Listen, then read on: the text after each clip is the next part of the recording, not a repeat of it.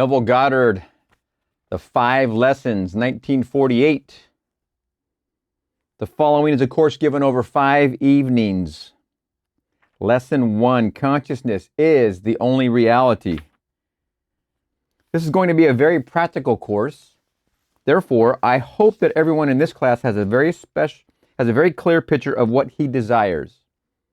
For I am convinced that you can realize your desires by the technique you will receive here this week in these 5 lessons. Remember, this is 5 years after he got out of the Army, so he's probably well versed at this point, especially with his lessons with Abdullah early in the previous decade. So he's already really teaching the law already very well by this point. So he's confident in what people can get out of it if they just know their desire. That you may receive the full benefit of these instructions, let me state now that the Bible has no reference at all to any persons who ever existed or to any event that ever occurred upon earth. The ancient storytellers were not writing history, but an allegorical picture lesson of certain basic principles which they clothed in the garb of history, and they adapted these stories to the limited capacity of a most uncritical and credulous people. Throughout the centuries, we have mistakenly taken personifications for persons, allegory for history, the vehicle that conveyed the instruction for the instruction, and the gross first sense for the ultimate sense intended. The difference between the form of the Bible and its substance is as great as the difference between a grain of corn and the life germ within that grain. As our assimilative organs discriminate between food that can be built into our system and food that must be discarded, so do our awakened intuitive faculties discover beneath allegory and parable the psychological life germ of the Bible. And feeding on this, we too cast off the form which conveyed the message. Indeed, what a very poetic way to put this whole opening piece. Wow. The argument against the historicity of the Bible is too lengthy. Consequently, it is not suitable for inclusion in this practical psychological interpretation of its stories. Therefore, I will waste no time in trying to convince you that the Bible is not an historical fact. Tonight, I will take 4 stories and show you what the ancient storytellers intended that you and I should see in these stories.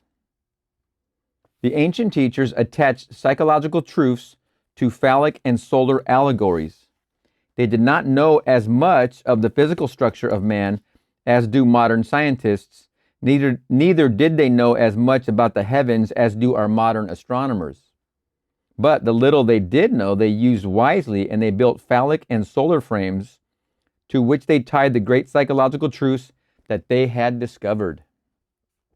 And we just went over that in the last 3 books. We went over in the Resurrection, we went over in Break the Shell, and we went over in the Law and the Promise, this unveiling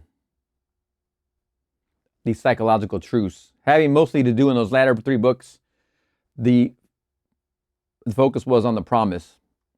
And it's funny, we're returning to a previous year, but here it is right there. He states great psychological truths that they had discovered. And in those previous mentioned books just now, these truths had to be clothed in some kind of vehicle, as he's saying here. In the Old Testament, you will find much of the phallic worship. Because it is not helpful, I am not going to emphasize it. I shall only show you how to interpret it. Before we come to the first of the psychological dramas that you and I may use in a practical sense, let me state the 2 outstanding names of the Bible. The one you and I translate as God or Jehovah, and the one we call his son, which we have as Jesus. The ancients spelled these names by using little symbols. The ancient tongue called the Hebraic language was not a tongue that you exploded with the breath. It was a mystical language never uttered by man. Those who understood it as mathematicians understand symbols of higher mathematics. It is not something people used to convey thought as I now use the English language. They said that God's name was spelled Yod, He, Vav, He. I shall take these symbols and in our normal down-to-earth language explain them in this manner. The first letter, Yod, in the name God is a hand or a seed, not just a hand, but the hand of the director. If there is one organ of man that discriminates and sets him apart from the entire world of creation, it is his hand. What we call a hand in the anthropoid ape is not a hand. It is used only for the purpose of conveying food to the mouth or to swing from branch to branch. Man's hand fashions, it molds. You cannot really express yourself without the hand. This is the builder's hand, the hand of the director. It directs and molds and builds within your world. The ancient storytellers called the first letter Yod, the hand, or the absolute seed out of which the whole of creation will come. To the second letter, He, they gave the symbol of a window. A window is an eye. The window is to the house what the eye is to the body. The third letter, Vav, they called a nail. A nail is used for the purpose of binding things together. The conjunction and in the Hebraic tongue is simply the third letter, or Vav. If I want to say man and woman, I put the Vav in the middle, V-A-U. It binds them together. The fourth and last letter, again, He, H-E, is another window or eye. In this modern down-to-earth language of ours, you can forget eyes and windows and hands and look at it in this manner. You are seated here now. This first letter, Yod, is your I amness, your awareness. You are aware of being aware. That is the first letter. Out of this awareness, all states of awareness come. The second letter, He, H-E, called an I, is your imagination, your ability to perceive. You imagine or perceive something which seems to be other than self, as though you were lost in reverie and contemplated mental states in a detached manner, making the thinker and his thoughts separate entities. The third letter, V-A-U, Vav, is your ability to feel you are not that which you desire to be. As you feel you are it, you become aware of being it. To walk as though you were what you want to be is to take your desire out of the imaginary world and put the Vav upon it. You have completed the drama of creation. I am aware of something. Then I become aware of actually being that which I was aware. The fourth and last letter in the name of God is another He, H-E, another I, meaning the visible objective world which constantly bears witness of that which I am conscious of being. You do nothing about the objective world. It always molds itself in harmony with that which you are conscious of being. You are told this is the name by which all things are made. And without it, there's nothing made that is made. The name is simply what you have now as you are seated here. You are conscious of being, aren't you? Certainly you are. You are also conscious of something that is other than yourself, the room, the furniture, the people. You may become selective now. Maybe you do not want to be other than what you are, or to own what you see, but you have the capacity to feel what it would be like were you now other than what you are. As you assume that you are that which you want to be, you have completed the name of God, or the Yod He Vav He. The final result, the objectification of your assumption, is not your concern. It will come into view automatically as you assume the consciousness of being it. The final result, remember, All that is, I am God, represented right here by this little dot. All that is, I am God. This is also your awareness of being. Your awareness of being. From this, all that is, I am God, comes out self-concepts, you, me, someone else, your mother, your brother, your father, your sister. All of us are offshoots from all that is, God, I am, right there. When we use our conscious and subconscious together and we make an impression of what we want to be other than what we are, what is it? What state of being would I like to be if I'm not happy or I'm not satisfied with the being I am and I want to be this being? So here's my current self-concept, and this is a self-concept I want to ingrain. I want to make an impression into my subconscious so that way I can behold it in my experience. It will objectify into my world. You go to sleep with the desire of your new being on your mind, that you are it, it's complete, it's done in your mind, in your feelings. You fall asleep, you make the impression into your subconscious. This is your conscious side and this is your subconscious side. So you make that impression. This is a plus symbol and a negative symbol. Plus representing conscious and the negative representing subconscious.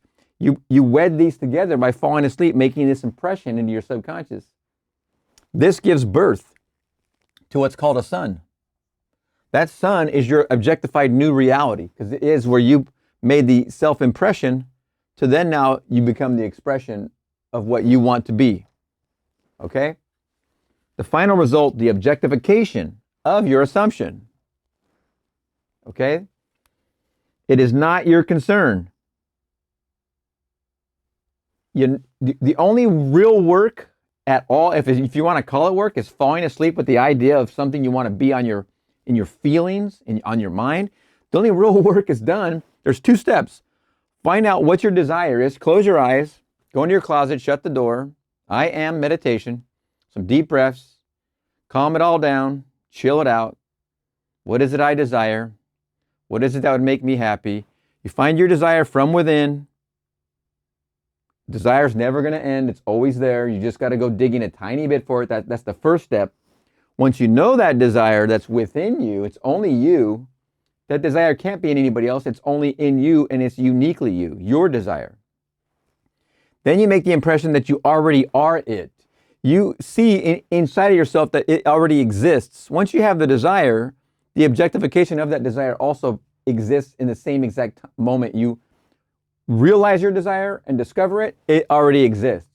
Now all you have to do is convince your current 3D self of that reality as you fall asleep, as you wake up, as you go into a nap, as you're in meditation. You're making this impression of that desire, but this reality already actually exists. All you're doing is catching up. You're bringing this laggard self up to the existing self. This is the one that's lagging. So you're making this impression, and you're in your new reality. It will come into view automatically as you assume the consciousness of being it. No work is required for this step. No work whatsoever, and don't even be concerned. Now let us turn to the Son's name, for he gives the Son dominion over the world. You are the Son. You are the great Joshua, or Jesus of the Bible. You. You know the name Joshua or Jehoshua, we have anglicized as Jesus. The Son's name is almost like the Father's name. The first 3 letters of the Father's name are the first 3 letters of the Son's name, Yod He Vav. Then you add a shin and an ayin, that's S-H-I-N, and ayin, A-Y-I-N, making the Son's name read Yod He Vav Shin Ayin. You have heard what the first 3 are, Yod He Vav. Yod means that you are aware. He means that you are aware of something. And Vav means that you became aware of being that of which you were aware. You have dominion because you have the ability to conceive and to become that which you conceive. That is the power of creation. But why is a shin put in the name of the Son? because of the infinite mercy of our Father. Mind you, the Father and the Son are one, but when the Father becomes conscious of being man, he puts within the condition called man that which he did not give unto himself. He puts a shin for this purpose. A shin is symbolized as a tooth. A tooth is that which consumes, that which devours. I must have within me the power to consume that which I now dislike. I, in my ignorance, brought to birth certain things I now dislike and would like to leave behind me.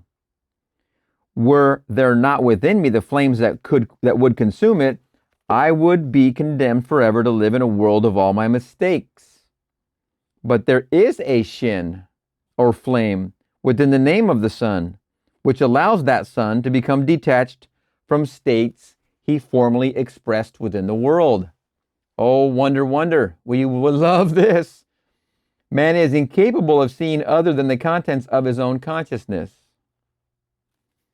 If I now become detached in consciousness from this room by turning my attention away from it, then I am no longer conscious of it.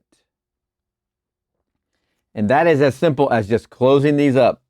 Stop looking at the room you're in and start thinking of the room you are going to be in or you want to be in. And feel your consciousness in the new room. You can practice this when you're in your bedroom. Now you can imagine being in your living room. Or if you're in your living room, imagine seated in your living room. Imagine sitting in your dining room. You can change your consciousness all over your house. You can start to practice moving your consciousness around. Then you can change the house. Your objectified 3D reality follows where your consciousness goes. You are the director of your consciousness. If I now become detached in consciousness from this room by turning my attention away from it, then I am no longer conscious of it. There is something in me that devours it within me. It can only live within my objective world if I keep it alive within my consciousness. It is the shin, or a tooth, in the Son's name that gives him absolute dominion. Why could it not have been in the Father's name? For this simple reason. Nothing can cease to be in the Father. Even the unlovely things cannot cease to be. Oh, it's very, very good stuff, okay? I and my Father are one. My Father is greater than I. The Father is not concerned with objectifying a new reality for himself. He is all. There is no respecter of persons. It is not a judgmental position here as the Father. The Father is all. There's no discriminating happening here. There's no judgments. There's no discrimination. Everything is of him. For us, you and me, as a self-conceptual being, we are in the image of him. We come into life, and it's up to us to objectify a new reality if we're not satisfied with this reality. We can change it. And we can also leave behind the old man. Hence the phrase, kill the old man. You're leaving behind the old baggage when you go and occupy and change your consciousness to a new focus. You can do this for wealth. If you're not happy with your money situation here, you're a thousandaire and you want to be a millionaire, you can imagine it so and become it. You're single, not married, and you want to be married, happy with children and family and a responsible spouse and all the whole that goes with it, you can make that impression and become it. You want health? Same thing. You can imagine the state of perfect health. Make that impression into your subconscious and become it. All of these are flexibilities that we have as his created. He's not concerned about those changes. We are the ones that are playing in that dominion. We have dominion over that change. He is not concerned about that change. Why could it not have been in the Father's name, Shin? For this simple reason, nothing can cease to be in the Father. Even the unlovely things cannot cease to be. If I once give it expression, forever and ever it remains locked within the dimensionally greater self, which is the Father. But I would not like to keep alive within my world all of my mistakes. Indeed. So I, in my infinite mercy, gave to myself, when I became man, the power to become detached from these things that I, in my ignorance, brought to birth in my world. These are the two names which give you dominion. You have dominion if, as you walk the earth, you know that your consciousness is God, the one and only reality. You become aware of something you would like to express or possess. You have the ability to feel that you are and possess that which but a moment before was imaginary. The final result, the embodying of your assumption, is completely outside of the offices of a three-dimensional mind. It comes to birth in a way that no man knows. If these two names are clear in your mind's eye, you will see that they are your eternal names. As you sit here, you are this Yod-He-Vav-He. You are the Yod-He-Vav-Shin-Ayin. The stories of the Bible concern themselves exclusively with the power of imagination. They are really dramatizations of the technique of prayer. For prayer is the secret of changing the future. The Bible reveals the key by which man enters a dimensionally larger world for the purpose of changing the conditions of the lesser world in which he lives. A prayer granted implies that something is done in consequence of the prayer, which otherwise would not have been done. Therefore, man is the spring of action, the directing mind, and the one who grants the prayer. Both the prayer and the grantor of prayer. The stories of the Bible contain a powerful challenge to the thinking capacity of man. The underlying truth that they are psychological dramas and not historical facts.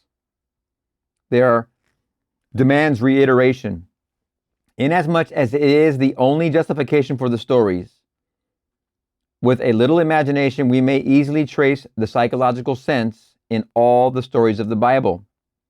And God said, "Let us make man in our image, and after our likeness, and let them have dominion over the fish of the sea, and over the fowl of the air, and over the cattle, and over all the earth, and over every creeping thing that creepeth upon the earth."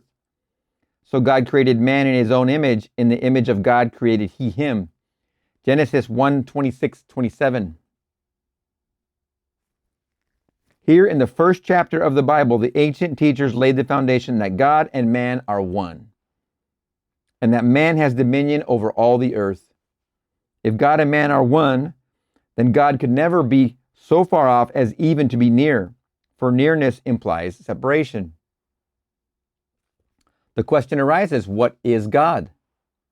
God is man's consciousness, his awareness, his I amness. The drama of life is a psychological one in which we bring circumstances to pass by our attitudes rather than by our acts. The cornerstone on which all things are based is man's concept of himself. Each of these are self-concepts. This is what these lines represent. You are a self-concept here and you think it's full of limitation and you're not happy with it, you can change to any other self-concept by making the impression upon your subconscious. You bring your conscious and your subconscious together, you wed those two together and give birth by the impression to the new expression, also known as the Son. The birth of your idea to express this desire you have. The cornerstone on which all things are based is man's concept of himself. He acts as he does and has the experiences that he does because his concept of himself is what it is, and for no other reason. Had he a different concept of himself, he would act differently and have different experiences. Man, by assuming the feeling of his wish fulfilled, alters his future in harmony with his assumption, for assumptions, though false, if sustained, will harden into fact. The undisciplined mind finds it difficult to assume a state which is denied by the senses. If you're in this state or this self-concept and you're trying to make an impression of what you want to be here, and your senses here are denying that you are married, you're in a relationship, you're walking down the aisle, if you're not seeing that and you don't even have a partner in this state here, then how is it you're supposed to imagine being already married? This is the difficulty. The undisciplined mind finds it difficult to assume a state which is denied by the senses. Then what is a disciplined mind then? We've heard in these previous books, people take 3 weeks, they take 3 months, they take 6 months, they do this every single night. Some take a while just to be able to imagine being a child again. However long that took, how many nights did that take just to do that? Then get that child to land safely off a swing and not have the pain in her back the rest of her life. You must persist. It takes a little bit of effort if it does. If it doesn't, go with it. But the ancient teachers discovered that sleep, or a state akin to sleep, aided man in making his assumption. Therefore, they dramatized the first creative act of man as one in which man was in a profound sleep. This not only sets the pattern for all future creative acts, but shows us that man has but one substance that is truly his to use in creating his world, and that is himself. And the Lord God, man in parentheses, and the Lord God caused a deep sleep to fall upon Adam, and he slept. And he took one of his ribs and closed up the flesh instead thereof, and the rib which the Lord God had taken from man made he a woman. Genesis 2:21-22. Before God fashions this woman for man, he brings into Adam the beasts of the field and the fowls of the air, and has Adam name them. Whatsoever Adam called every living creature, that was the name thereof. If you will take a concordance or a Bible dictionary and look up the word thigh as used in this story, you will see that it has nothing to do with the thigh. It is defined as the soft parts that are creative in a man, that hang upon the thigh of a man. The ancient storytellers used this phallic frame to reveal a great psychological truth. An angel is a messenger of God. You are God, as you have just discovered, for your consciousness is God. And you have an idea, a message. You are wrestling with an idea, for you do not know that you are already that which you contemplate. Neither do you believe you could become it. You are already that which you contemplate. That which you contemplate. I am that I am. You are already that which you contemplate. Neither do you believe you could become it. You would like to, but you do not believe you could. I tell you. It's like preschool. Who wrestles with the angel? Jacob. And the word Jacob, by definition, means the supplanter. You would like to transform yourself and become that which reason and your senses deny. As you wrestle with your ideal, trying to feel that you are it, this is what happens. When you actually feel that you are it, something goes out of you. You may use the words, "Who has touched me? For I perceive virtue has gone out of me." When you get that feeling, man, when you consciously get that feeling, it's like you really are in that new space. It's you, but it's the you are in occupation in that new space, place, whatever you want to call it, your new objectified place. When you walk in it, you can feel the change. You can feel it. And what he says, "Who has touched me? For I perceive virtue has gone out of me." Again, as a reminder, you're doing this all the time already. It's how exactly you are in your current self-concept. With all intent, emotion, and resentment, and whatever else you want to put together, you are here somehow. You're using the law already. But when you go after these lessons and use it forcefully, consciously, with new intent, and feel the shift as it happens in real time, it's just going to knock your socks off. And these are small micro feelings. These aren't It isn't like a total epiphany takes over for a long time. It's very subtle and very quick, but with perception, you can definitely sense it. Who has touched me? For I perceive virtue has gone out of me. You become, for a moment, after a successful meditation, incapable of continuing in the act as though it were a physical creative act. You are just as impotent after you have prayed successfully as you are after the physical creative act. When satisfaction is yours, you no longer hunger for it. If the hunger persists, you did not explode the idea within you. You did not actually succeed in becoming conscious of being that which you wanted to be. So go again. There was still that thirst when you came out of the deep. If I can feel that I am that which but a few seconds ago I knew I was not, but desired to be, then I am no longer hungry to be it.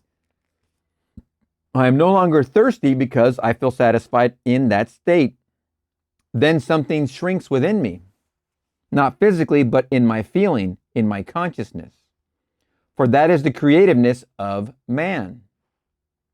He so shrinks in desire, he loses the desire to continue in this meditation. He does not halt physically, he simply does not desire to continue the meditative act. He's in the Sabbath. It's done. Why would you focus on something that you already are? If you were hungry and you ordered the pizza and it got delivered and you ate, you would not imagine the pizza anymore. It's done. Matter of fact, it's done after you make the phone call and hang up the phone. You're already done with the whole idea of the pizza is gone. It's satisfied. It's over. The only thing that happens is it gets delivered. You enjoy eating it, but that was done after you hung up the phone. Literally, the creative act of the pizza and the satisfaction and the consumption and the dishes, everything's over, happened right when you hung up the phone. It was already done. You wouldn't think about it anymore at all. You would revel when the doorbell rang and you went and got the delivery and you started to consume the pizza joyfully. That was already done when you hung up the phone the first time you made the call. So you would never hassle it ever again. You wouldn't call them back and go, hey, where's it at? How soon till it's here? You wouldn't hassle it because it's already done. You wouldn't think about it anymore. You wouldn't be hungry for it anymore. You wouldn't even be hungry even though you haven't eaten it yet. You already know it's on its way. You know it's done. It is the Sabbath. When you pray, believe that you have received, and you shall receive. When the physical creative act is completed, the sinew which is upon the hollow of man's thigh shrinks, and man finds himself impotent or is halted. In like manner, when a man prays successfully, he believes that he is already that which he desired to be. Therefore, he cannot continue desiring to be that which he is already conscious of being. At the moment of satisfaction, physical and psychological, eating the pizza, something goes out which in time bears witness to man's creative power. What a story. Whew. Our next story is in the 38th chapter of the book of Genesis. Here is a king whose name is Judah, the first three letters of whose name also begins Yod, He, Vav. Tamar is his daughter-in-law. The word Tamar means a palm tree or the most beautiful, the most comely. She is gracious and beautiful to look on and is called a palm tree. A tall, stately palm tree blossoms even in the desert. Wherever it is, there is an oasis. When you see the palm tree in the desert, there will be found what you seek most in that parched land.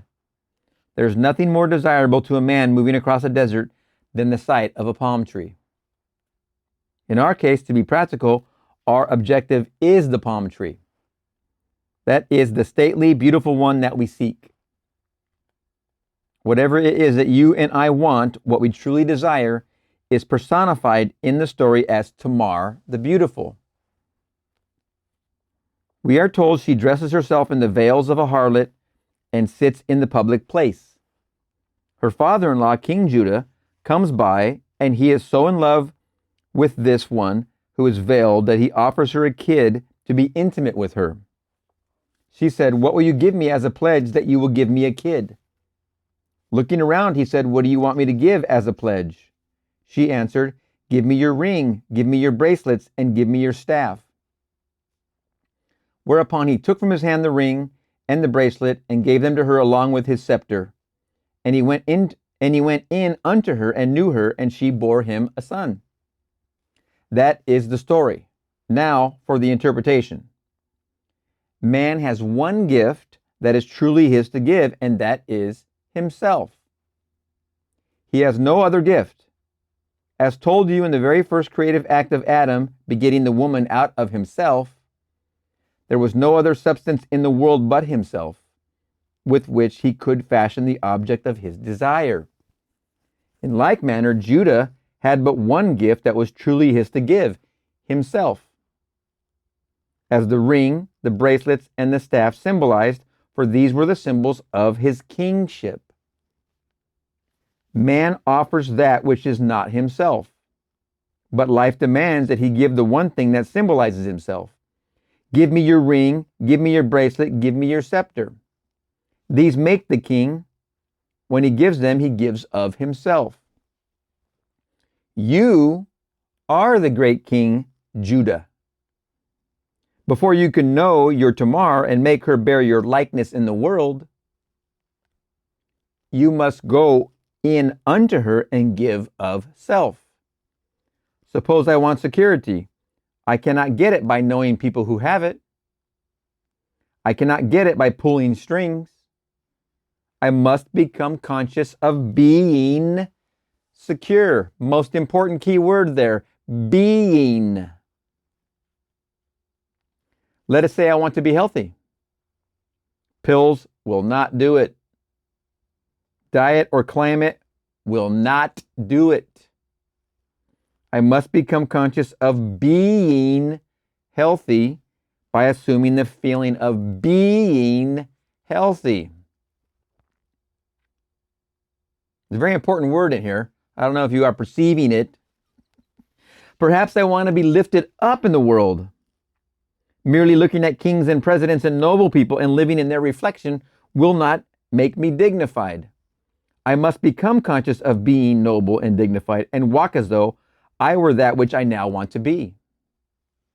When I walk in that light, I give of myself to the image that haunted my mind. And in time, she bears me a child, which means I objectify a world in harmony with that which I am conscious of being. You are King Judah, and you are also Tamar. You are King Judah, and you are also Tamar. When you become conscious of being that which you want to be, you are Tamar. When you crystallize your desire within the world round about you, then you crystallize your desire within the world around about you. No matter what stories you read in the Bible, no matter how many characters these ancient storytellers introduced into the drama, there is one thing you and I must always bear in mind. They all take place within the mind of the individual man. All the characters live in the mind of the individual man. As you read the story, make it fit the pattern of self. Know that your consciousness is the only reality. Then know what you want to be. What's your desire? Then assume the feeling of being that which you want to be. And remain faithful to your assumption, living and acting on your conviction. Always make it fit that pattern. Delicious. Wow. Wow. I love it. I was just thinking this. Our third interpretation is the story of Isaac and his two sons, Esau and Jacob. The picture is drawn of a blind man being deceived by his second son into giving him the blessing which belonged to his first son. The story stresses the point that the deception was accomplished through the sense of touch. And Isaac said unto Jacob, Come near, I pray thee, that I may feel thee, my son, whether thou be my very son Esau or not. And Jacob went near unto Isaac his father, and he felt him. And it came to pass, as soon as Isaac had made an end of blessing Jacob, and Jacob was yet scarce gone out from the presence of Isaac his father, that Esau his brother came in from his hunting. Genesis 27:21-30. This story can be very helpful if you will reenact it now. Again, bear in mind that all the characters of the Bible are personifications of abstract ideas and must be fulfilled in the individual man. You are the blind father and both sons. Isaac is old and blind, and sensing the approach of death, calls his first son Esau a rough, hairy boy, and sends him unto the woods that he may bring in some venison. The second son, Jacob, a smooth-skinned boy, overheard the request of his father. Desiring the birthright of his brother, Jacob, the smooth-skinned son, slaughtered one of his father's flock and skinned it. Then, dressed in the hairy skins of the kid he had slaughtered, he came through subtly and betrayed his father into believing that he was Esau. The father said, Come close, my son, that I may feel you. I cannot see, but come that I may feel. Note the stress that is placed upon feeling in this story. He came close to the father and said to him, The voice is Jacob's voice, but the hands are the hands of Esau. And feeling this roughness, the reality of the son Esau, he pronounced the blessing and gave it to Jacob. You are told in the story that as Isaac pronounced the blessing and Jacob had scarcely gone out from his presence, that his brother Esau came in from his hunting. This is an important verse. Do not become distressed in our practical approach to it, for if you sit here, you too are Isaac. This room in which you are seated is your present Esau. This is the rough or sensibly known world, known by reason of your bodily organs. All of your senses bear witness to the fact that you are here in this room. Everything tells you that you are here, but perhaps you do not want to be here. You can apply this toward any objective. The room in which you are seated at any time, the environment in which you are placed, this is your rough or sensibly known world or son, which is personified in the story as Esau. What you would like in place of what you have or are is your smooth-skinned state, or Jacob the supplanter. You do not send your visible world hunting, as so many people do, by denial. By saying it does not exist, you make it all the more real. Instead, you simply remove your attention from the region of sensation, which at this moment is the room round about you. And you concentrate your attention on that which you want to put in its place, that which you want to make real. In concentrating on your objective, the secret is to bring it here. You must make elsewhere here. And then, now, imagine that your objective is so close that you can feel it. Suppose at this very moment I want a piano here in this room.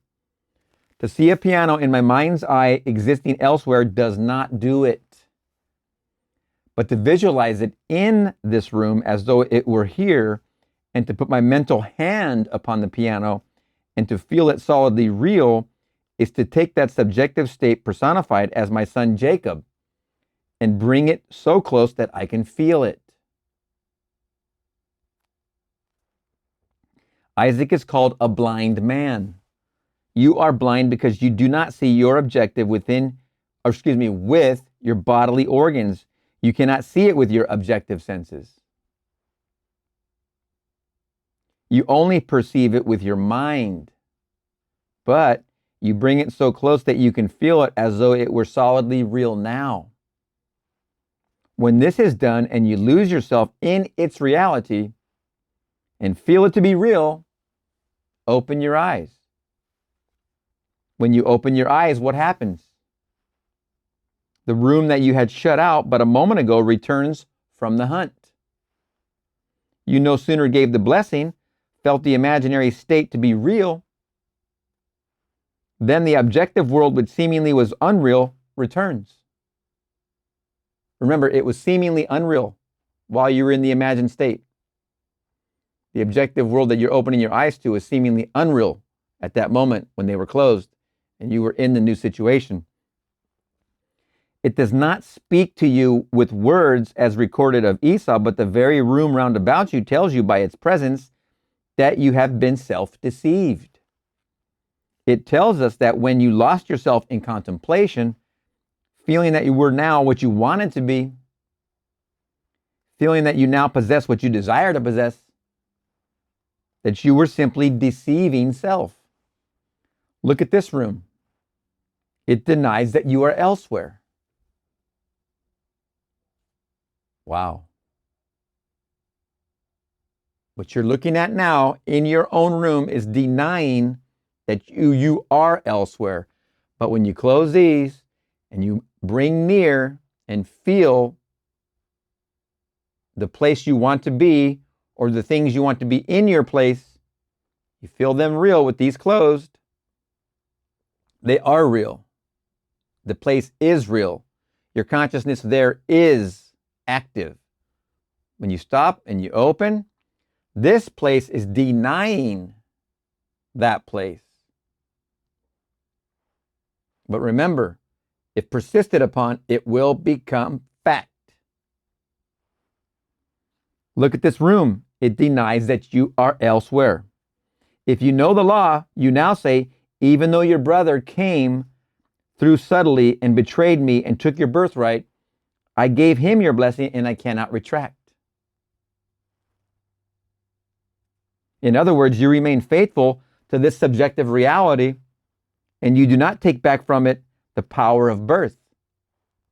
You gave it the right of birth, and it is going to become objective within this world of yours. Now, I might have insinuated something opposite. In other words, you remain faithful to this subjective reality that you do not take back from it the power of birth. That means your imagined state. When your eyes were closed, that's what I'm referring to here. In other words, you remain faithful to this subjective reality. Remember, subjective reality, subjective impression.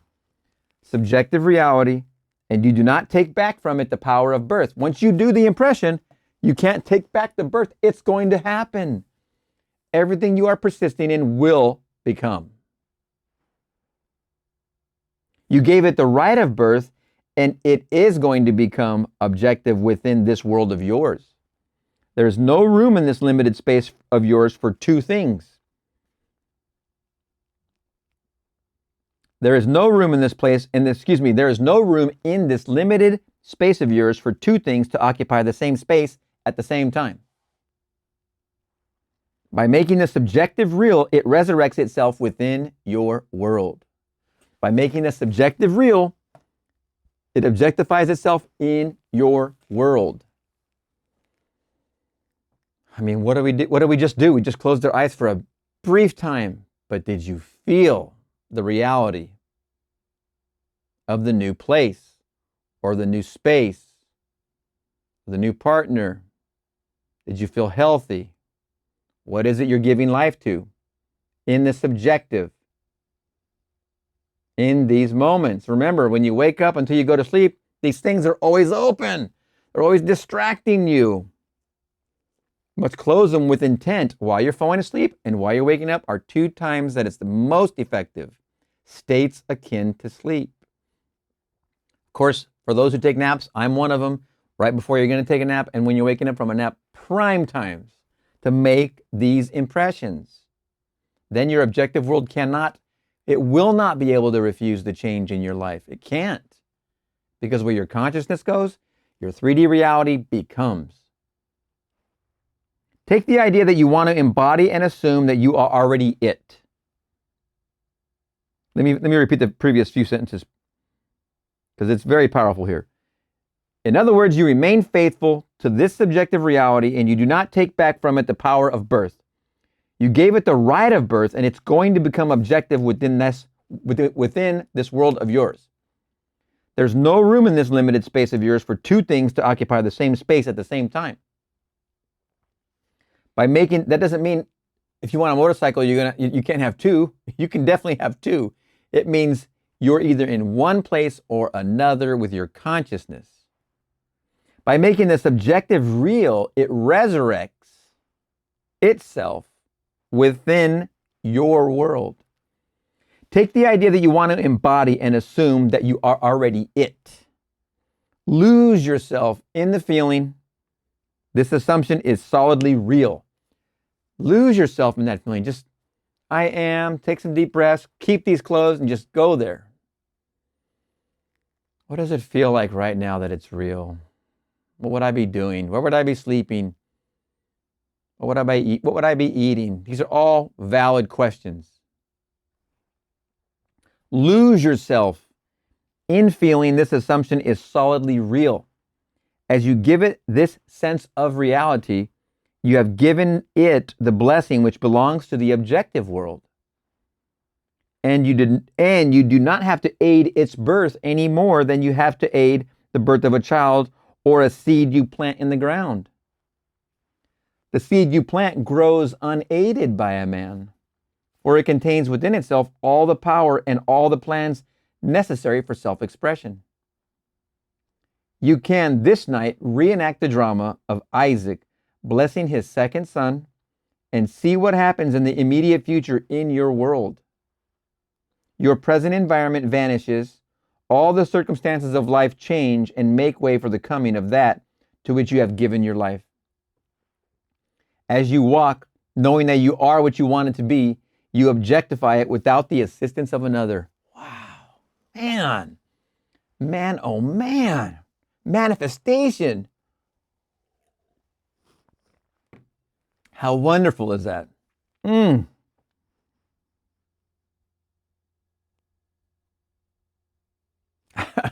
I really don't want a piano in my environment, but I could really feel the keys. I could sense the piano right here. My hand could touch the piano. I could literally be touching the piano right now, and I don't want a piano. Sometimes you must be careful what you ask for. Be careful for what you pray for, right? Or what you hope for. The fourth story for tonight is taken from the last of the books attributed to Moses. If you need proof that Moses did not write it, read the story carefully. It is found in the 34th chapter of the book of Deuteronomy. Ask any priest or rabbi who is the author of this book, and they will tell you that Moses wrote it. In the 34th chapter of Deuteronomy, you will read of a man writing his own obituary. That is, Moses wrote this chapter. A man may sit down and write what he would like to have placed upon his tombstone, but here is a man who writes his own obituary. And then he dies and so completely rubs himself out that he defies posterity to find where he has buried himself. So Moses, the servant of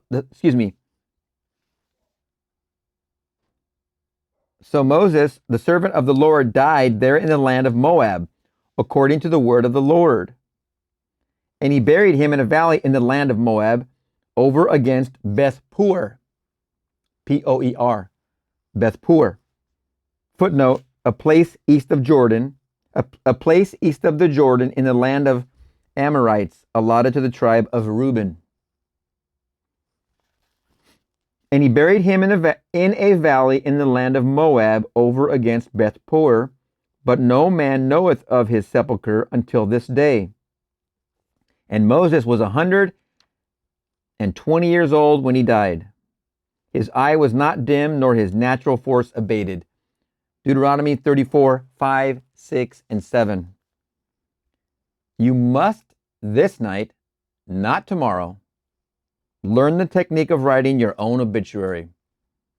and so completely died to what you are that no man in this world can tell you where you buried the old man. Ooh, this is such a delicious exercise. I've done this at least, 3 times, maybe 5 times. If you are now ill and you become well, and I know you by reason of the fact that you are ill, where can you point and tell me you buried the sick one?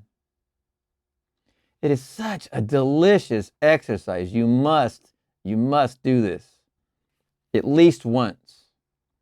If you are impoverished and borrow from every friend you have, and then suddenly you roll in wealth, where did you bury the poor man? You so completely rub out poverty in your mind's eye that there's nothing in this world you can point to and claim that is where I left it. A complete transformation of consciousness rubs out all evidence that anything other than this ever existed in the world. And that right there, that is the ultimate freedom that you have. You have the freedom to rub out the past. God doesn't care who you were. He only cares who you are. In another way to put it is God doesn't care where you were. He only cares where you are. If you want to play with either one of these, they're both great. From the movie Cowboys and Aliens. Who would have thunk? Doesn't matter where you were. It doesn't matter where the bodies are buried. We don't care. We don't care where the bodies are buried. And I don't mean this literally. I mean, this is a figurative thing here. Your old self gets buried and is disappeared, completely gone. It doesn't matter to the present moment.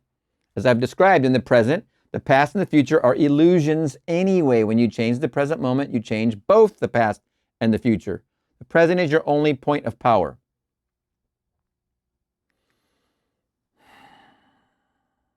A complete transformation of consciousness rubs out all evidence that anything other than this ever existed in the world. The most beautiful technique for the realizing of man's objective is given in the first verse of the 34th chapter of Deuteronomy. And Moses went up from the plains of Moab unto the mountain of Nebo, to the top of Pisgah, that is over against Jericho. And the Lord showed him all the land of Gilead unto Dan. You read that verse and say, so what? But take a concordance and look up the words. The first word, Moses, means to draw out, to rescue, to lift out, to fetch. In other words, Moses is the personification of the power in man that can draw out of man that which he seeks. For everything comes from within, not from without. Everything comes from within, not from without. Everything comes from within, not from without. Here's without. Without's out here in the world. We are never to be concerned with this. Everything comes from within. You change your consciousness, you make the subconscious impression, subjective impression, personification, expression, objectification, whatever you want to call it. Once you make this conscious impression, the expression becomes a fact in your reality. You wanted that motorcycle? You just got to, all you're doing is flexing your own consciousness. That motorcycle will be. Which one? If you're using consciousness to create a 1986 Yugo versus a 2025 Ferrari, the consciousness doesn't care which one. Consciousness is consciousness. Your consciousness is as powerful as my consciousness, is as powerful as Neville's consciousness, is as powerful of any character of the story of this book, the great books, the 66 books known as the Bible. All have the same consciousness. The consciousness is right there. We are all of it. Every one of these self-concepts are of the same consciousness. So we have the same power. You want a 1986 Yugo? Or a 1990 Geo Metro? Consciousness can create that for you. Or you want a 2025 Ferrari? It doesn't make a difference. Which motorcycle do you want? Do you want the Honda 80 from the 1980s? Or do you want, or whatever those little bikes are? My friend has one. I forget what it is. I think it's a Honda or a Kawasaki. I don't know what it is. Small little mini bike. Pretty fun little scootable bike. But do you want you to use your consciousness for that Or do you want a brand new trail bike you can take across all of South America? I don't know the names of these bikes. I'm just spitballing here. But your consciousness is what creates any of these things in your environment. It doesn't cost anything different to you. Your consciousness is your consciousness. It is the same and has the same capacity as mine, the same as Neville's, the same as Abdullah's. All consciousness has the same roots. All we are doing here together is learning how to wield it, use it for our benefit. This is the law. We're learning how to focus it.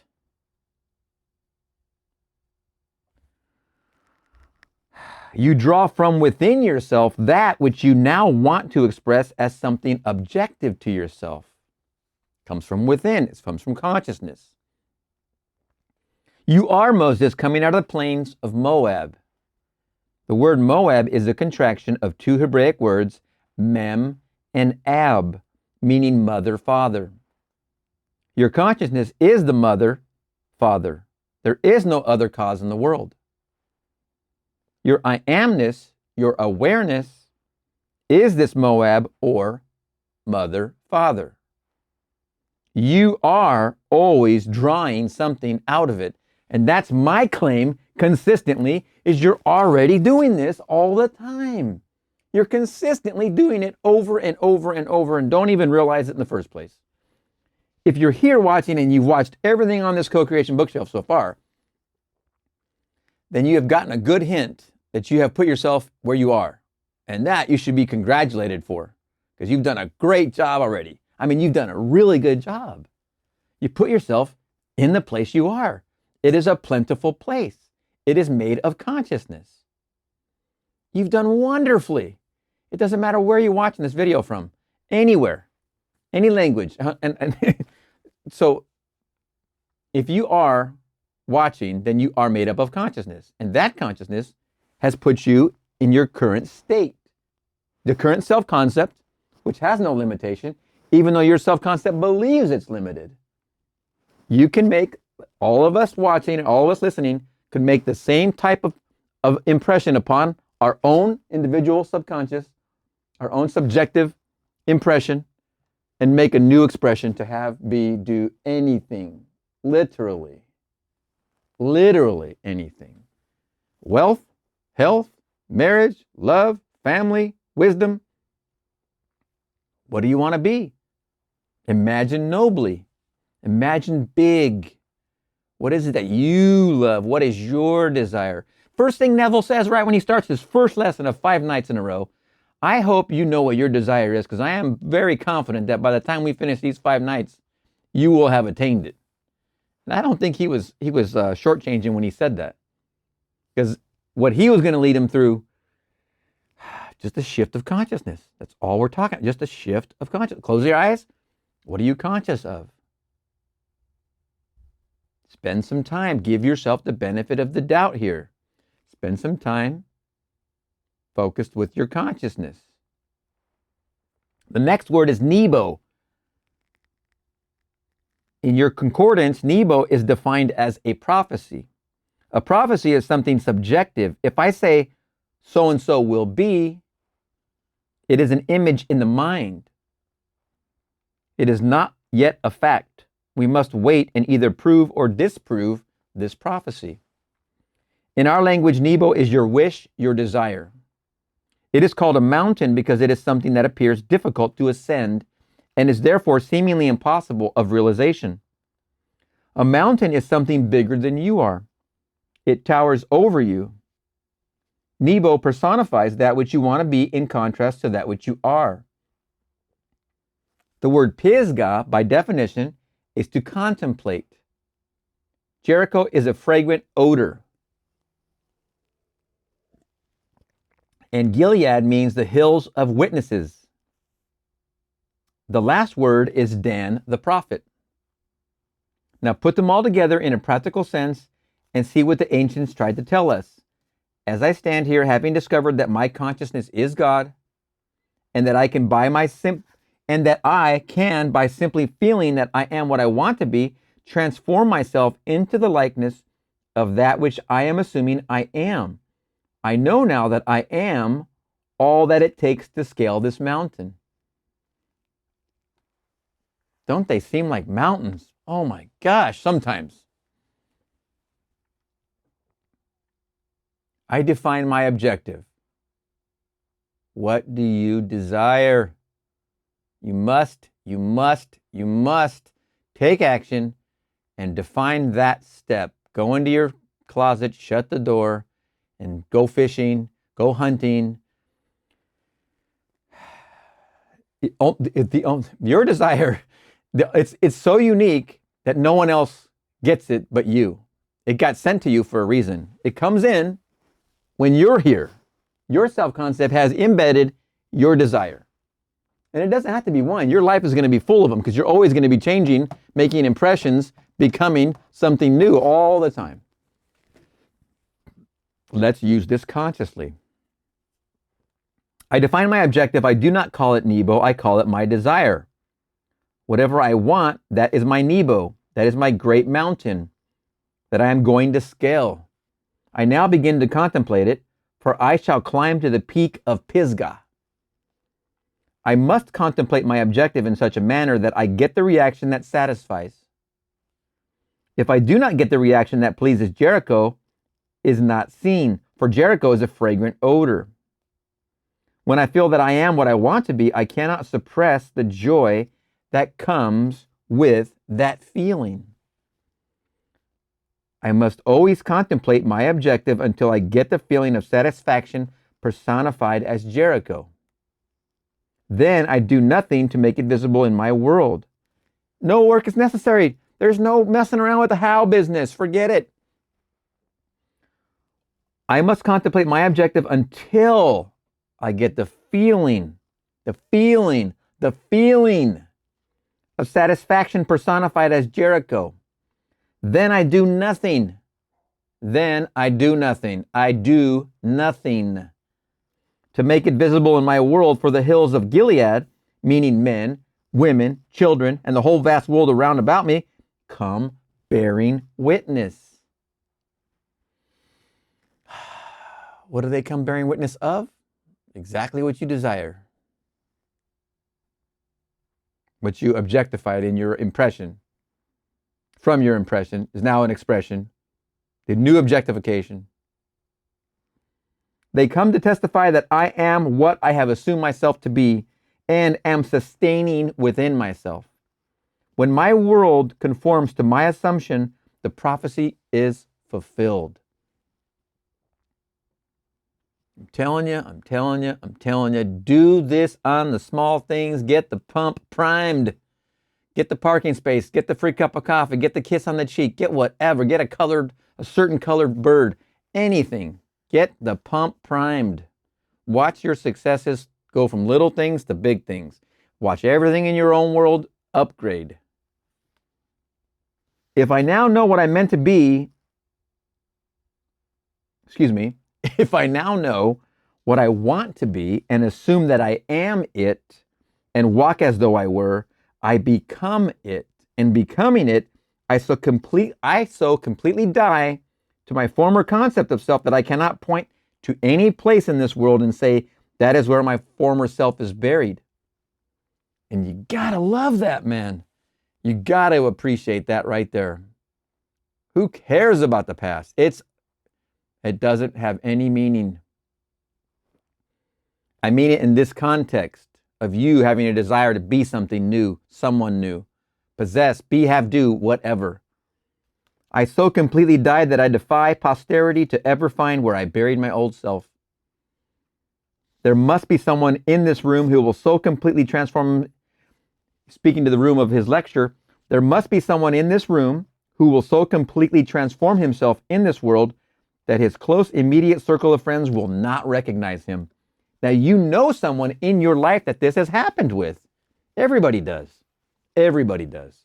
And that person isn't looking back, and you know they're not looking back. You might have a group of people that are looking back all the time, and this guy over here, he sailed on. His ship left the harbor, and he sailed on. And there is no finding where he was, because he's not there anymore. Consciously, not there. Excuse me. For 10 years, I was a dancer, dancing in Broadway shows, in vaudeville, nightclubs, and in Europe. There was a time in my life when I thought I could not live without certain friends in my world. I agree, Neville. I understand this one. Totally. I would spread a table every night after the theater and we would all dine well. I thought I could never live without them. Now I confess I could not live with them. We have nothing in common today. When we meet, we do not purposely walk on the opposite side of the street, but it is almost a cold meeting because we have nothing to discuss. I so died to that life that as I meet these people, they cannot even talk of the old times. Now, be very perceptive of what he just said right there. Again, past, present, future. You're in the present, which is your now. This is your now. This is that supposed future. It's an illusion. And this is the supposed past. That's an illusion. Talking about the rebirth of self and moving your consciousness into the you want to be and becoming that new you, that your old self is dead, it's buried, it's gone, it's nothing to do with you anymore. When you make that change in your now, and you're meeting someone of the supposed past, which is an illusion, and you meet them on the street like he's discussing right here, they can't even discuss the past because you're not there anymore. The consciousness you were doesn't even exist. You're not there. They can't bring up a past event, even though you might have an inkling of a past, let's say, recital or dance he was involved with them maybe. They can't even bring it up because he's not consciously there. When you change your present, you change both the past and the future or anything to do with them. He became his new man, killed the old man. That old man is not in existence anymore. These people can't even bring up any ideas or conversation with him because the present is your point of power. That's where all change happens. He changed his consciousness now. That now changed both these, and nothing outside of you is going to try and bring you back. He runs into old people he knew or people from old days. There's nothing to discuss. There's no consciousness there. But there are people living today who are still living in that state, getting poorer and poorer. They always like to talk about the old times. They never buried that man at all. And he is very much alive within your world. Let me repeat this. I'm going to clean it up. I so died to that life that as I meet these people, they cannot even talk of the old times. But there are people living today who are still living in that state, getting poorer and poorer. They always like to talk about the old times. They never buried that man at all. He is very much alive within their world. Interesting. They never buried that man at all. He is very much alive within their world. Moses was 120 years of full, wonderful age, as 120 indicates. 1 plus 2 plus 0 equals 3, the numerical symbol of expression. I am fully conscious of my expression. My eyes are undimmed and the natural functions of my body are not abated. I am fully conscious of being what I do not want to be. But knowing this law by which a man transforms himself, I assume that I am what I want to be and walk in the assumption that it is done. In becoming it, the old man dies and all that was related to that former concept of self dies with it. You cannot take any part of the old man into the new man. You cannot put new wine in old bottles or new patches on old garments.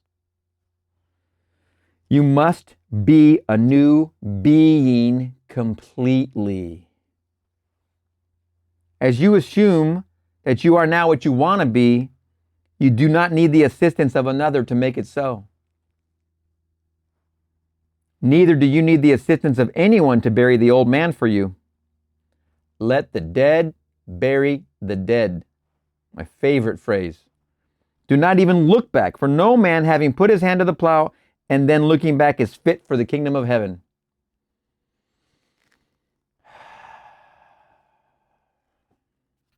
Do not ask yourself how this thing is going to be. It does not matter if your reason denies it. It does not matter if all the world round about you denies it. You do not have to bury the old. Let the dead bury the dead, in quotes. You will so bury the past by remaining faithful to your new concept of self that you will defy the whole vast future to find where you buried it. Let me repeat the sentence. It's wonderful. You will so bury the past by remaining faithful to your new concept of self that you will defy the whole vast future to find where you buried it. Remember, once you change here, that whole future will have it won't exist. It's not even there. To this day, no man in all of Israel has discovered the sepulcher of Moses. Man. Wonder. These are the 4 stories I promised you tonight. You must apply them every day of your life. Even though the chair on which you are now seated seems hard and does not lend itself to meditation, you can, by imagination, make it the most comfortable chair in the world.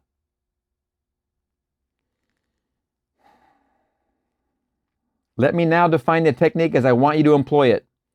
I trust each one of you came here tonight with a clear picture of your desire.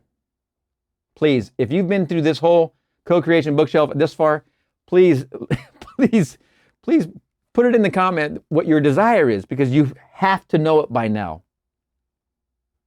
And if you haven't, if you don't, just rewind to the beginning and go again. Do not say it is impossible. Do you want it? You do not have to use your moral code to realize it. Nothing to do with morality at all. It is altogether outside the reach of your code.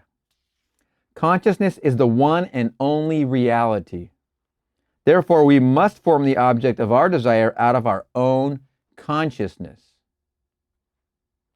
People have a habit of slighting the importance of simple things, and the suggestion to create a state akin to sleep in order to aid you in assuming that which reason and your senses deny is one of the simple things you might slight. Sounds too simple.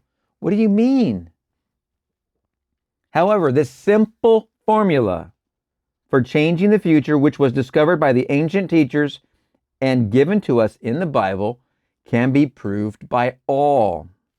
The first step in changing the future is desire. That is, define your objective. Know definitely what you want. Remember, it can't be anybody else's. It's not a rule that you can't choose what someone else is choosing, but it's not unique to them, that which is yours. Yours is yours. And yours can only be done by you, or it wouldn't be in you. And it can only be done by you in the way that only you can do it. So it's okay if you think someone else has the same desire or looks similar to yours. That is never a point. You choose yours because you're the unique deliverer of that desire. Period. It's unique to you, no matter what or whom or whatever seems to be like you or like what you desire. Don't worry about that. That has nothing to do with nothing. The first step in changing the future is desire. That is, define your objective. Know definitely what you want. Second, construct an event which you believe you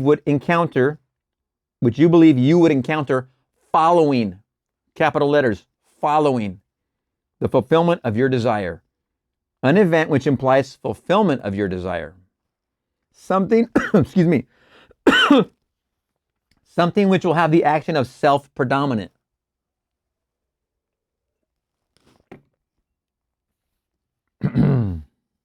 Know your desire.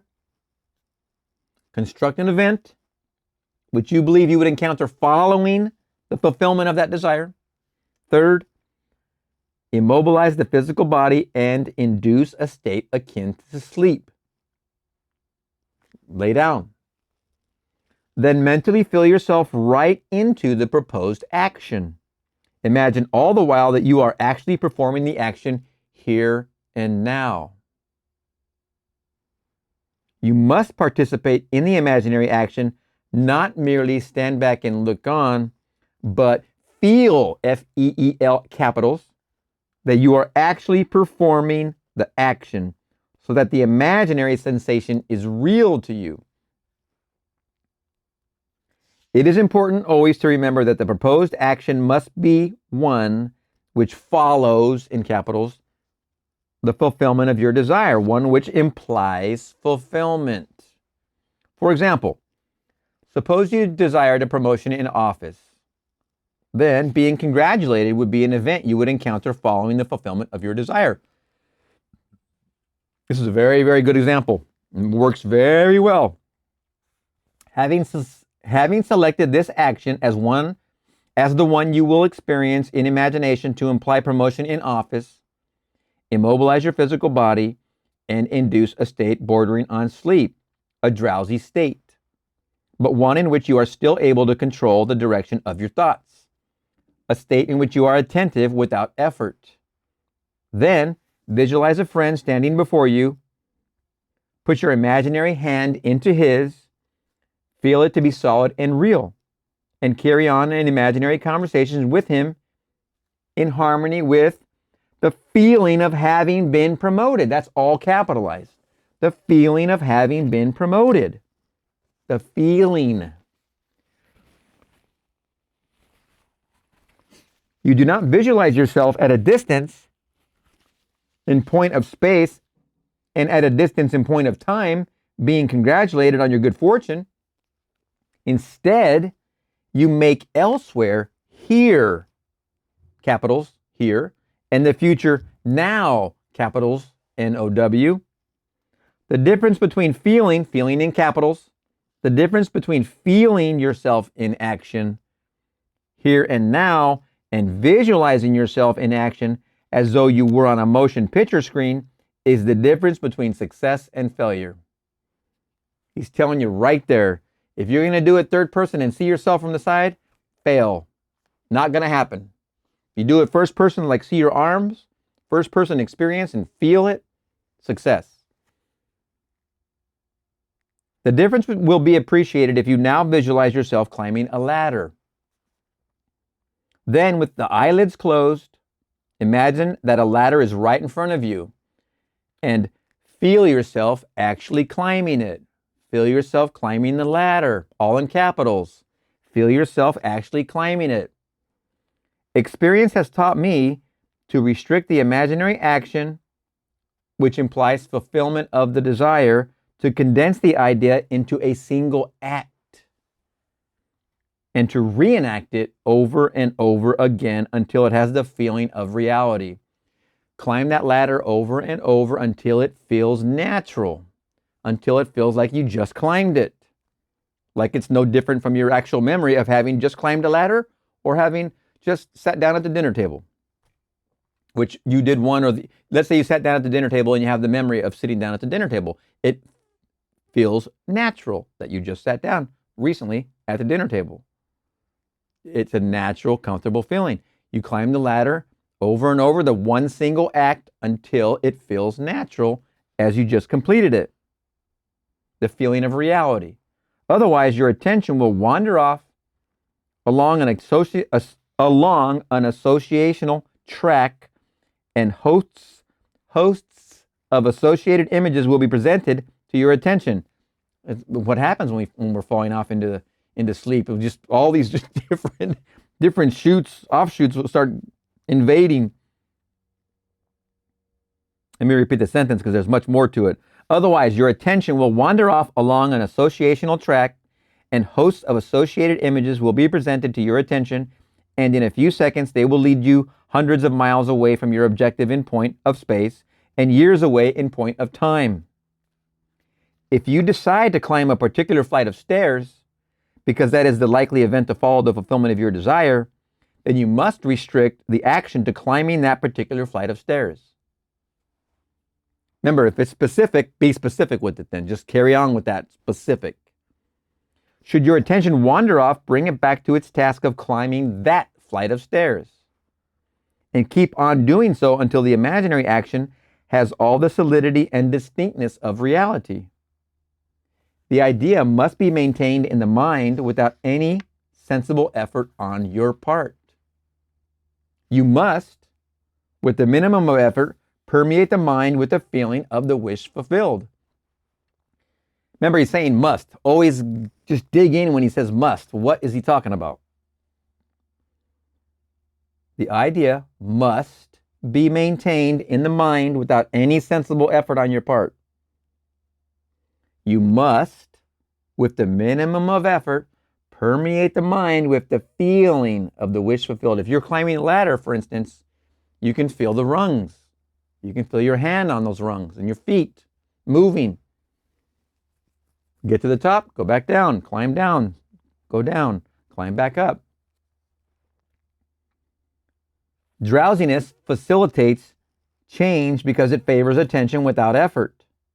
But it must not be pushed to the state of sleep in which you no longer are able to control the movements of your attention. But a moderate degree of drowsiness in which you are still able to direct your thoughts.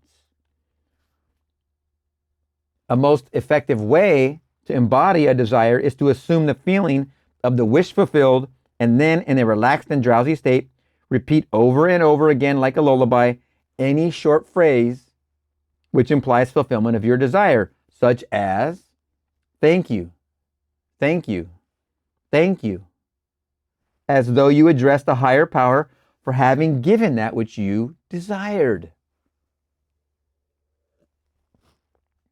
I know that when this course comes to an end on Friday, many of you here will be able to tell me that you have realized your objectives. Man, wow. 2 weeks ago, I left the platform and went to the door to shake hands with the audience. I am safe in saying that at least 35 out of a class of 135 told me that which they desired when they joined this class that they had already realized.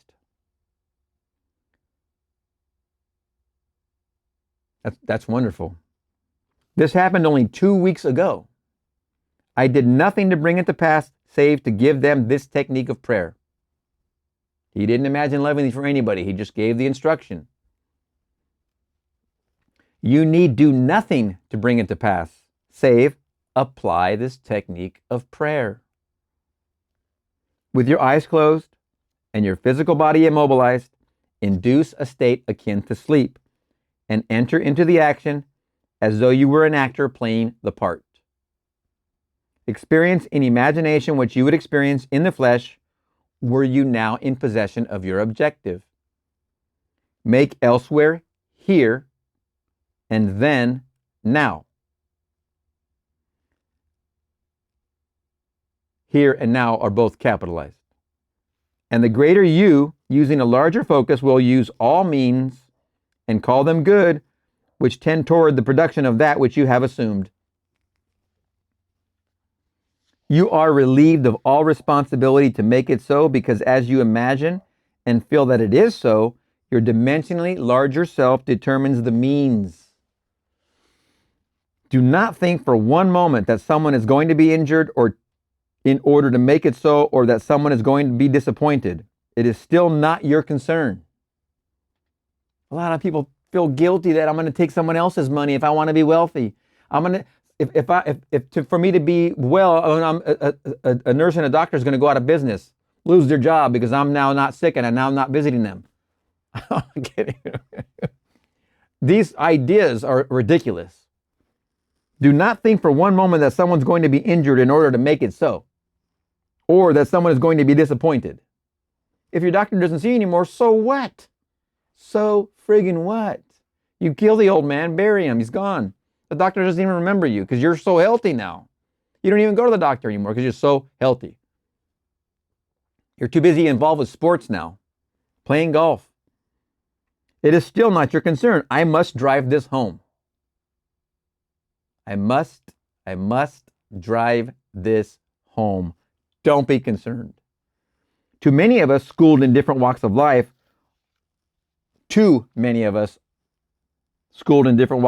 are so concerned about the other. You ask, if I get what I want, will it not imply injury to another? I mean, I had the same reaction. There are ways you know not of, so do not be concerned. His works are past finding out. His ways are past finding out. Close your eyes now because we are going to be in a long silence. Go ahead. Soon you will become so lost in contemplation, feeling that you are what you want to be, that you will be totally unconscious of the fact that you are in this room with others. You will receive a shock when you open your eyes and discover we are here. It should be a shock when you open your eyes and discover that you are not actually that which a moment before you felt you were or felt you possessed. Now, we will go into the deep silence period. Now, I know they typically took 2 minutes. We're not going to do that. You can pause right now, take that 2 minutes, close your eyes. What is it you want to be, have, or do? Anything? Any objective you want to express? What new reality do you want to experience? You're there now. You're in the experience. You feel first person in that experience, whatever that experience is.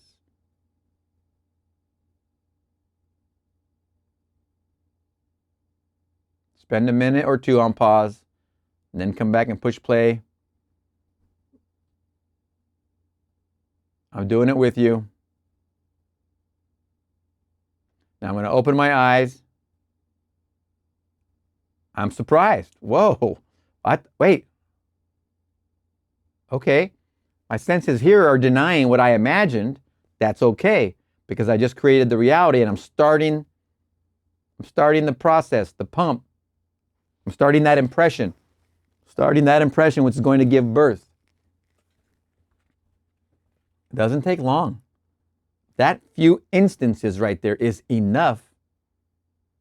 If you spent 1 minute, if you spent 2 minutes, as Neville did often in the end of his lectures, let us go into the silence, you would spend 2 minutes doing this, what we just did. I need not remind you that you are now that which you have assumed that you are. Do not discuss it with anyone, not even self. Don't hassle it. You wouldn't go looking at a seed in the ground trying to see if it's growing yet and messing with the dirt. Don't hassle it. You cannot take thought as to the how, in capitals how, when you know that you are, capitals A-R-E, already. You cannot take thought as to the how when you know that you are already. If you are it, which you just imagined, there is no concerning going back to find how you got there. You are already it. It is already your being. It's your freedom to be it. So how could you go hassle how you became it? That makes no sense whatsoever. Your three-dimensional reasoning, which is a very limited reasoning indeed, should not be brought into this drama. It does not know. What you have just felt to be true is true. It felt very real to me just now. And I mean to tell you, it doesn't take a lot of effort. You're talking about the tiniest bit. Close these. It's worlds of miraculous imagination just are waiting for you right there with these closed. Anything is available. Let no man tell you that you should not have it. What you feel that you have, you will have. And I promise you this much, after you have realized your objective, on reflection, you will have to admit that this conscious reasoning of mind of yours could never have devised the way. I tell you, you are that and have that which this very moment you appropriated. Do not discuss it. Do not look to someone for encouragement because the thing will not come. Excuse me. Do not look to someone for encouragement because the thing will not come. The thing might not come, excuse me. I have very selective reading sometimes. See, I would say do not look to somebody for discouragement because I know not to do it. So I'm seeing the words, it's the Simon Peter thing. Do not look to someone for encouragement because the thing might not come. It has come. Go about your Father's business, doing everything normally, and let these things happen in your world. End of lesson 1. Wow.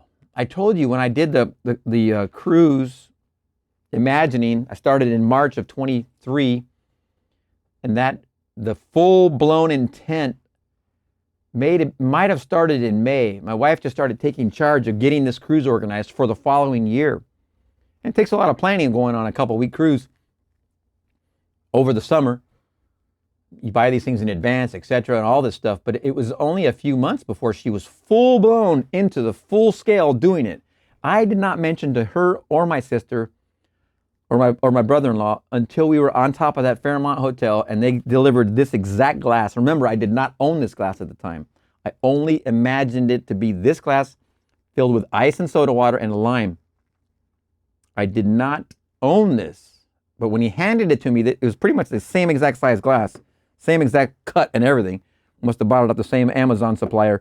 I don't know. I forget where I got this, but when we got back from the cruise, I went and I immediately purchased this. But I did share the story of imagining that cruise the previous year with my wife and my sister and my brother-in-law while we were eating there. And the conversation, it might as well have went right.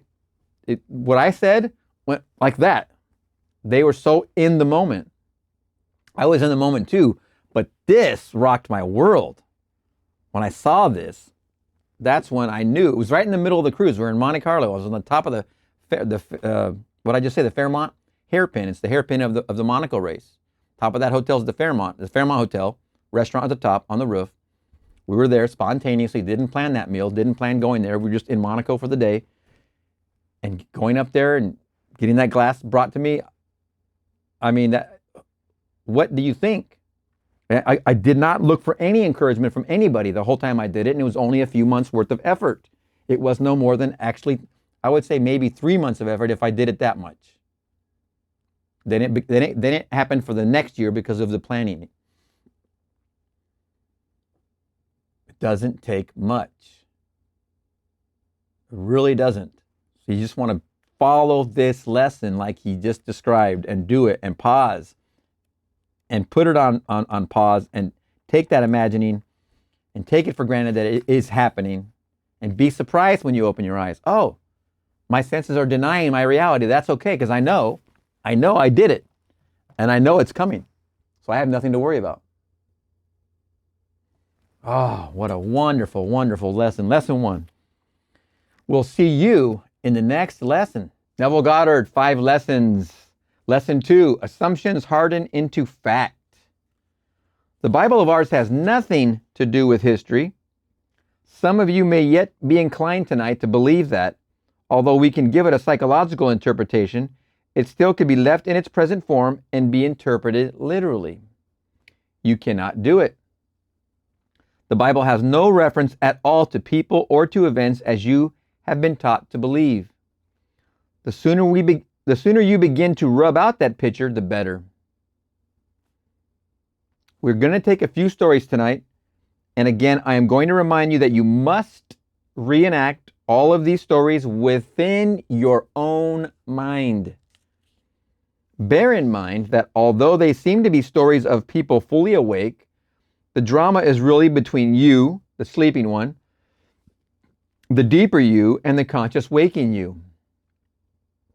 They are personified as people, but when you come to the point of application, you must remember the importance of the drowsy state. All creation, as we told you last night, takes place in the state of sleep, or that state which is akin to sleep, the sleepy, drowsy state. We told you last night the first man is not yet awakened. You are Adam, the first man, still in the profound sleep. The creative you is the fourth dimensional you, whose home is simply the state you enter when men call you asleep. Our first story for tonight is found in the Gospel of John. As you hear it unfold before you, I want you to compare it in your mind's eye to the story you heard last night from the book of Genesis. The first book of the Bible, the book of Genesis, historians claim is the record of events which occurred on earth some 3,000 years before the events recorded in the book of John. I ask you to be rational about it and see if you do not think the same writer could have written both stories. You be the judge as to whether the same inspired man could not have told the same story and told it differently. This is a very familiar story, the story of the trial of Jesus. In this Gospel of John, it is recorded that Jesus was brought before Pontius Pilate, and the crowd clamored for his life. They wanted Jesus. Pilate turned to them and said, "But ye have a custom that I should release unto you one at the Passover. Will ye therefore that I release unto you the King of the Jews?" Then cried they all again, saying, "Not this man, but Barabbas." Now Barabbas was a robber. John 18:39 and 40.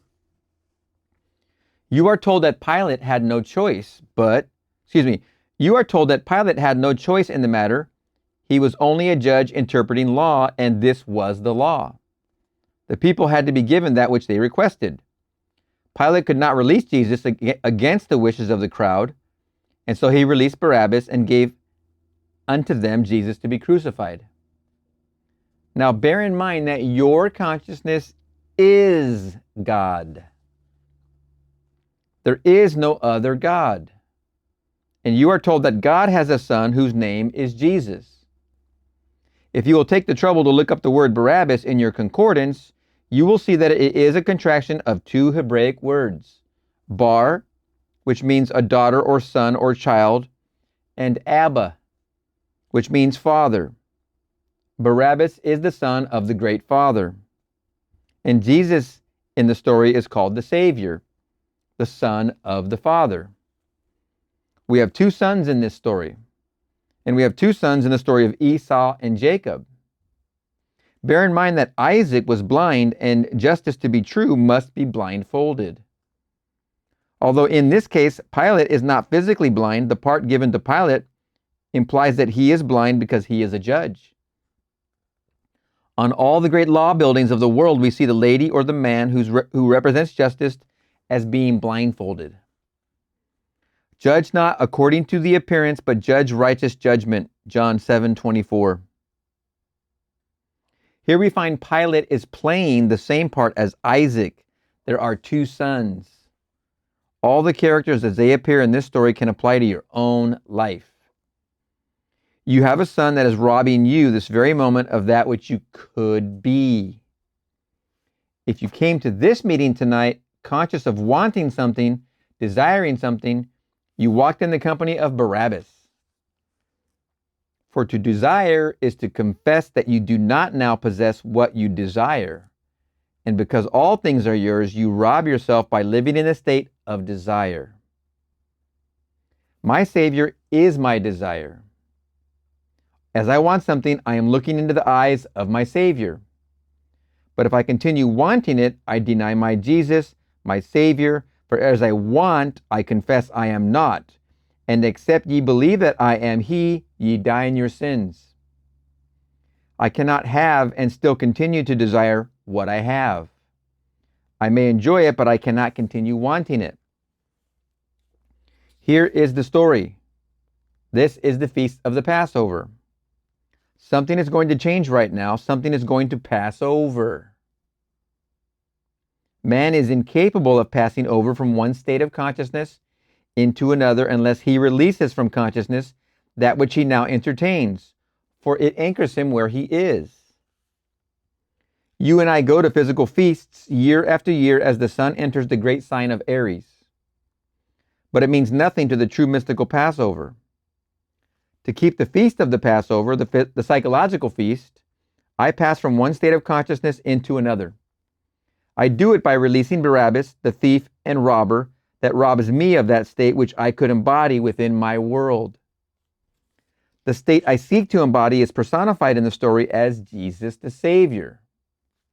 The state I seek to embody is personified as Jesus the Savior. Barabbas is your old consciousness. Jesus is your new consciousness. The symbols in this story are within you. The state I seek to embody is personified in the story as Jesus the Savior. If I become what I want to be, then I am saved from what I was. What I was Barabbas. If I do not become it, I continue to keep locked within me a thief who robs me of being that which I could be. These stories have no reference to any persons who lived, nor to any event that ever occurred upon earth. These characters are everlasting characters in the mind of every man in the world. You and I perpetually keep alive either Barabbas or Jesus. You know at every moment of time who you are entertaining. Do not condemn a crowd for clamoring that they should release Barabbas and crucify Jesus. It is not a crowd of people called Jews. They had nothing to do with it. If we are wise, we too should clamor for the release of that state of mind that limits us from being what we want to be, that restricts us, that does not permit us to become the ideal that we seek and strive to attain in this world. I am not saying that you are not tonight embodying Jesus. I only remind you that if at this very moment you have an unfulfilled ambition, then you are entertaining that which denies the fulfillment of the ambition. And that which denies it is Barabbas. To explain the mystical psychological transformation known as the Passover or the crossing over, you must now become identified with the ideal that you would serve, and you must remain faithful to the ideal. If you remain faithful to it, you not only crucify it by your faithfulness, but you resurrect it unaided by a man. As the story goes, no man could rise early enough to roll away the stone. Unaided by a man, the stone was removed, and what seemingly was dead and buried was resurrected, unassisted by a man.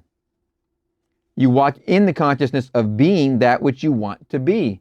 No one sees it as yet, but you do not need a man to roll away the problems and the obstacles of life in order to express that which you are conscious of being. That state has its own unique way of becoming embodied in this world, of becoming flesh that the whole world may touch it. It's a very, very amazing story.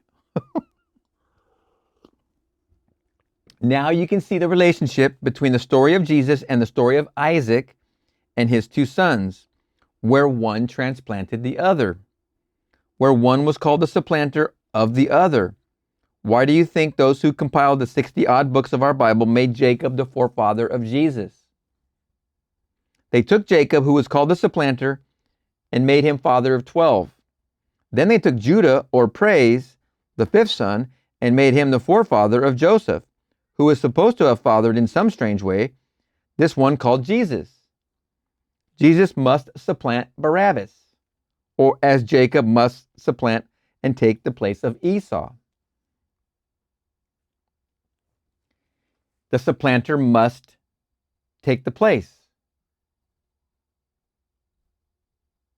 Jacob is the desire becoming. It's making the impression in your subconscious. This is Jacob. The becoming of that image is the Esau. That's the objectified. But Jacob is supplanting Esau. Your current objectified self, let's say it's a self-concept you don't want to exist in anymore, then it's Jacob who supplants that. It's making the impression into your subconscious. That's Jacob that does that. In this case, it's Jesus that does it in place of Barabbas.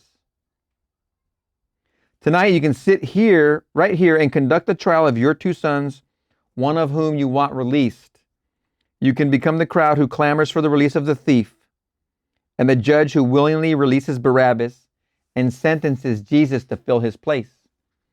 He was crucified on Golgotha, the place of the skull, the seat of the imagination, between the two thieves, don't forget.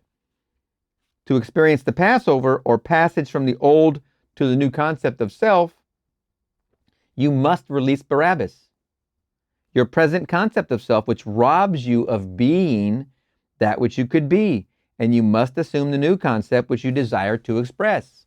You must release Barabbas and become the new concept of self. The best way to do this is to concentrate your attention upon the idea of identifying yourself with your ideal. Identify yourself with your ideal. Assume you are already that which you seek, and your assumption, though false, if sustained, will harden into fact. You will know when you have succeeded in releasing Barabbas, your old concept of self, and when you have successfully crucified Jesus. Or fix the new concept of self by simply looking mentally, capitals, mentally, eyes closed, at the people you know. If you see them as you formerly saw them, here, you have not changed your concept of self. For all changes of concepts of self result in a changed relationship to your world. If you make the change and you are now this new self-concept, nobody looks the same to you anymore, even just mentally, because you're not the old you, and the old you is not coming with you. You're the new you, the one you desire to be. We always seem to others an embodiment of the ideal we inspire. Therefore, in meditation, we must imagine that others see us as they would see us were we what we desire to be. You can release Barabbas and crucify and resurrect Jesus if you will first define your ideal. What is your ideal? Then relax in a comfortable armchair, induce a state of consciousness akin to sleep, and experience in imagination what you would experience in reality were you already that which you desire to be. You just dwell on it, meditate on it, think on it, eyes closed. By this simple method of experiencing in imagination what you would experience in the flesh were you the embodiment of the ideal you serve, you release Barabbas who robbed you of your greatness, and you crucify and resurrect your Savior, or the ideal you desire to express. Remember, the crucifixion of Jesus is here, nailed to the cross. Nailed to the cross means to the goal. You nail that. You nail it here. Crucifixion happens here. When you imagine here that you are the new you, the ideal you want to embody, you crucify the idea.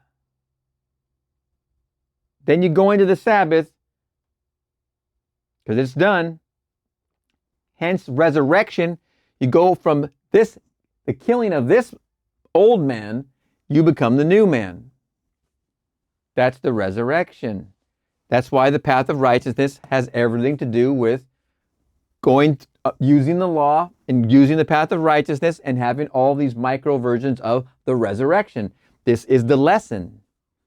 This is the ultimate lesson we are here to learn and become conscious. I call it conscious co-creators with. There's our creator. We're consciously co-creating in the same fashion.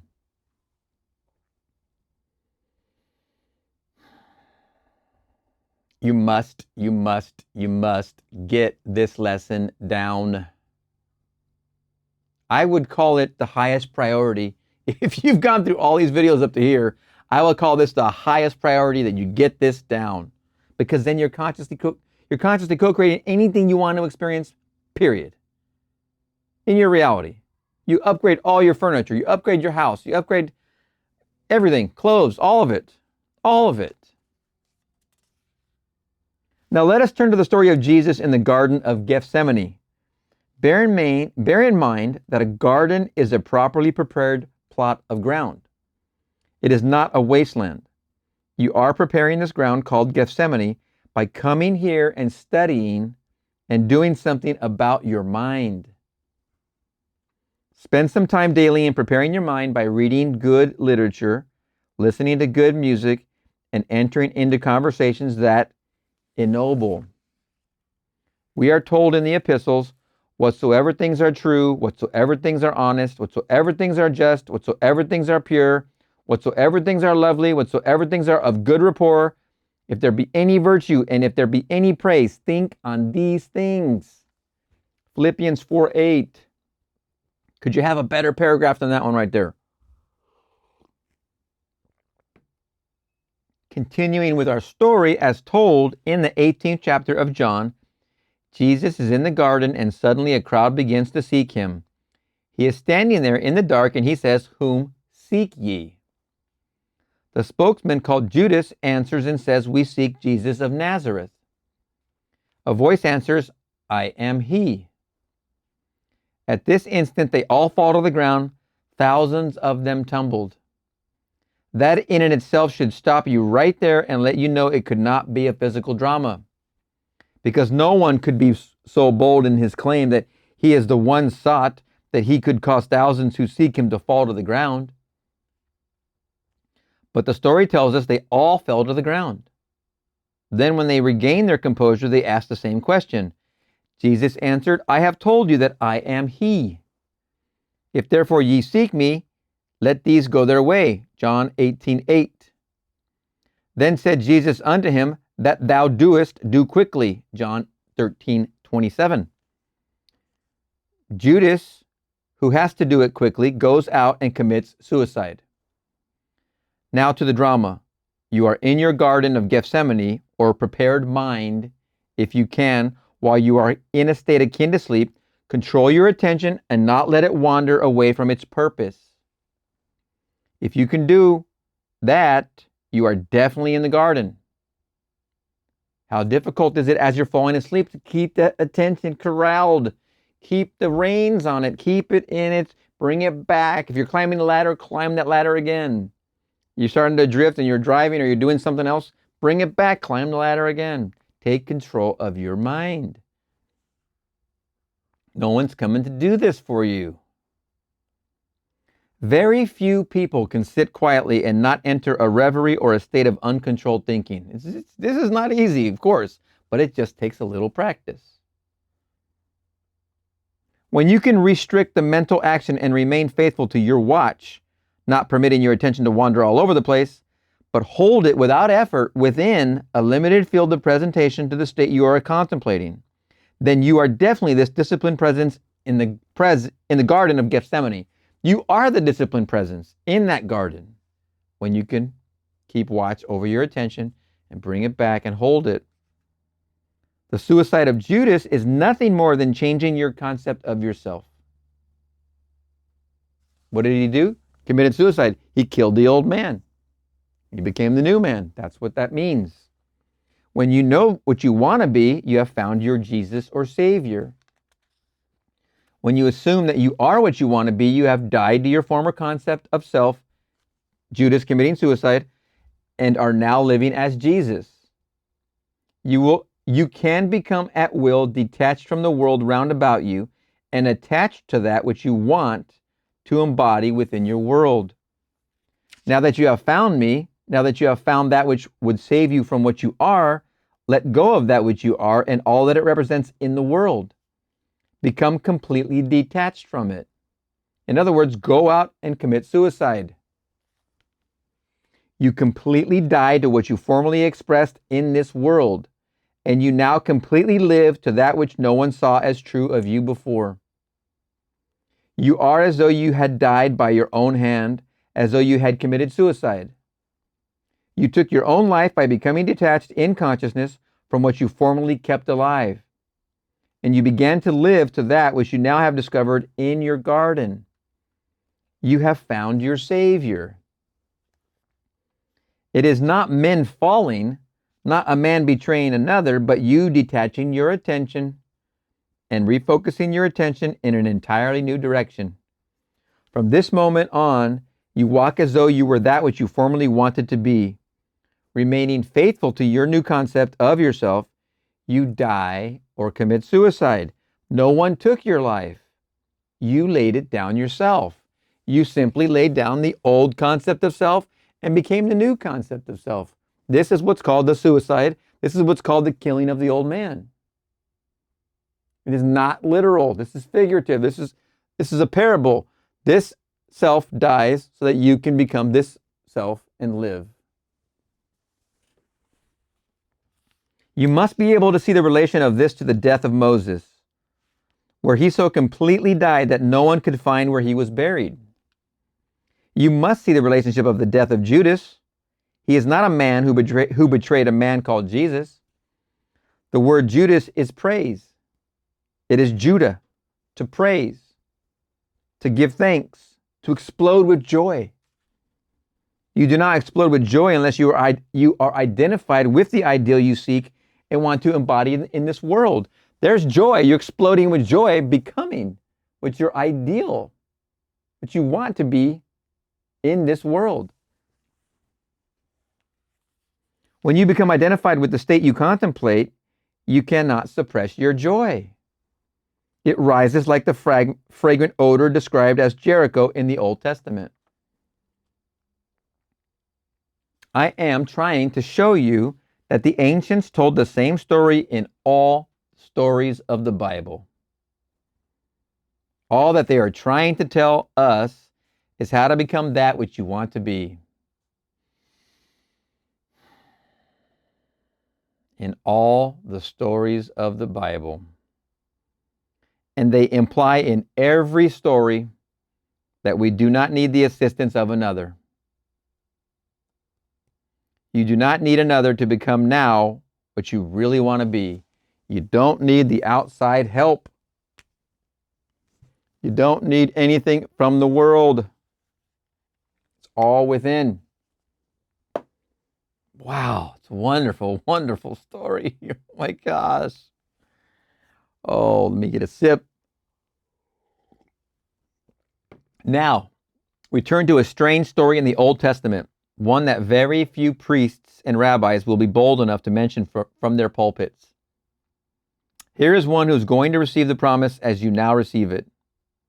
His name is Jesus. Only the ancients called him Joshua. Jehoshua ben Nun, or Savior, son of the fish, the Savior of the great deep. Nun means fish, and fish is the element of the deep, the profound ocean. Jehoshua means Jehovah saves, and Ben means the offspring or son of. So he was called the son who brought the fish age. This story is in the 6th book of the Bible, the book of Joshua. A promise is made to Joshua as it is made to Jesus in the anglicized form in the Gospels of Matthew, Mark, Luke, and John. In the Gospel of John, Jesus says, "All things whatsoever thou hast given me are of thee." John 17:7. "And all mine are thine, and thine are mine." John 17:10. In the Old Testament, in the book of Joshua, it is said in these words, "Every place that the sole of your foot shall tread upon, that have I given unto you." Joshua 1:3. It does not matter where it is. Realize the promise and see if you can accept it literally. It is not physically true, but it is psychologically true. Wherever you can stand in this world mentally, you can realize. Remember, the sole of your foot. Let me repeat that. Every place that the sole of your foot shall tread upon, that have I given unto you. It's the same thing. When you're here making this impression into your subconscious, the sole of your foot's here. Sole of your foot is in the new you. Wherever you can stand in this world, mentally, you can realize. He finds himself barred by the impassable walls of Jericho. Let me repeat. If I'm repeating, great. Joshua is haunted by this promise that wherever he can place his foot, the foot is understanding in parentheses, wherever the sole of his foot shall tread, that will be given unto him. He wants the most desirable state in the world, the fragrant city, the delightful state called Jericho. He finds himself barred by the impassable walls of Jericho. He's on the outside as you are now on the outside. You are functioning three-dimensionally and you cannot seem to reach the fourth-dimensional world where your present desire is already a concrete objective reality. You cannot seem to reach it because your senses bar you from it. Reason tells you it is impossible. All things round about you tell you it is not true. Now you employ the services of a harlot and a spy, and her name is Rahab. The word Rahab simply means the spirit of the Father. Race means the breath or spirit, and Ab, the Father. Hence we find that this harlot is the spirit of the Father, and the Father is man's awareness of being aware, man's I amness, man's consciousness. Right there. Your capacity to feel is the great spirit of the Father. And that capacity is Rahab in this story. She has two professions, that of a spy and that of a harlot. The profession of a spy is this: to travel secretly, to travel so quietly that you may not be detected. There is not a single physical spy in this world who can travel so quietly that he will be altogether unseen by others. He can be very wise in concealing his ways, and he may never be truly apprehended, but at every moment of time he runs the risk of being detected. When you are sitting quietly with your thoughts, there is no man in the world so wise that he can look at you and tell you where you are mentally dwelling. Let me repeat. When you are sitting quietly with your thoughts, there is no man in the world so wise that he can look at you and tell you where you are mentally dwelling. I can stand here and place myself in London. Knowing London quite well, I can close my eyes and assume that I am actually standing in London. If I remain within this state long enough, I will be able to surround myself with the environment of London, as though it were a solid, concrete, objective fact. Physically, I am still here, but mentally, I am thousands of miles away and I have made elsewhere here. I do not go there as a spy. I mentally make elsewhere here and then now. You cannot see me dwelling there, so you think I have just gone to sleep and that I am still here in this world, this three-dimensional world that is now San Francisco. As far as I am physically concerned, I am here, but no one can tell me where I am when I enter the moment of meditation. Rahab's next profession was that of a harlot, which is to grant unto men what they ask of her without asking man's right to ask. If she be an absolute harlot, as her name implies, then she possesses all and can grant all that man asks of her. She is there to serve and not to question man's right to seek what he seeks of her. You have within you the capacity to appropriate a state without knowing the means that will be employed to realize that end, and you assume the feeling of the wish fulfilled without having any of the talents that men claim you must possess in order to do so. When you appropriate it in consciousness, you have employed the spy. And because you can embody that state within yourself by actually giving it to yourself, you are the harlot. For the harlot satisfies the man who seeks her.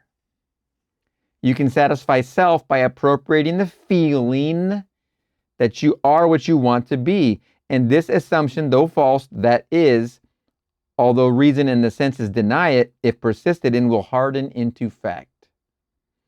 By actually embodying that which you have assumed you are, you have the capacity to become completely satisfied.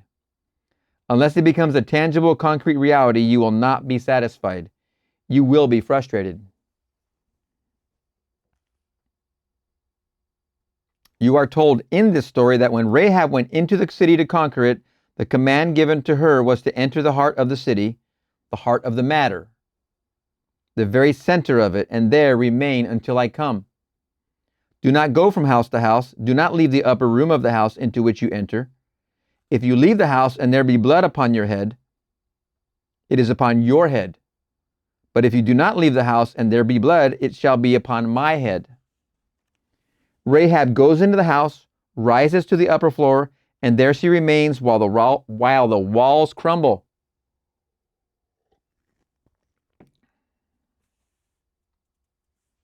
That is, we must keep a high mood if we would walk with the highest. In a very veiled manner, the story tells you that when the walls crumbled and Joshua entered, the only one who was saved in the city was the spy and the harlot whose name was Rahab. This story tells what you can do in this world. You will never lose the capacity to place yourself elsewhere and make it here. You will never you will never lose the ability to give unto yourself which you are bold enough to appropriate as true of self. It has nothing to do with the woman who played that part. The explanation of the crumbling of the walls is simple. You are told that he blew upon the trumpet 7 times, and at the 7th blast, the walls crumbled, and he entered victoriously into the state that he sought. 7 is a stillness, a rest, the Sabbath.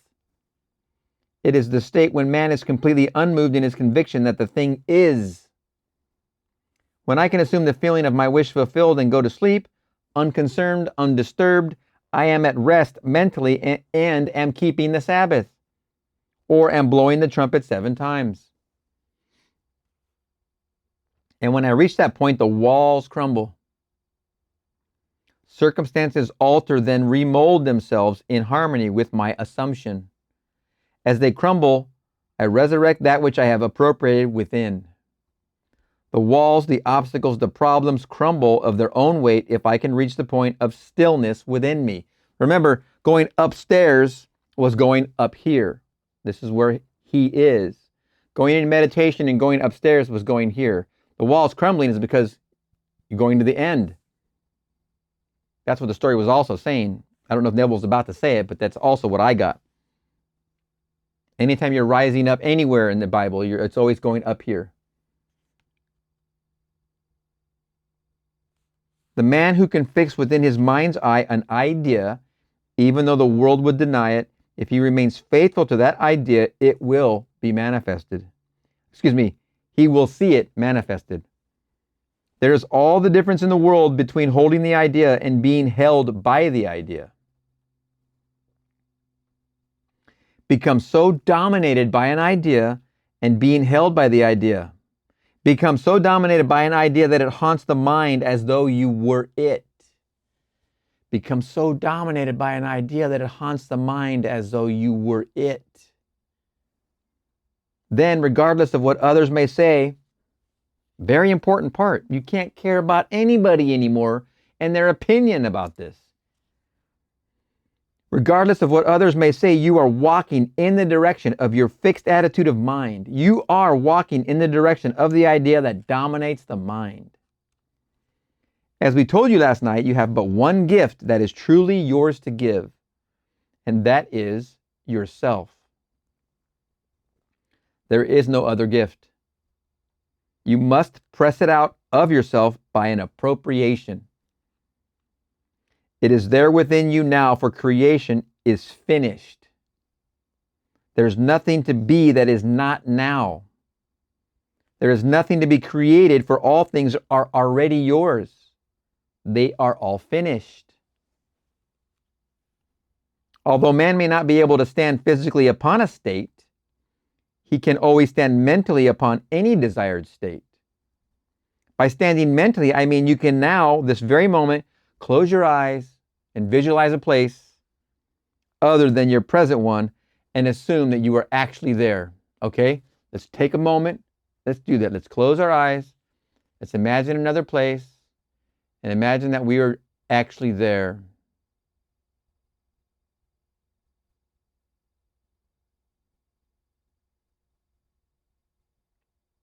Okay. Well, I'm surprised. I'm surprised I'm not really there. You can feel this to be so real that upon opening your eyes, you are amazed to find that you are not physically there. Now, we could have gone another minute and really got dug in. And you can pause the video if you want. If you're going to replay this, just remember this point and pause it, and then do it for a full minute, 2 minutes. Remember, Neville always reminding after his lectures, let's go into the silence. And that's what they would do for 2 minutes, was be in the place of your desire. Actually be there. You can feel this, feels capitalized, to be so real that upon opening your eyes, you are amazed to find that you are not physically there. This mental journey into the desired state with its subsequent feeling of reality is all that is necessary to bring about its fulfillment. And we just did it. We literally just did that. Your dimensionally greater self has ways that the lesser or three-dimensional you know not of. Furthermore, to the greater you, all means are good which promote the fulfillment of your assumption. Remain in the mental state defined as your objective until it has the feeling of reality. And all the forces of heaven and earth will rush to aid its embodiment. Your greater self will influence the actions and words of all who can be used to aid the production of your fixed mental attitude. He's not adding a word of warning here or anything, but I would say be careful what you wish for. Oh boy. What an amazing story. And breakdown by Neville. Wonderful, wonderful, wonderful. Tasty venison. Now, we turn to the book of Numbers. And here we find a strange story. I trust that some of you have had this experience as described in the book of Numbers. They speak of the building of a tabernacle at the command of God. That God commanded Israel to build him a place of worship. He gave them all the specifications of the tabernacle. It had to be elongated, movable place of worship, and it had to be covered with skin. Need you be told anything more? Isn't that man? Covered with skin, movable place of worship, elongated. Know ye not that ye are the temple of God, and that the Spirit of God dwelleth in you? 1 Corinthians 3:16. There is no other temple. Not a temple made with hands, but a temple eternally in the heavens. This temple is elongated, and it is covered with skin, and it moves across the desert. And on the day that the tabernacle was reared up, the cloud covered the tabernacle, namely the tent of the testimony, and at even there was upon the tabernacle, as it were, the appearance of fire until the morning. So it was always, the cloud covered it by day, and the appearance of fire by night. Numbers 9:15-16. The command given to Israel was to tarry until the cloud ascended by day and the fire by night. Whether it were 2 days or a month or a year, that the cloud tarried upon the tabernacle, remaining thereon, the children of Israel abode in their tents and journeyed not. But when it was taken up, they journeyed. Numbers 9:22. You know that you are the tabernacle. But you may wonder what the cloud is. In meditation, many of you must have seen it. In meditation, this cloud, like the subsoil waters of an artesian well, springs spontaneously to your head and forms itself into pulsating golden rings. Then, like a gentle river, they flow from your head in a stream of living rings of gold. In a meditative mood, bordering on sleep, the cloud ascends. It is in this drowsy state that you should assume that you are that which you desire to be, and that you have that which you seek. For the cloud will assume the form of your assumption and fashion a world in harmony with itself. The cloud is simply the garment of your consciousness, and where your consciousness is placed, there you will be in the flesh also. This golden cloud comes in meditation. There is a certain point when you are approaching sleep that it is very, very thick, very liquid, and very much alive and pulsing. It begins to ascend as you reach the drowsy meditative state, bordering on sleep. You do not strike the tabernacle, neither do you move it until the cloud begins to ascend. The cloud always ascends when man approaches the drowsiness of sleep. For when a man goes to sleep, whether he knows it or not, he slips from a three-dimensional world into a fourth-dimensional world. And that which is ascending is the consciousness of man, that in a greater focus, it is a fourth-dimensional focus. What you now see ascending is your greater self. When that begins to ascend, you enter into the actual state of feeling you are what you want to be. That is the time you lull yourself into the mood of being what you want to be.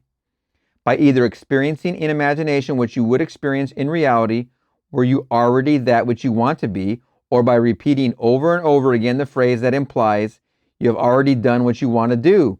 A phrase such as, "Isn't it wonderful? Isn't it wonderful?" As though some wonderful thing had happened to you.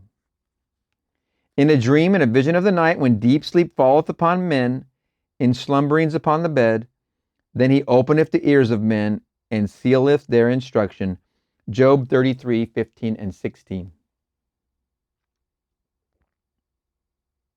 Use wisely the interval preceding sleep. Assume the feeling of the wish fulfilled and go to sleep in this mood. At night, in a dimensionally larger world, when deep sleep falleth upon men, they see and play the parts that they will later play on earth. And the drama is always in harmony with that which their dimensionally greater selves read and play through them. Our illusion of free will is but ignorance of the causes which make us act. The sensation which dominates the mind of man as he falls asleep, though false, will harden into fact.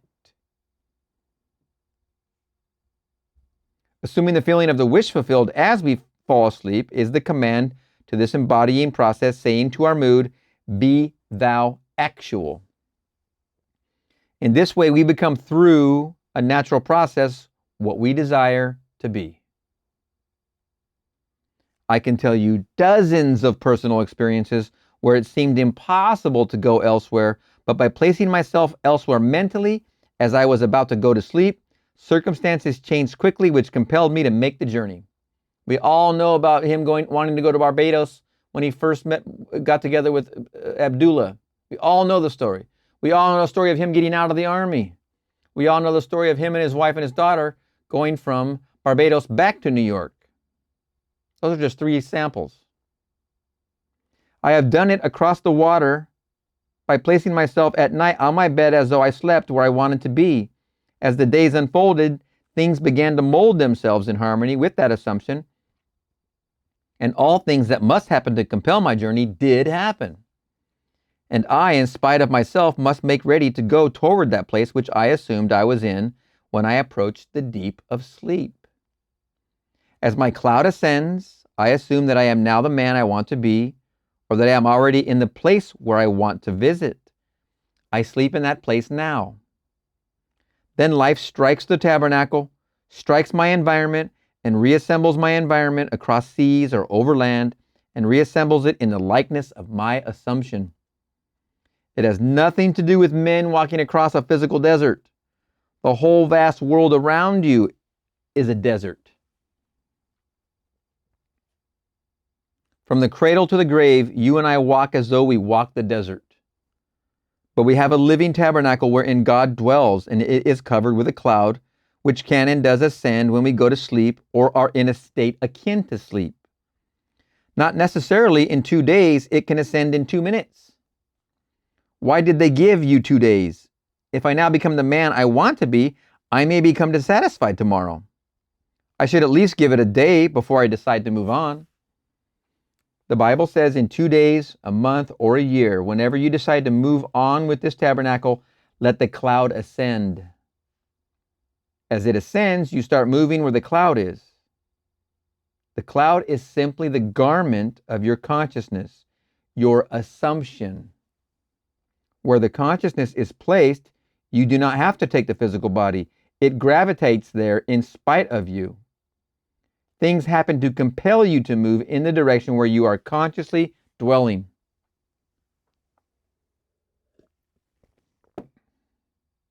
In my Father's house are many mansions. If it were not so, I would have told you, I go to prepare a place for you. And if I go and prepare a place for you, I will come again and receive you unto myself, that where I am, there ye may be also. John 14:2-3. Gotta be one of my favorite of all quotes. The many mansions are the unnumbered states within your mind. These unnumbered. For you are the house of God. You are the house of God. In my Father's house are unnumbered concepts of self. In my Father's house are unnumbered concepts of self. Unnumbered, infinite. You could not in eternity exhaust what you are capable of being. You could not in eternity exhaust what you are capable of being. Inexhaustible riches. That was the line given from the Abbey to the Count of Monte Cristo when he told him about the treasure. A source of inexhaustible riches, which is what applying this is.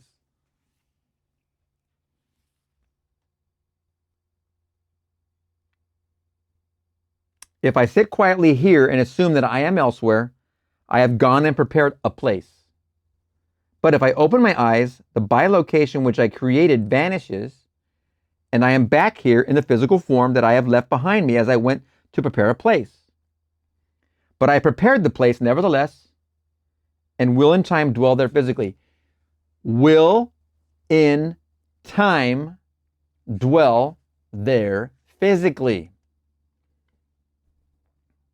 How many times are you going to do it? We just did it a little while ago together. It was super easy. You didn't see me put a quarter in the machine. This was free. It didn't cost anything. A tiny bit of effort. The tiniest.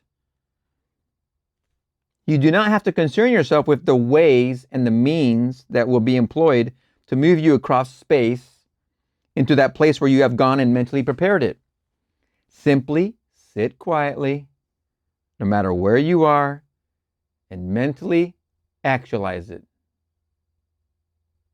Okay, let's take another break. Let's mentally actualize.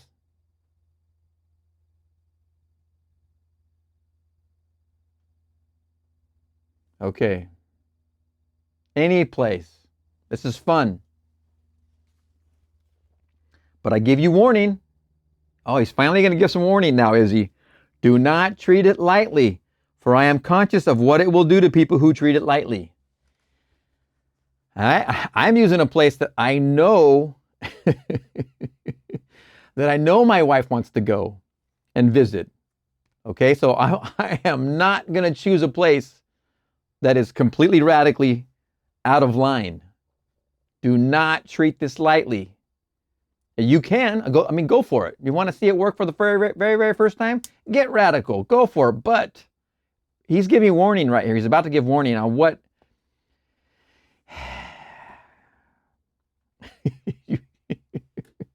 see it work in little steps.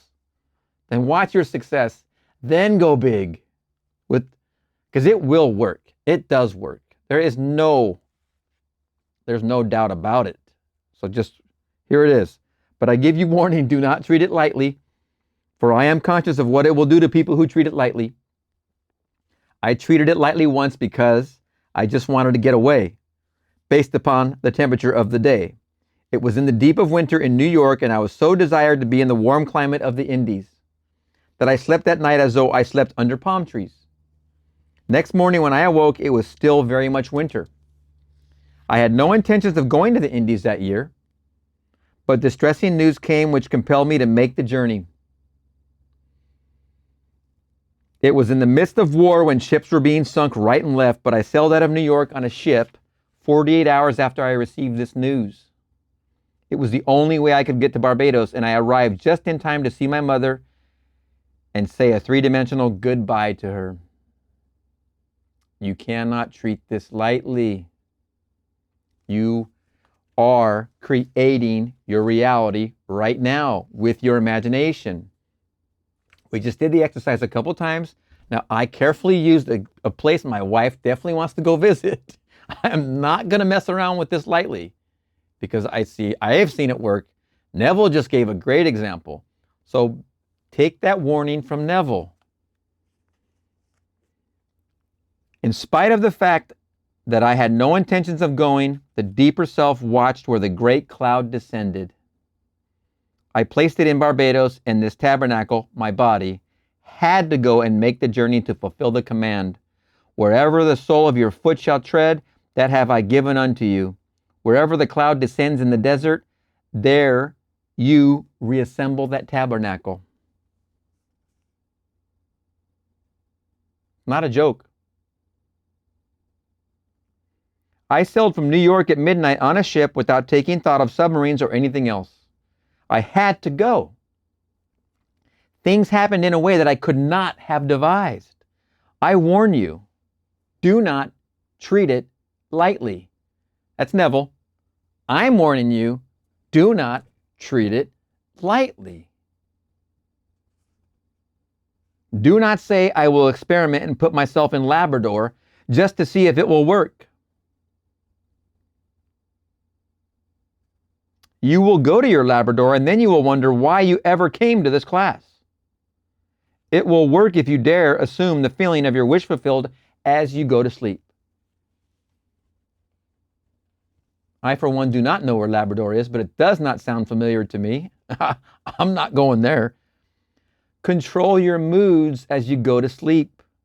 I cannot find any better way to describe this technique than to call it a controlled waking dream. That's what I call it. I've called it that for a long time because that's what I learned from Seth. In a dream, you lose control, but try preceding your sleep with a complete controlled waking dream. Entering into it as you do in a dream, for in a dream you are always very dominant. You always play the part. You are always an actor in a dream and never the audience. Very true. When you have a controlled waking dream, you are an actor and you enter into the act of the controlled dream. But do not do it lightly. Again, another warning. For you must then reenact it physically in a three-dimensional world. Again, giving the very stern warning. Excuse me, don't take this lightly. It is for real. You're doing it for real. You're doing this for your next experience. If you want to be in Labrador, I'm not. If you want to be, that's great. You're going to go there. Something will compel your physical self, the tabernacle, to show up there and reassemble.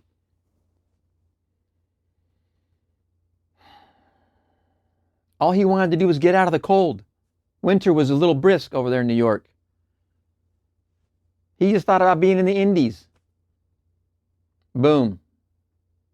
Mother takes that cue. That's her cue off stage. She decided to leave the party at the same time. All that fit together magically. And Neville had to go and say goodbye to his mom.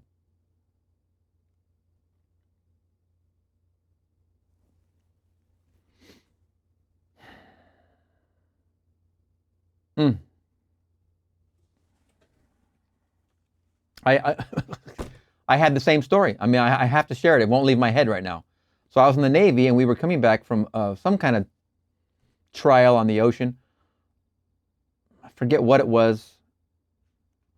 The workup or whatever we were doing. We were in Seattle. Same situation. I would rather be at home. Literally, I'm only breaking this down now because I just realized it now.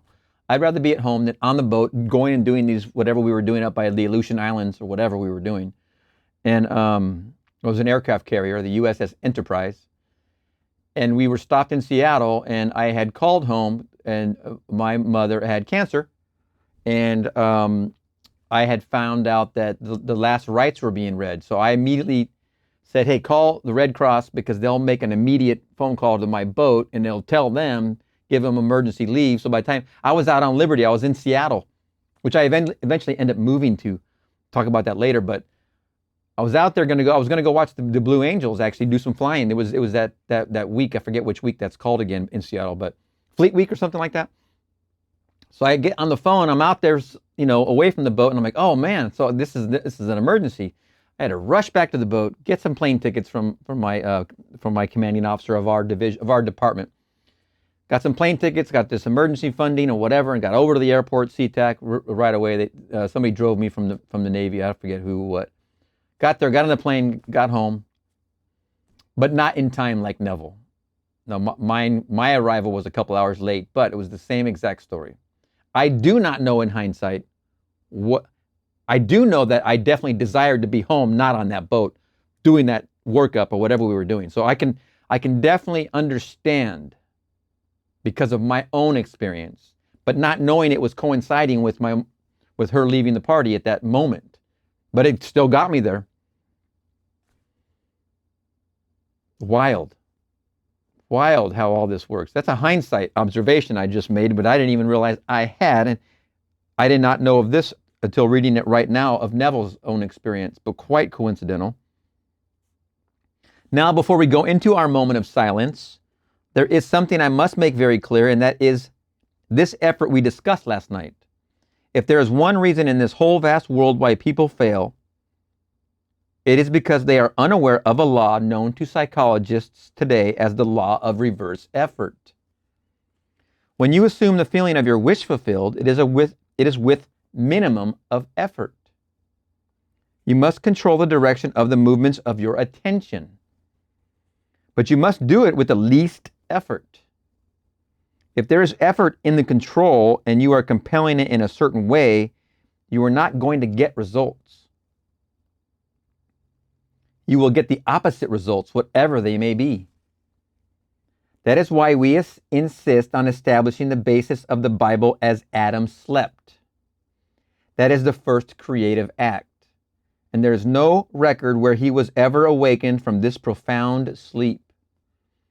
While he sleeps, creation stops. You change your future best when you are in control of your thoughts, while in a state akin to sleep. For then, effort is reduced to its minimum. Your attention seems to completely relax, and then you must practice holding your attention within that feeling without using force and without using effort. It's just like glide. It's just like going down a water park slide. Just go with the gravity. You got a lucid dream or an out-of-body experience coming upon you? Just go with it. Do not think for a moment that it is willpower that does it. When you release Barabbas and become identified with Jesus, you do not will yourself to be it. You imagine that you are it. That is all you do. Now, as we come to the vital part of the evening, the interval devoted to prayer, let me again clarify the technique. Know what you want. Period. Then construct a single event, an event which implies fulfillment of your wish. Restrict the event to a single act. For instance, if I single out as an event shaking a man's hand, then that is the only thing I do. I do not shake it, then light a cigarette and do 1,000 other things. I simply imagine that I am actually shaking hands and keep the act going over and over and over again until the imaginary act has all the feeling of reality. Today at the supermarket I just came back from, a lady was there with 2 children. She had a sign, this big cardboard. I don't know what it said. I think it said homeless or something on it. I saw the word home. I saw the kids. I saw that other people had given them food from the store because they have a soup bar. And you can tell those containers were with them and the kids were eating some of it. Nice young gal, 2 young kids. I saw her when I went in. Then when I came out, I made sure to get her face image in my imagination. I saw her face, and once I snatched that look on that face, I just need to get the look of her face. Then turned off my headphones. Guilty, listening to Neville. I turned off my headphones. I'm driving the car, going out of the parking lot, and all I see is me talking to her. And she's telling me about the new opportunity that's come her way and how happy she is. And now she has this new place to stay. She's got a new, better car. She's doing something only she knows how to do. Her children are taken care of. Somebody even cooks her food. She couldn't be happier. I go to high five her and she goes, no, I'm a hugger. Do you mind hugging me? And I go, yeah, I'll hug you. I hug her, laughing. Congratulations from me to her. I'm so happy for you. I'm dwelling on that. And at a certain point, I'm done dwelling on it. I go into the Sabbath.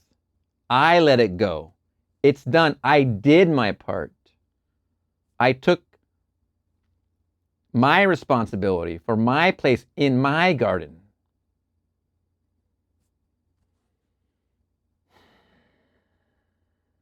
I didn't have to shell out anything. I didn't have to give anything. I did what I could, which is far more powerful than handing somebody something. Far more powerful.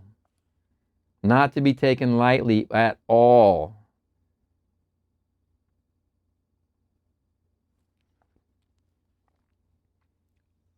I simply imagine that I am actually shaking hands.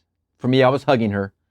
And keep the act going over and over and over as I was driving away until the imaginary act has all the feeling of reality.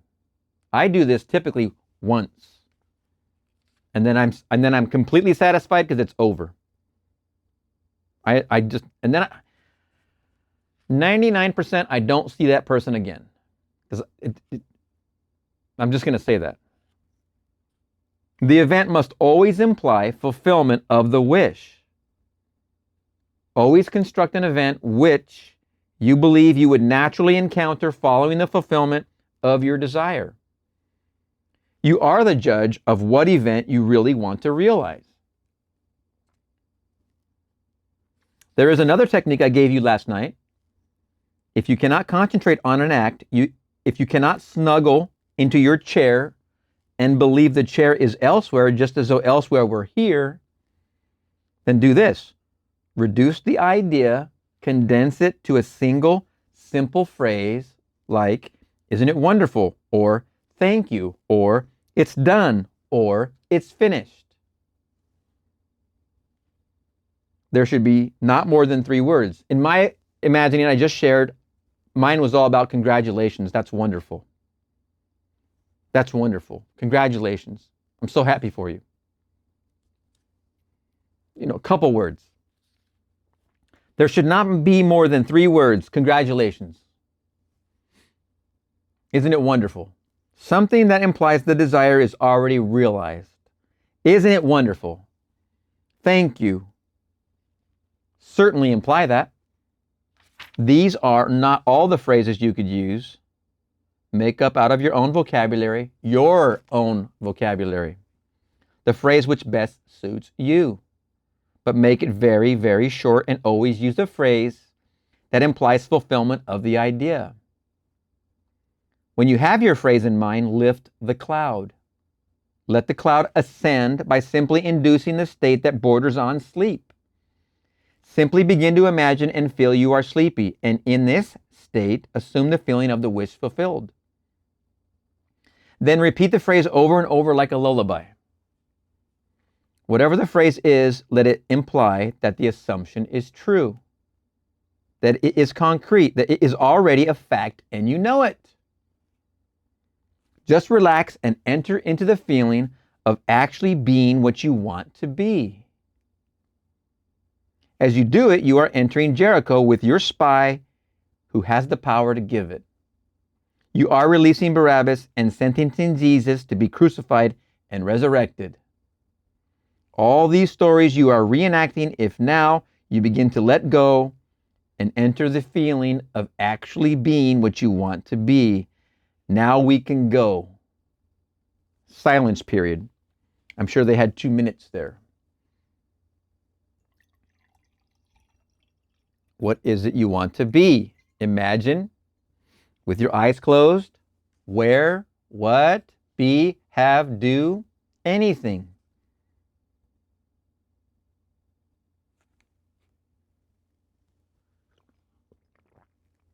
If your hands are dry and if your mouth is dry at the end of this meditation, that is positive proof that you did succeed in lifting the cloud. What you were doing when the cloud was lifted is entirely your business. but you did lift a cloud if your hands are dry. Never heard yet before Neville talking about this physical repercussion aspect. I will give you another phenomena which is very strange and one I cannot analyze. It happens if you really go into the deep. You will find on waking that you have the most active pair of kidneys in the world. I have discussed it with doctors and they cannot explain it. Another thing you may observe in meditation is a lovely liquid blue light. The nearest thing on earth to which I can compare it is burning alcohol. You know, when you put alcohol in the plum pudding at Christmas time and set it aflame, the lovely liquid blue flame that envelops the pudding until you blow it out. That flame is the nearest thing to the blue light which comes on the forehead of a man in meditation. Do not be distressed. You will know it when you see it. It is like two shades of blue, a darker and a lighter blue in constant motion, just like burning alcohol, which is unlike the constant flame of a gas jet. This flame is alive just as spirit would be alive. Another thing that may come to you, as it did to me, you will see spots before your eyes. They are not liver spots, as some people will tell you who know nothing about it. These are little things that float in space like a mesh, little circles all tied together. They start with a single cell and come in groups in different geometrical patterns like worms, like trailers, and they float all over your face. When you close your eyes, you still see them, proving that they are not from without, they are from within. When you begin to expand in consciousness, all these things come. They may be your bloodstream objectified by some strange trick of man that man does not quite understand. I am not denying that it is your bloodstream made visible, but do not be distressed by thinking it is liver spots or some other silly thing that people will tell you. If these various phenomena come to you, do not think you are doing something wrong. It is the normal, natural expansion that comes to all men who take themselves in tow and try to develop the garden of Gethsemane. The minute you begin to discipline your mind by observing your thoughts and watching your thoughts throughout the day, you become the policeman of your thoughts. Now, this is what we want to do. We want to be the policeman of our thoughts. You cannot afford any negative thinking whatsoever. Refuse to enter into conversations that are unlovely. And yeah, there can be some around, can't there? Refuse to listen attentively to anything that tears down. Just refuse. Begin to build within your own mind's eye the vision of the perfect virgin rather than the vision of the foolish virgin. Listen only to the things that bring joy when you hear them. And remember, you can revise also in real time. That's what I do when I'm in company that I can't just run from. I revise. Listen only to the things that bring joy when you hear them. And how I revise, if someone says, "Oh, the weather sucks today," I'm going to use a very plain example. "Oh, the weather sucks today. It's such a miserable day." I'm hearing them say, "Man, I've never seen the weather better. It's such a wonderful day." I take what they're saying and I just turn it literally 180 degrees, and I in their voice, in the present moment, I'm just taking it in differently. It's the Simon Peter concept. Listen only to the things that bring joy when you hear them. Do not give a willing ear to that which is unlovely, which when you heard it, you wish you had not. That is listening and seeing things without oil in your lamp or joy in your mind. There are two kinds of virgins in the Bible: 5 foolish and 5 wise virgins. The minute you become the wise virgin or try to make an attempt to do it, you will find all these things happen. You will see these things and they interest you so that you have not time to develop the foolish sight, as many people do. I hope that no one here does, because no one should be identified with this great work who can still find great joy in a discussion of another that is unlovely. Never find joy in a discussion of another that is unlovely. Hear ye, hear ye. Oh boy, what a wonderful lesson. Oh my goodness, Neville throwing it down again. Lesson 2, assumptions hardened into fact. What a great one. There's a lot of places in here to call your favorite, but I don't know how many pages it was, but it was a good one. I mean, I need a hammock. I better start imagining myself in a hammock. Why don't I have a hammock? Because I want to spend some time in a hammock contemplating that chapter. All right, we're going to see you in the next lesson. Neville Goddard, lesson 3, thinking fourth dimensionally. Of course, 5 lessons. Lesson 3, thinking fourth dimensionally. There are 2 actual outlooks on the world possessed by every man. And the ancient storytellers were fully conscious of these 2 outlooks. They called the one the carnal mind and the other the mind of Christ. We recognize these 2 centers of thought in the statement, the natural man receiveth not the things of the Spirit of God, for they are foolishness unto him, neither can he know them because they are spiritually discerned. 1 Corinthians 2:14. To the natural mind, reality is confined to the instant called now. This very moment seems to contain the whole of reality. Everything else is unreal. To the natural mind, the past and the future are purely imaginary. In other words, my past, when I use the natural mind, my past, when I use the natural mind, is only a memory image of things that were. And to the limited focus of the carnal or natural mind, the future does not exist. The natural mind does not believe that it could revisit the past and see it as something that is present, something that is objective and concrete to itself. Neither does it believe that the future exists. To the Christ mind, the spiritual mind, which in our language we will call the fourth dimensional focus, the past, the present, and the future of the natural mind are a present whole. It takes in the entire array of sensory impressions that man has encountered, is encountering, and will encounter. The only reason you and I are functioning as we are today and are not aware of the greater outlook is simply because we are creatures of habit, and habit renders us totally blind to what otherwise we should see. But habit is not law. Habit always feels like law, but it is not law. It acts as though it were the most compelling force in the world, yet it is not law. We can create a new approach to life. If you and I would spend a few minutes every day, just a few minutes, in withdrawing our attention from the region of sensation and concentrating it on an invisible state and remain faithful to this contemplation, feeling and sensing the reality of an invisible state, we would in time become aware of this greater world, this dimensionally larger world.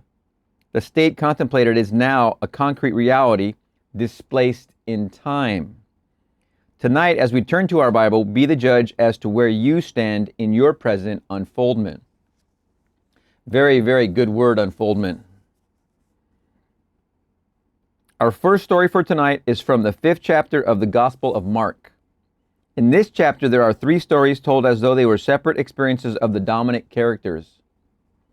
In the first story, we are told that Jesus came upon an insane man, a naked man who lived in the cemetery and hid himself behind the tombs. This man appealed to Jesus not to cast out the devils that bedeviled him. But Jesus said unto him, Come out of the man, thou unclean spirit. Mark 5:8.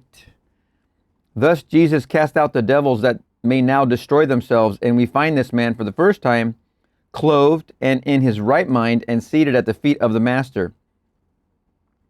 We will get the psychological sense of this chapter by changing the name Jesus to that of enlightened reason or fourth dimensional thinking. As we progress in this chapter, we are told that Jesus now comes upon the high priest, whose name is Jairus. And Jairus, the high priest of the synagogue, has a child who is dying. She is 12 years old, and he appeals to Jesus to come and heal the child. Jesus consents, and as he starts toward the home of the high priest, a woman in the marketplace touched his garment. And Jesus, immediately knowing in himself that virtue had gone out of him, turned him about in the press and said, "Who touched my clothes?" Mark 5:30. The woman who was healed of an issue of blood that she had had for 12 years confessed that she had touched him. And he said unto her, "Daughter, thy faith had made thee whole. Go in peace." Mark 5:34. As he continues towards the home of the high priest, he is told that the child is dead, and there is no need to go to resurrect her. She is no longer asleep, but is now dead. As soon as Jesus heard the word that was spoken, he saith unto the ruler of the synagogue, "Be not afraid, only believe." Mark 5:36. And he was come in, he saith unto them, "Why make ye this ado and weep? The damsel is not dead, but sleepeth." Mark 5:39. With this, the entire crowd mocked and laughed. But Jesus, closing the doors against the mocking crowd, took with him into the household of Jairus his disciples and the father and mother of the dead child. They entered into the room where the damsel was lying, and he took the damsel by the hand and said unto her, "Damsel, I say unto thee, arise." Mark 5:41. From this deep sleep she awoke and arose and walked, and the high priest and all the others were astonished. And he changed them straitly, that no man should know it. And he commanded that something should be given her to eat. Mark 5:43. You are this very night, as you are seated here, pictured in this 5th chapter of Mark. A cemetery is for one purpose. It is simply a record of the dead. Are you living in the dead past?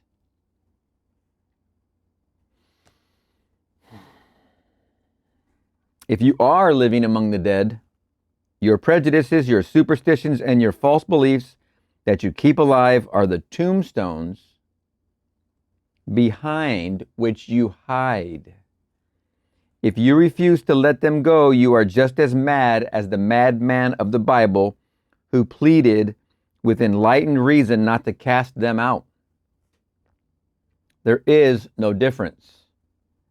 But enlightened reason is incapable of protecting prejudice and superstition against the inroads of reason. There is not a man in this world who has a prejudice, regardless of the nature of the prejudice, who can hold it up to the light of reason. Tell me you are against a certain nation, a certain race, a certain ism, a certain anything. I do not care what it is. You cannot expose that belief of yours to the light of reason and have it live. In order that it may be kept alive in your world, you must hide it from reason. You cannot analyze it in the light of reason and have it live.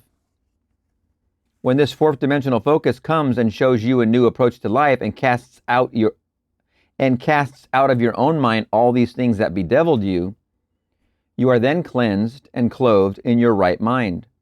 And you sit at the foot of understanding, called the feet of the Master. The foot of understanding. Now clothed and in your right mind, you can resurrect the dead. What died? The child in the story is not a child. The child is your ambition, your desire, the unfulfilled dreams of your heart, the unfulfilled desire you have within you, which is why you want to objectify this. I am that I am. The unfulfilled desire, which is what you're working on, trying to make this impression continuously to arrive. This is the child housed within the mind of man. For as I have stated before, the entire drama of the Bible is a psychological one. The Bible has no reference at all to any person who ever existed or any event that ever occurred upon earth. All the stories of the Bible unfold in the minds of the individual man. In this story, Jesus is the awakened intellect of man. When your mind functions outside of the range of your present senses, when your mind is healed of all the former limitations, then you are no longer the insane man. But you are this presence personified as Jesus, the power that can resurrect the longings of the heart of man. Excuse me.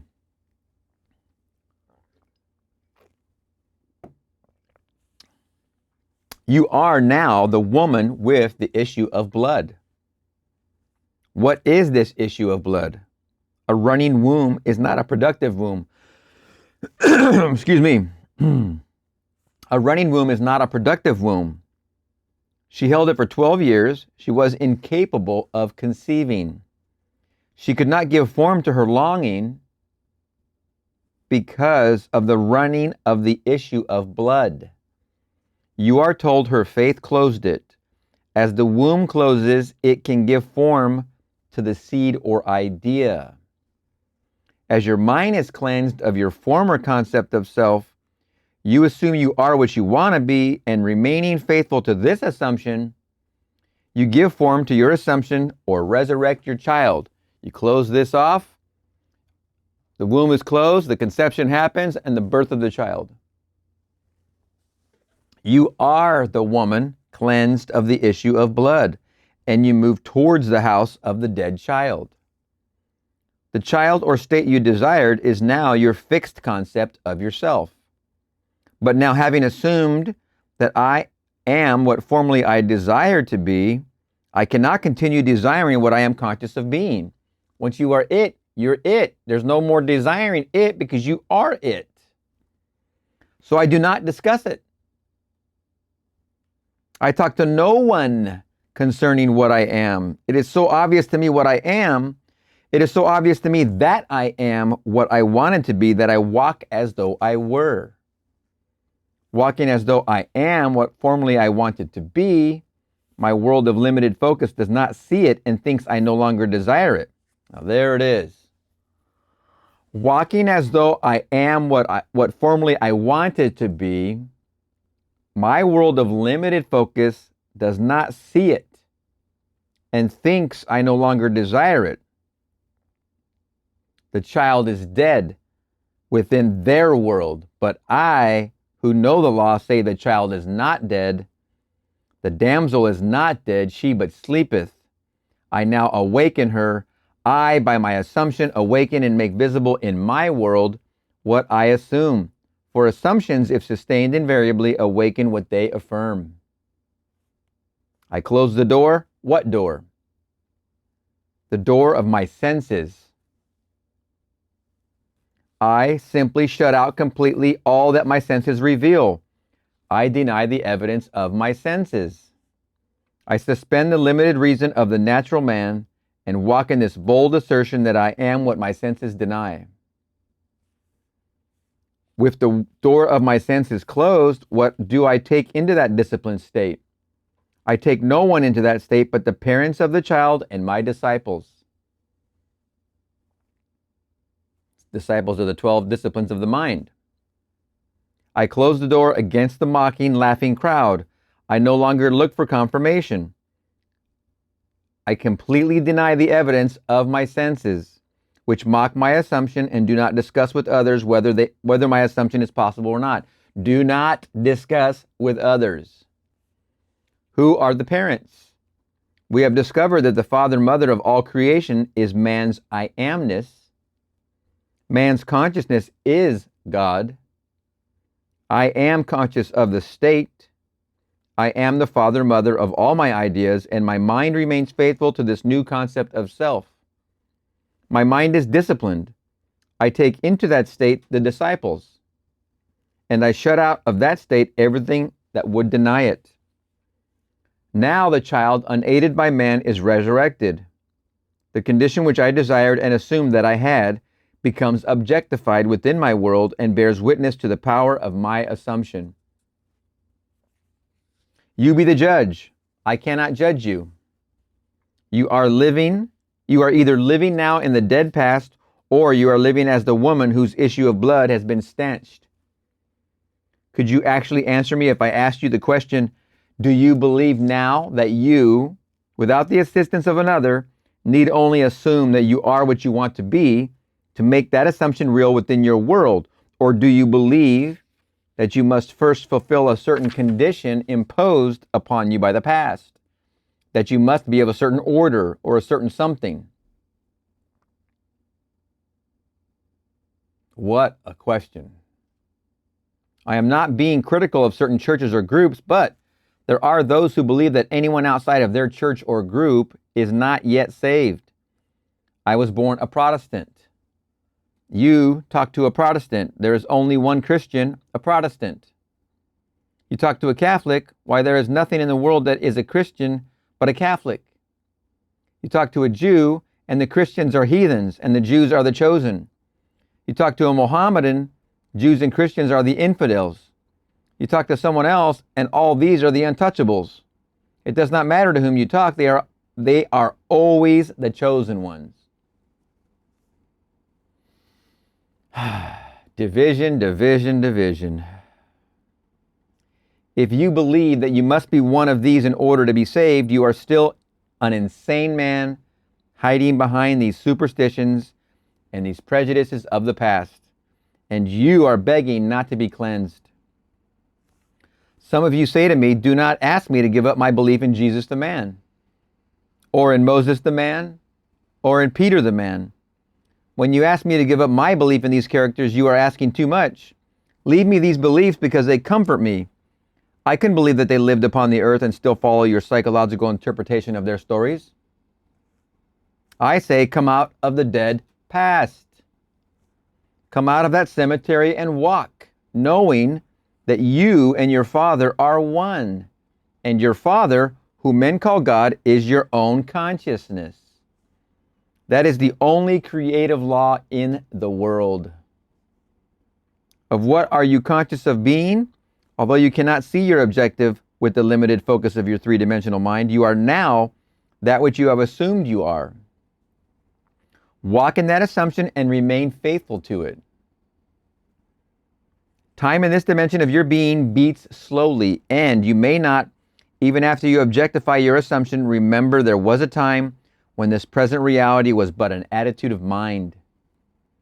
Because of the slowness of the beat of time, here you often fail to see the relationship between your inner nature and the outer world that bears witness to it. You be the judge of the position you now occupy in this 5th chapter of Mark. Are you resurrecting the dead child? Are you still in need of having that womb of your mind closed? Is it still running and therefore cannot be fertile? Are you now the insane man living in the dead past? Only you can be the judge and answer these questions. As an example of that past, present, future concept, remember, the only moment is the present, the now. In this example, we have the illusion called the past, and we have the illusion called the future. When we encompass it all, like for instance, through the act of revision, where we know we can flexibly recreate or create new. Now, it's obviously creating a new past, because the past is created the moment you think it. When your mind takes on anything and puts it into this category called the past, that's the creation of it in the first place. So when you're going to go ahead and do some revision and create a new past, you're actually creating, you're not recreating. You're creating new again. It is a recreation because you're created this past, now you're going to create this past. You're recreating a past, either way you look at it. So we don't want to get stuck on semantics, but whenever you think of the past, that is the moment of creation of it. Whenever you think of the future, that is the moment of creation of it. These are within and only exist within your present moment, your now. So anything you're thinking now is overshadowed into this idea called past and into this idea called future. Whatever you're thinking now and believe now and assume now is shadowing all over this thing called past and this thing called future. Are you now the insane man living in the dead past? Only you can be the judge and answer these questions. You can be the judge and answer these questions. You can stop living in this concept and wash these out, get them out of there, wash them out of your life, if you will, so your only focus is the now. The now which you know reaches out into everything. It makes your future. When you're in this self-concept and you want to be in this one, you know that this is your now, that you make the impression, and you assume in your now and you walk as if I am that I am, and then you forget this. You forget this. Let the dead bury the dead. You now stay here. If you look back like Lot's wife, you shall be preserved. You shall be preserved in the dead past. No fun. Now, we turn to a story in the 5th chapter of the Gospel of John. This will show you how beautifully the ancient storytellers told of the two distinct outlooks on this world. One, the limited 3-dimensional focus, and the other, the 4th-dimensional focus. This story tells of an impotent man who is quickly healed. Jesus comes to a place called Bethesda, which by definition means the house of 5 porches. On these 5 porches are unnumbered impotent folk, lame, blind, halt, withered, and others. Tradition had it that at certain seasons of the year, an angel would descend and disturb the pool which was near these 5 porches. As the angel disturbed the pool, the first one in was always healed, but only the first one, not the second. Jesus, seeing a man who was lame from his mother's womb, said to him, "Wilt thou be made whole?" John 5:6. The impotent man answered him, "Sir, I have no man when the water is troubled to put me into the pool, but while I am coming, another steppeth down before me." John 5:7. Jesus said unto him, "Rise, take up thy bed, and walk." John 5:8. And immediately the man was made whole, and took up his bed, and walked, and on the same day was the Sabbath. John 5:9. You read this story and you think some strange man who possessed miraculous power suddenly said to the lame man, "Rise and walk." I cannot repeat too often that the story, even when it introduces numberless individualities, takes place within the mind of the individual man. The pool is your consciousness. The angel is an idea called the messenger of God. Consciousness being God, when you have an idea, you are entering an angel. The minute you are conscious of a desire, your pool has been disturbed. Desire disturbs the mind of man. To want something is to be disturbed. The very moment you have an ambition or a clearly defined objective, the pool has been disturbed by the angel, which was the desire. You are told that the first one into the disturbed pool is always healed. My closest companions in this world, my wife and my little girl, are to me, when I address them, second. I must speak to my wife as "you are." I must speak to anyone, no matter how close they are, as "you are." And after that, the third person, "he is." There's only one person in this world with whom I can use the first present person, and that is self. I am can be said only of myself. It cannot be said of another. Therefore, when I am conscious of some desire that I want to be, but seemingly am not, the pool being disturbed, who can get into that pool before me? I alone possess the power of the first person. I am that which I want to be. Except I believe I am what I want to be, I remain as I formerly was and die in that limitation. In this story, you need no man to put you into the pool, as your consciousness is disturbed by desire. All you need do is to assume you are already that which formerly you wanted to be, and you are in it, and no man can get in before you. What man can get in before you when you become conscious of being that which you want to be? No one can be before you when you alone possess the power to say, "I am." These are the two outlooks. You are now what your senses would deny. Are you bold enough to assume that you are already that which you want to be? If you dare assume you are already that which your reason and your senses now deny, then you are in the pool, and, unaided by a man, you too will rise and take your couch and walk. You are told it happened on the Sabbath. The Sabbath is only the mystical sense of stillness. When you are unconcerned, when you are not anxious, when you are not looking for results, knowing that signs follow and do not precede. The Sabbath is the day of stillness wherein there is no working. When you are not working to make it so, you are in the Sabbath. When you are not at all concerned about the opinion of others, when you walk as though you were, you cannot raise one finger to make it so, you are in the Sabbath. I cannot be concerned as to how it will be and still say I am conscious of being it. If I am conscious of being free, secure, healthy, and happy, I sustain these states of consciousness without effort or labor on my part. Therefore, I am in the Sabbath, and because it was the Sabbath, he rose and walked. The closure of an assumption. Wow. Very, very amazing. I love the past, the way he talked about the past in there. Very, very good story. Let's go to the next one.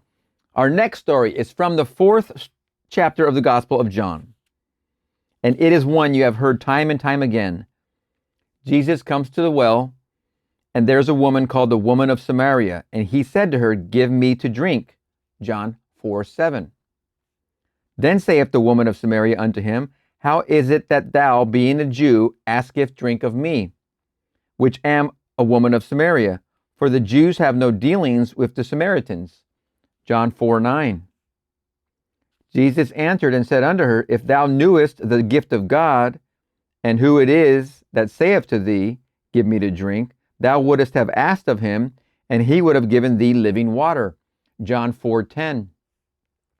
The woman, seeing that he has nothing with which to draw the water, and knowing the well is deep, says, "Art thou greater than our father Jacob, which gave us the well, and drank thereof himself, and his children, and his cattle?" John 4:12. Jesus answered and said unto her, "Whosoever drinketh of this water shall thirst again. But whosoever drinketh of the water that I shall give him shall never thirst. But the water that I shall give him shall be in him a well of water springing up into everlasting life." John 4:13 and 14. And what do you think this is? This is that very well discussed in that paragraph. "Whosoever drinketh of this water shall thirst again, which he said unto her, but whosoever drinketh of the water that I shall give him shall never thirst." Drinking of the water, the psychological truth. "But the water that I shall give him shall be in him a well of water springing up into everlasting life." John 4:13, 14. Then he tells her all concerning herself and asks her to go and call her husband. She answered and said, "I have no husband." John 4:17. Jesus said unto her, "Thou hast well said, I have no husband, for thou hast had 5 husbands, and he whom thou now hast is not thy husband." John 4:17, 18. The woman, knowing this to be true, goes into the marketplace and tells the other, "I have met the Messiah." They ask her, "How do you know you have met the Messiah?" "Because he told me all the things that I have ever done," she replies. Here is a focus that takes in the entire past at least and tells her now concerning the future. Continuing with the story, the disciples come to Jesus and say, "Master, eat." John 4:31.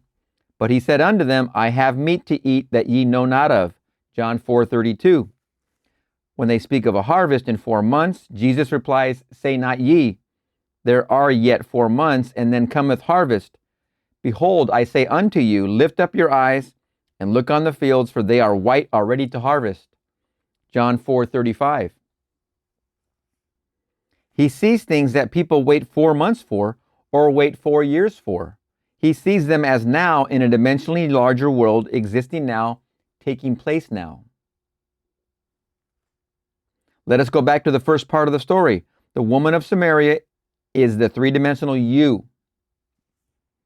The argument starts between what you want to be and what reason tells you that you are. The greater you tells you that if you would dare assume you are already what you want to be, you would become it. The lesser you, with its limited focus, tells you why you haven't a bucket, you haven't a rope, and the well is deep. How could you ever reach the depth of this state without the means to that end? You answer and say, if you only knew who asks of you to drink, you would ask of him. If you only knew what in yourself is urging upon you the embodiment of the state you now seek, you would suspend your little sight and let him do it for you. Where does the desire within you come from? I and my Father are one. My Father is greater than I. I and my Father are one. My Father. The desire comes from within. The desire is coming within you for a reason, a very specific reason. Repeating this sentence, this two sentences. You answer and say, if you only knew who asks of you to drink, you would ask of him. If you only knew what in yourself is urging upon you the embodiment of the state you now seek, you would suspend your little sight and let him do it for you. Then he tells you that you have 5 husbands and you deny it. But he knows far better than you that your 5 senses impregnate you morning, noon, and night with their limitations. They tell you what children you will bear tonight, tomorrow, and the days to come.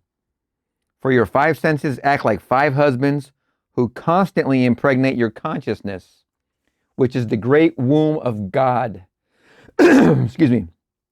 And morning, noon, and night they suggest to you and dictate to you that which you must accept as true. He tells you the one you would like to have for your husband is not your husband. In other words, the 6th has not yet impregnated you. What you would like to be is denied by these 5, and they hold the power. They dictate what you will accept as true.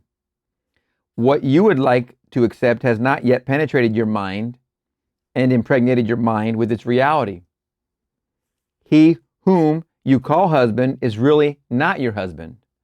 You are not bearing his likeness. To bear his likeness is proof that you are his wife. At least you have known him intimately. You are not bearing the likeness of the 6th. You are only bearing the likeness of the 5. Then one turns to me and tells me all I have ever known. I go back in my mind's eye, and reason tells me that all through my life, I have always accepted the limitations of my senses. I have always looked upon them as fact. And morning, noon, and night, I have borne witness to this acceptance.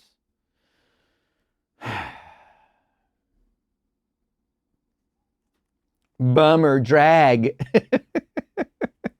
Now we're aware of this, all right? Reason tells me I have only known these 5 senses from the time I was born. Now I would like to step outside of the limitation of my senses, but I have not yet found within myself the courage to assume I am what these 5 senses would deny that I am. So here I remain, conscious of my task, but without the courage to step beyond the limitations of my senses and that which my reason denies. He tells these, I have meat ye know not of. I am the bread that droppeth down from heaven. I am the wine. I know what I want to be, and because I am that bread, I feast upon it. I assume that I am, and instead of feasting upon the fact that I am in this room, talking to you, and you are listening to me, and that I am in Los Angeles, I feast upon the fact that I am elsewhere. And I walk here as though I were elsewhere. And gradually I become what I feast upon. Man, oh man, what a wonderful one. Let me give you two personal stories. When I was a boy, I lived in a very limited environment in a little island called Barbados. Feed for animals was very, very scarce, very expensive, because we had to import it. I am one of a family of 10 children, and my grandmother lived with us, making 13 at the table. Time and time again, I can remember my mother saying to the cook in the early part of the week, "I want you to put away 3 ducks for Sunday's dinner." This meant that she would take from the flock in the yard 3 ducks and coop them up in a very small cage and feed them, stuff them morning, noon, and night with corn and all these things she wanted the ducks to feast upon. This was an entirely different diet from what we regularly fed the ducks, because we kept those birds alive by feeding them fish. We kept them alive and fat on fish because fish were very cheap and plentiful, but you could not eat a bird that fed upon fish, not as you and I like a bird. The cook would take 3 ducks, put them in a cage, and for 7 days stuff them with corn, sour milk, and all the things we wanted to taste in the birds. Then, when they were killed and served for dinner 7 days later, they were luscious, milk-fed, corn-fed birds. But occasionally, the cook forgot to put away the birds, and my father, knowing we were having ducks and believing that she had carried out the command, did not send anything else for dinner, and 3 fish came to the table. You could not touch those birds, for they were so much the embodiment of what they fed upon. 3 fish came to the table. Man is a psychological being, a thinker. It is not what he feeds upon physically, but what he feeds upon mentally that he becomes. We become the embodiment of that which we mentally feed upon. Now, those ducks could not be fed corn in the morning and fish in the afternoon and something else at night. It had to be a complete change of diet. In our case, we cannot live a little bit of meditation in the morning, curse at noon, and do something else in the evening. We have to go on a mental diet for a week. We must completely change our mental food. Whatsoever things are true, whatsoever things are honest, whatsoever things are just, whatsoever things are pure, whatsoever things are of good report, if there be any virtue and if there be any praise, think on these things. Philippians 4:8. The true mental diet. You get out what you put in. You are in control of your thoughts and your feelings. The main goal of this channel is to bring that under wraps. Complete control of your thoughts and your feelings. So we get this whole path of righteousness figured out. And we consciously wield our naturally born skill set. As a man thinketh in his heart, so is he. If I could now single out the kind of mental food I want to express within my world and feast upon it, I would become it. Let me tell you why I am doing what I am doing today. It was back in 1933 in the city of New York, and my old friend Abdullah, with whom I studied Hebrew for 5 years, was really the beginning of the eating of all my superstitions.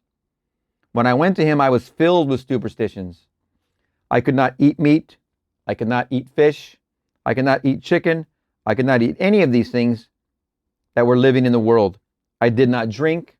I did not smoke. And I was making a tremendous effort to live a celibate life. Whew, don't eat, don't smoke. What do you do? Man alive. Abdullah said to me, "I am not going to tell you you are crazy, Neville, but you are, you know. All these things are stupid." But I could not believe they were stupid. Just like my teachers, you always use the word stupid.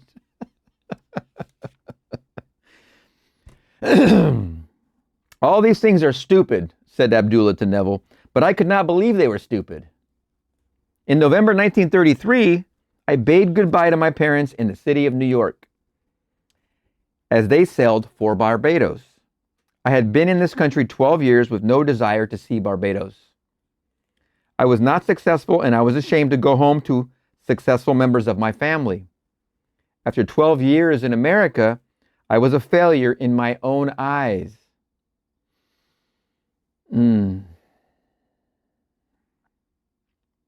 I was in the theater and made money one year and spent it in the next month. I was not what I would call by their standards, nor by mine, a successful person. Mind you, when I said goodbye to my parents in November, I had no desire to go to Barbados. The ship pulled out, and as I came up the street, something possessed me with a desire to go to Barbados.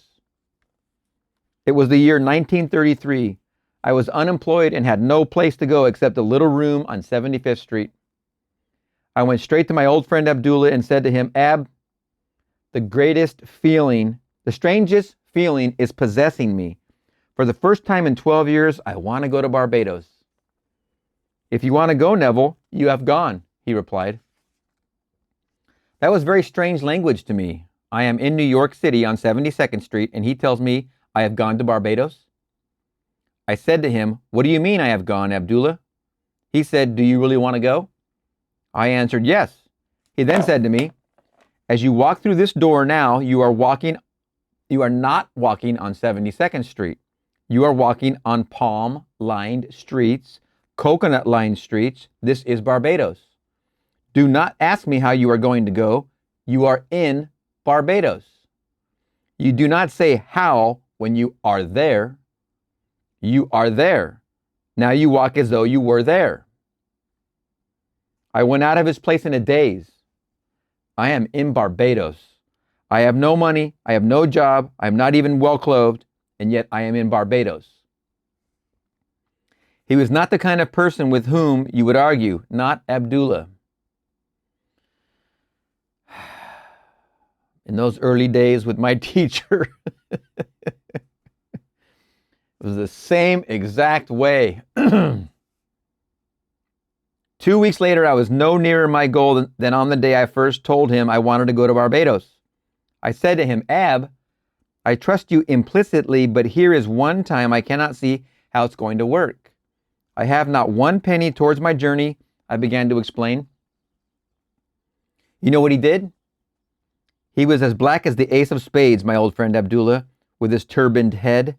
As I sat in his living room, he rose from his chair and went towards his study and slammed the door, which was not an invitation to follow him. As he went through the door, he said to me, I have said all that I have to say.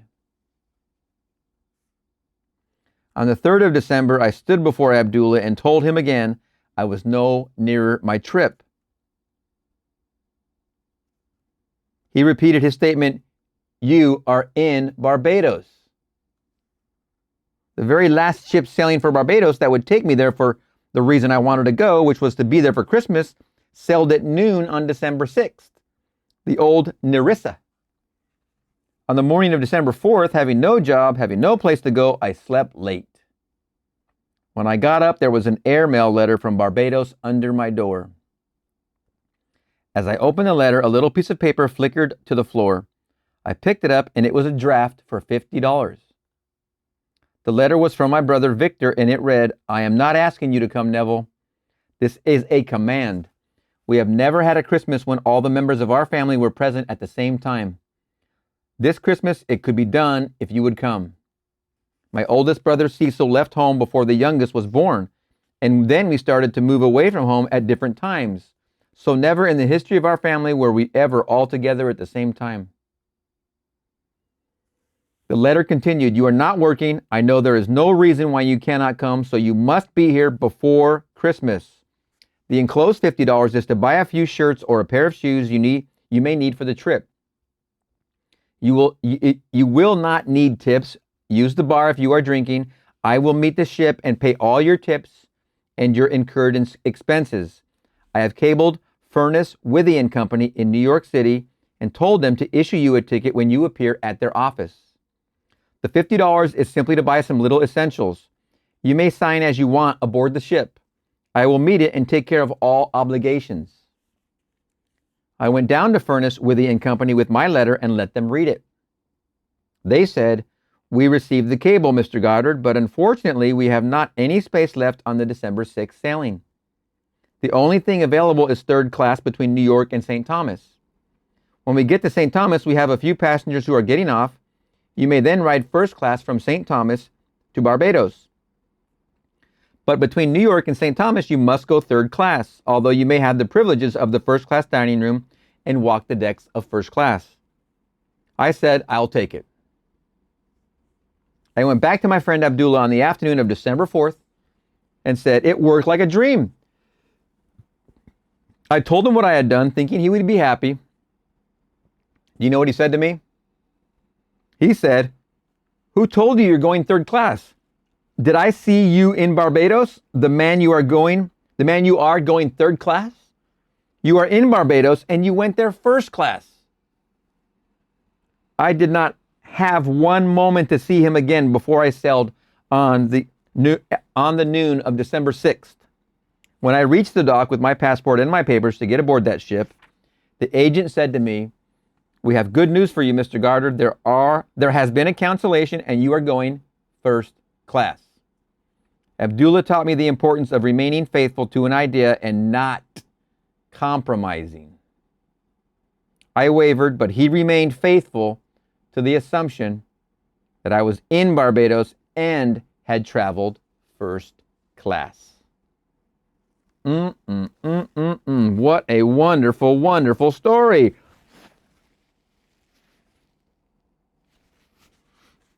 Excuse me. Now, back to the significance of our two Bible stories. The well is deep and you have no bucket. You have no rope. It is 4 months to the harvest, and Jesus says, "I have meat to eat ye know not of. I am the bread of heaven." Feast on the idea, become identified with the idea as though you were already that embodied state. Walk in the assumption that you are what you want to be. If you feast on that and remain faithful to that mental diet, you will crystallize it. You will become it in this world. When I came back to New York in 1934 after 3 heavenly months in Barbados, I drank, I smoked, and did everything I had not done in years. I remembered what Abdullah had said to me. "After you have proven this law, you will become normal, Neville. You will come out of that graveyard. You will come out of that dead past where you think you are being holy. For all you are really doing, you are being so good, Neville. You are good for nothing." What a statement. Wow. I came back walking this earth a completely transformed person. From that day, which was February 1934, I began to live more and more. I cannot honestly tell you I have always succeeded. My many mistakes in this world, my many failures would convict me if I told you that I have so completely mastered the movements of my attention that I can at all times remain faithful to the idea that I want to embody. But I can say, with the ancient teacher, although I seem to have failed in the past, I move on, I move on, I move on, and strive day after day to become that which I want to embody in this world. Suspend judgment. Refuse to accept what reason and the senses now dictate. And if you remain faithful to the new diet, you will become the embodiment of the ideal to which you remain faithful. If there is one place in the world that is unlike my little island of Barbados, it is New York City. In Barbados, the tallest building is 3 stories, and the streets are lined with palm trees and coconut trees and all sorts of tropical things. In New York City, you must go to a park to find a tree. Yet I had to walk the streets of New York as though I walked the streets of Barbados. To one's imagination, all things are possible. I walked feeling that I was actually walking the streets of Barbados. And in that assumption, I could almost smell the odor of the coconut-lined lanes. I began to create within my mind's eye the atmosphere I would physically encounter were I in Barbados. As I remained faithful to this assumption, somebody canceled passage and I received it. My brother in Barbados, who never thought of my coming home, has the commanding urge to write me a strange letter he had never dictated to me, but this time he dictated and thought that he originated the idea of my visit. His brother thought it was his original idea. That's the part that's fascinating. As you keep the assumption, you see the originality happen here, but you see it spring up like a plant, like a life of its own in another person, and they are the bridge of incidents. And they sprout this idea and they just start moving, and you're like, how are they doing that? Why are they doing that? And you ask them and they just go, this is what we're supposed to do. They don't even have a reason behind what they're doing to help you with that bridge of incidents. That's why you need never worry, ever. I went home and had 3 heavenly months, returned first class, and brought back quite a sum of cash in my pocket, a gift. My trip, had I paid for it, would have been $3,000, yet I did it without a nickel in my pocket. $3,000 in approximately, I think, 1938? Is that after 5 years? Yeah, 1938. It's quite a bit of money. I have ways ye know not of. My ways are past finding out. The dimensionally greater self took my assumption as the command and influenced the behavior of my brother to write that letter, influenced the behavior of someone to counsel that first-class passage, and did all the things necessary that would tend toward the production of the idea with which I was identified. I was identified with the feeling of being there. I slept as though I were there, and the entire behavior of man was molded in harmony with my assumption. I did not need to go down to Furnace, Withy and Company and beg them for a passage, asking them to counsel someone who was booked first class. I did not need to write my brother and beg him to send me some money or buy me a passage. He thought he originated the act. Actually, to this day, he believes that he initiated the desire to bring me home. My old friend Abdullah simply said to me, "You are in Barbados, Neville. You want to be there? Wherever you want to be, there you are. Live as though you are, and that you shall be." Take that advice from Abdullah right there. These are the 2 outlooks on the world possessed by every man. I do not care who you are. Every child born of woman, regardless of race, nation, or creed, possesses 2 distinct outlooks on the world. You are either the natural man, who receiveth not the things of the Spirit of God, because to you in the natural focus they are foolishness unto you, or you are the spiritual man, who perceiveth things outside of the limitations of your senses, because all things are now realities in a dimensionally larger world. There is no need to wait 4 months to harvest. You are either the woman of Samaria or Jesus at the well. You are the man waiting on the 5 porches for the disturbance and someone to push you in. Or you are the one who can command yourself to rise and walk in spite of others who wait. Are you the man behind the tombstones in the cemetery waiting and begging not to be clean because you do not want to be cleansed of your prejudices? One of the most difficult things for man to give up is his superstitions, his prejudice. He holds on to these as though they were the treasure of treasures.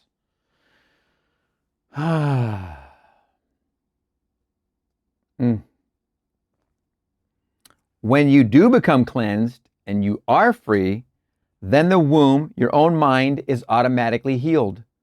It becomes the prepared ground where seeds, your desires, can take root and grow into manifestation. The child you now bear in your heart is your present objective. Your present longing is a child that is as though it were sick. If you assume you are now what you would like to be, the child for a moment becomes dead because there is no disturbance anymore. If you assume now If you assume that you are now what you would like to be, the child for a moment becomes dead because there is no disturbance anymore. Because in that moment of your assumption, you are it. You cannot be disturbed when you feel you are what you want to be, because if you feel you are what you want it to be, you are satisfied in that assumption.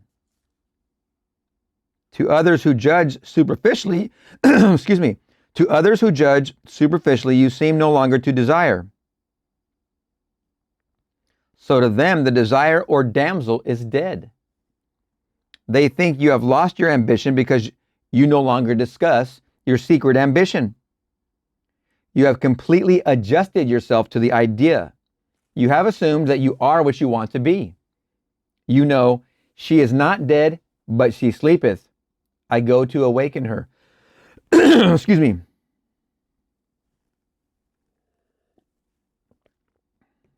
I walk in the assumption that I am. And as I walk, I quietly awaken her. Then when she awakens, I will do the normal, natural thing. I will give her to eat. I will not brag about it and tell others. I simply go and tell no man. I feed this state I now like with my attention. I keep it alive within my world by becoming attentive to it. Things that I am not attentive to fade and wither within my world,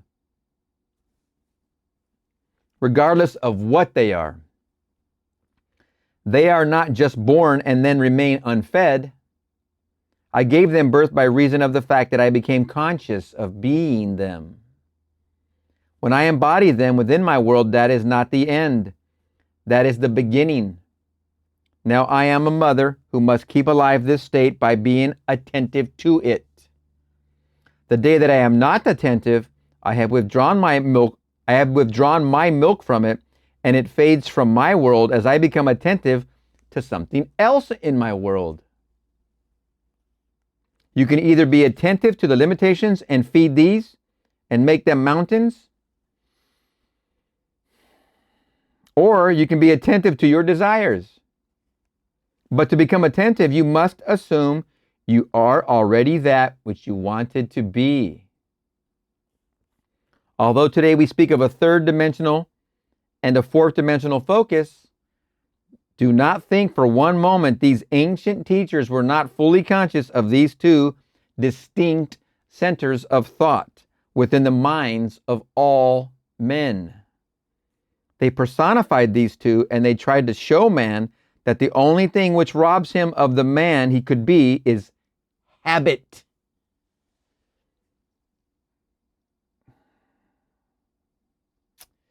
I tell you, habit rhymes with stop it. They personified these two, and they tried to show man that the only thing which robs him of the man he could be is habit. Although it is not law, every psychologist will tell you that habit is the most inhibiting force in the world. It completely restricts man and binds him and makes him totally blind to what otherwise he should be. Begin now to mentally see and feel yourself as that which you want to be, and feast upon that sensation morning, noon, and night. I have scoured the Bible for a time interval that is longer than 3 days and have not found it. Jesus answered and said unto them, Destroy this temple, and in 3 days I will raise it up. John 2:19. Prepare you victuals, for within 3 days ye shall pass over this Jordan to go in to possess the land, which the Lord your God giveth you to possess it. Joshua 1:11. If I could completely saturate my mind with one sensation and walk as though it were already a fact, I am promised, and I cannot find any denial of it in this great book, that I do not need more than a 3-day diet if I remain faithful to it. But I must be honest about it. If I change my diet in the course of the day, I extend the time interval.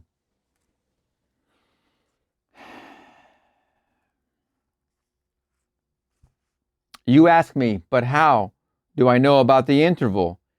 You yourself determine the interval. We have today in our modern world a little word which confuses most of us. I know it confused me until I dug deeper. The word is action. Action is supposed to be the most fundamental thing in the world. It is not an atom, it is more fundamental. It is not a part of an atom like an electron, it is more fundamental than that. They call it the fourth dimensional unit. The most fundamental thing in the world is action. You ask, what is action? Our physicists tell us that it is energy multiplied by time. We become more confused and say, energy multiplied by time, what does that mean? They answer, there is no response to a stimulus, no matter how intense the stimulus, unless it endures for a certain length of time. There must be a minimum endurance to the stimulus, or there is no response. On the other hand, there is no response to time unless there is a minimum degree of intensity. Today, the most fundamental thing in the world is called action, or simply energy multiplied by time. The Bible gives it as 3 days. The duration is 3 days for response in this world. If I would now assume I am what I want to be, and if I am faithful to it and walk as though I were, the very longest stretch given for its realization is 3 days. Is that not good news? If there is something tonight that you really want in this world, then experience in imagination what you would experience in the flesh were you to realize your goal and deafen your ears and blind your eyes to all that denies the reality of your assumption. If you do this, you would be able to tell me before I leave this city of Los Angeles that you have realized what was only a wish when you came here. Remember, this is Wednesday night of a 5-night, Monday through Friday. It will be my joy to rejoice with you in the knowledge that the child which was seemingly dead is now alive. This damsel really was not dead, she was only asleep.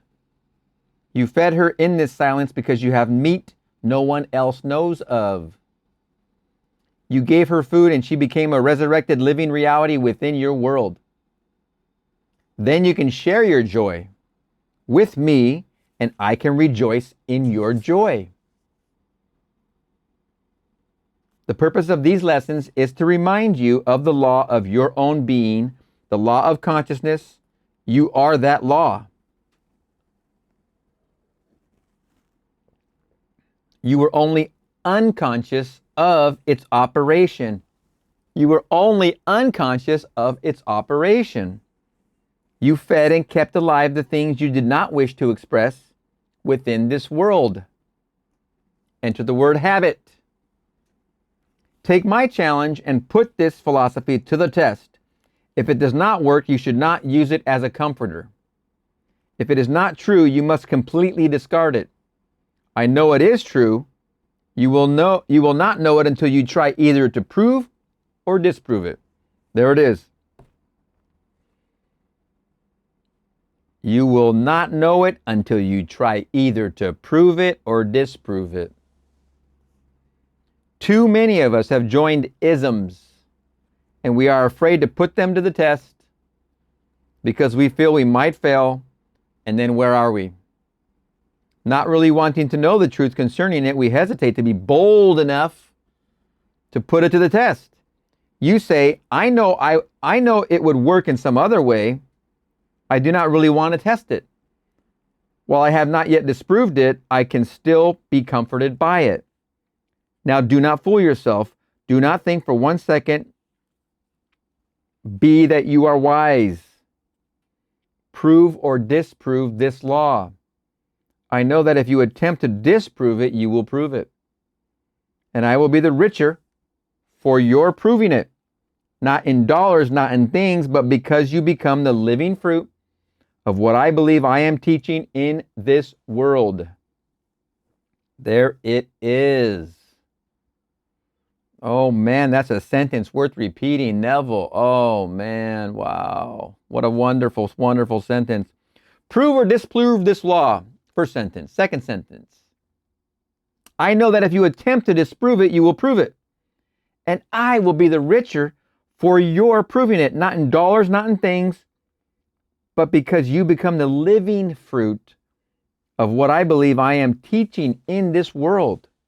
It is far better to have you a successful, satisfied person after 5 days of instruction than to have you go out dissatisfied.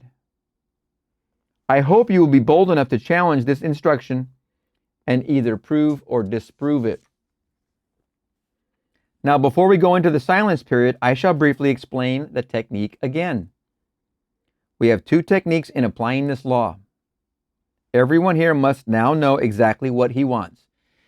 Everyone here must now know exactly what he wants.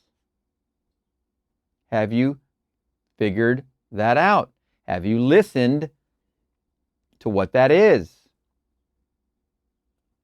You must know that if you do not get it tonight, you will still be as desirous tomorrow concerning this objective. When you know exactly what you want, construct in your mind's eye a single, simple event which implies fulfillment of your desire, an event wherein self predominates. Instead of sitting back and looking at yourself as though you were on the screen, you be the actor in the drama. Restrict the event to one single action. If you are going to shake a hand because that implies fulfillment of your desire, then do that and that only. Do not shake hands and then wander off in your imagination to a dinner party or to some other place. Restrict your action to simply shaking hands and do it over and over again until that handshake takes on the solidity and the distinctness of reality. If you feel you cannot remain faithful to an action, I want you now to define your objective and then condense the idea, which is your desire, into a single phrase, a phrase which implies fulfillment of your desire. Some phrase such as, isn't it wonderful? Isn't it wonderful? Isn't it wonderful? Isn't it wonderful? Or if I felt thankful because I thought someone was instrumental in bringing my desire to pass, I could say, thank you. Thank you. Thank you. And repeat it with feeling over and over again like a lullaby until my mind was dominated by the single sensation of thankfulness. Thank you. We will now sit quietly in these chairs with the idea, which implies fulfillment of our desire, condensed to a single phrase or to a single act. We will relax and immobilize our physical bodies. Then let us experience in imagination the sensation which our condensed phrase or action affirms. Isn't it wonderful? Isn't it wonderful? Thank you. Thank you. Thank you. Or whichever you choose. If you imagine yourself shaking another person's hand, do not use your physical hand. Let it remain immobilized.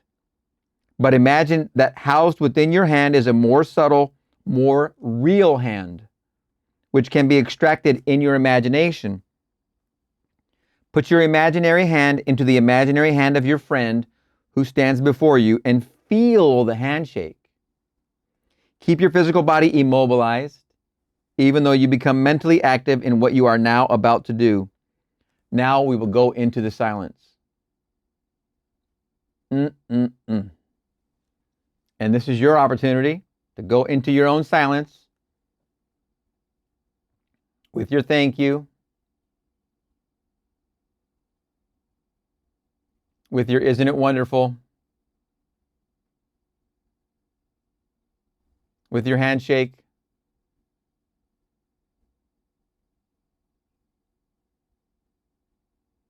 Wow. That typically Neville would do for 2 minutes. And 2 minutes is definitely worthy amount of time if you repeat your scene over and over and over. 1 minute's enough, but 2 minutes, man, you would be fully convinced when you opened your eyes, like, oh, this is strange because this isn't where I just was. Where I just was is reality. 3 days. Morning, noon, and night. Hence why these videos come out morning, noon, and night. 11's almost noon. If you want them to come out at noon, let me know and I'll push them out at noon. But morning, noon, and night. That's the reason. All right. We're going to see you in the next lesson. Neville Goddard Five Lessons. Lesson 4. No one to change but self. May I take just a minute to clarify what was said last night? A lady felt from what I said last night that I am anti-one nation.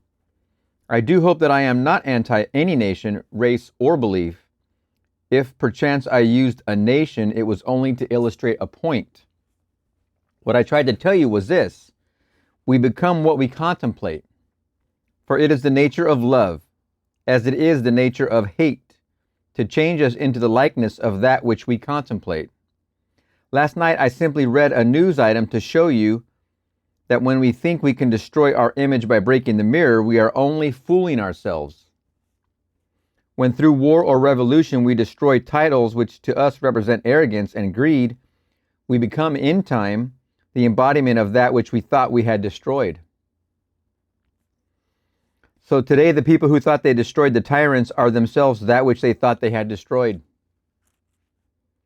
That I may not be misunderstood, let me again lay the foundation of this principle. Consciousness is the one and only reality. We are incapable of seeing other than the contents of our own consciousness. And the proof of that is in this diagram. I am all that is, God, right there. And we are all offshoots of Him, of all that is, of I am.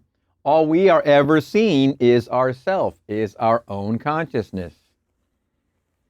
Therefore, hate betrays us in the hour of victory and condemns us to be that which we condemn. All conquest results in an exchange of characteristics, so that conquerors become like the conquered foe. We hate others for the evil which is in ourselves. Don't forget the finger-pointing concept. Races, nations, and religious groups have lived for centuries in intimate hostility. And it is the nature of hatred, as it is the nature of love, to change us into the likeness of that which we contemplate. Nations act toward other nations as their own citizens act toward each other.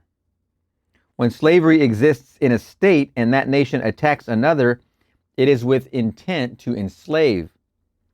When there is a fierce economic competition between citizen and citizen, then in war with another nation, the object of the war is to destroy the trade of the enemy.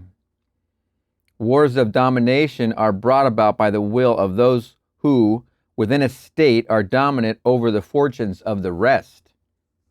We radiate the world that surrounds us by the intensity of our imagination and feeling. But in this third-dimensional world of ours, time beats slowly. And so we do not always observe the relationship of the visible world to our inner nature. Now that is really what I meant. I thought I had said it. That I may not be misunderstood, that is my principle. You and I can contemplate an ideal and become it by falling in love with it. On the other hand, we can contemplate something we heartily dislike, and by condemning it, we will become it. But because of the slowness of time in this three-dimensional world, when we do become what we contemplated, we have forgotten that formerly we set out to worship or destroy it. You don't recognize your own harvest. Tonight's lesson is the capstone of the Bible, so do give me your attention. The most important question asked in the Bible will be found in the 16th chapter of the Gospel of St. Matthew. As you know, all of the Bible stories are your stories. Its characters live only in the mind of man. They have no reference at all to any person who lived in time and space or to any event that ever occurred upon earth. The drama related in Matthew takes place in this manner. Jesus turns to his disciples and asks them, "Whom do men say that I the Son of Man, am. Matthew 16:13. And they said, Some say, Thou art John the Baptist, some Elias, and others Jeremiah, or one of the prophets. He saith unto them, But whom say ye that I am? And Simon Peter answered and said, Thou art the Christ, the Son of the living God. And Jesus answered and said unto him, Blessed art thou, Simon Bar-Jonah, for flesh and blood hath not revealed it unto thee, but my Father which is in heaven. And I say also unto thee that thou art Peter, and upon this rock I will build my church. Matthew 16:14 through 18. Jesus turning to his disciples is man turning to his disciplined mind in self-contemplation. Good sentence, man. Because the disciples are the 12 disciplines of mind. Jesus is the mind. Jesus is the imagination. Same as Christ, Lord, God, all of that. Jesus turning to his disciples is man turning to his disciplined mind in self-contemplation to imagine. Wonderful sentence. You ask yourself the question, whom do men say that I am? In our language, I wonder what men think of me. You answer, some say John come again. Some say Elias, others say Jeremiah, and still others a prophet of old come again. It is very flattering to be told that you are or that you resemble the great men of the past, but enlightened reason is not enslaved by public opinion. It is only concerned with the truth, so it asks itself another question. But whom say ye that I am? In other words, who am I? If I am bold enough to assume that I am Christ Jesus, the answer will come back, thou art Christ Jesus. When I can assume it and feel it and boldly live it, I will say to myself, flesh and blood could not have told me this, but my Father which is in heaven revealed it unto me. Then I make this concept of self the rock on which I establish my church, my world. If ye believe not that I am he, ye shall die in your sins. John 8:24. Because consciousness is the only reality, I must assume that I am already that which I desire to be. If I do not believe that I am already what I want to be, then I remain as I am and die in this limitation.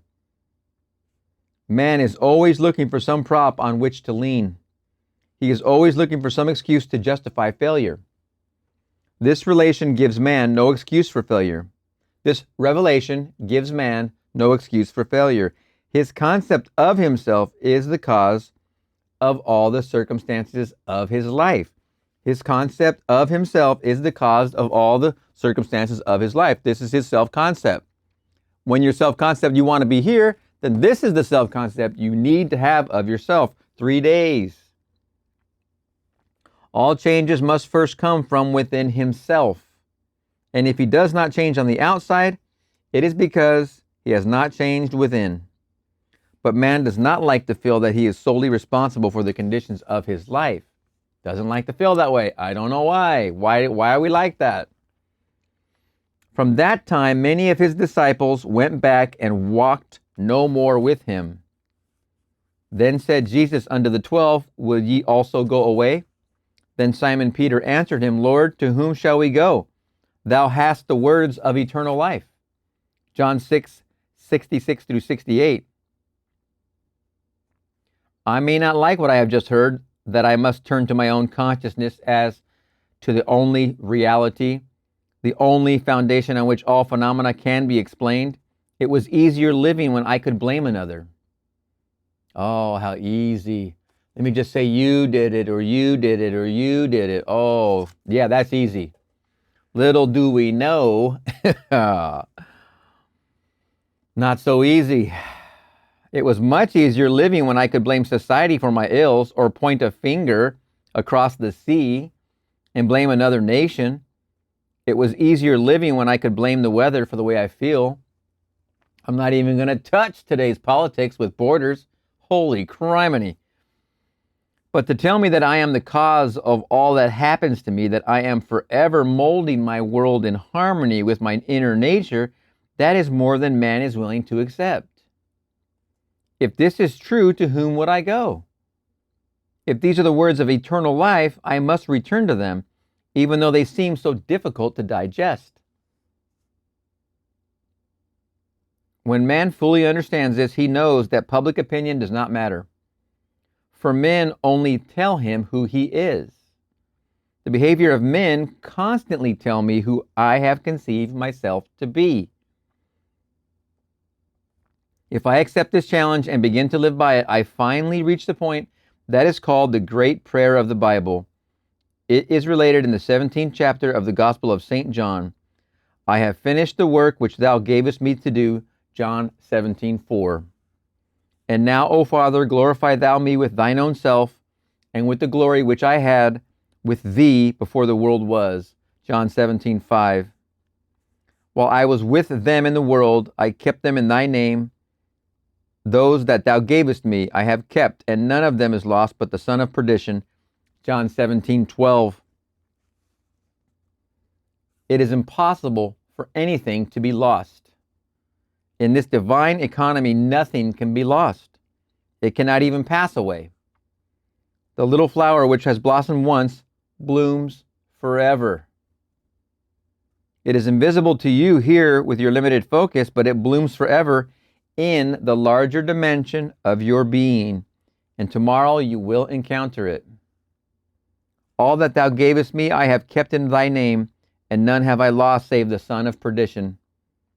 The son of perdition means simply the belief in loss. Son is a concept, an idea. Perdido is loss. I have only truly lost the concept of loss, for nothing can be lost. I can descend from the sphere where the thing itself now lives, and as I descend in consciousness to a lower level within myself, it passes from my world. I say, I have lost my health. I have lost my wealth. I have lost my standing in the community. I have lost faith. I have lost 1,000 things. But the things in themselves, having once been real in my world, can never cease to be. They never become unreal with the passage of time. I, by my descent in consciousness to a lower level, cause these things to disappear from my sight, and I say, they have gone. They are finished as far as my world goes. All I need to do is to ascend to the level where they are eternal. And they once more objectify themselves and appear as realities within my world. Ascend, and they once more objectify themselves and appear as realities within my world. The crux of the whole 17th chapter of the Gospel of St. John is found in the 19th verse. And for their sake I sanctify myself, that they also might be sanctified through the truth. Heretofore I thought I could change others through effort. Now I know I cannot change another unless I first change myself. Most powerful sentence. To change another within my world, I must first change my concept of that other. And to do it best, I change my concept of self. For it was the concept I held of self that made me see others as I did. You have a self-concept. This self-concept must change in order for this other person to change the concept of them that you hold. You hold them in this state here, but you want them to be promoted to this state. You change your concept of yourself and become this self, which also in turn changes their concept of self, which becomes this self. You sacrifice this self, become this self. They sacrifice this self and become this self.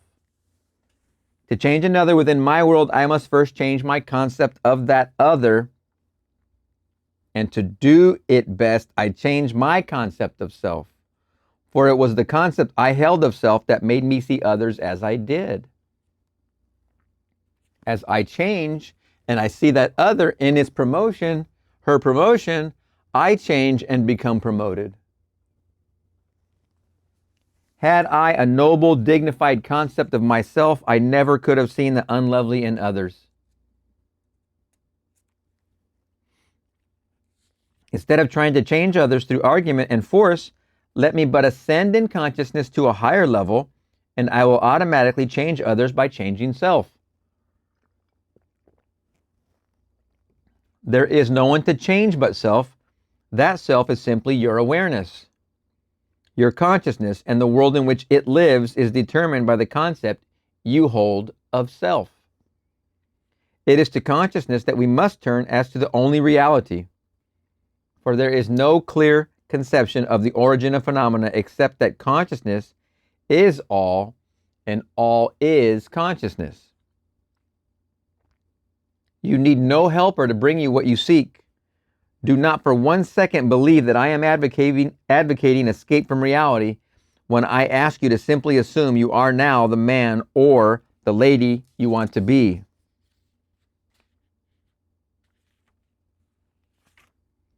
If you and I could feel what it would be like were we now that which we want to be, and live in this mental atmosphere as though it were real, then in a way we do not know, our assumption would harden into fact.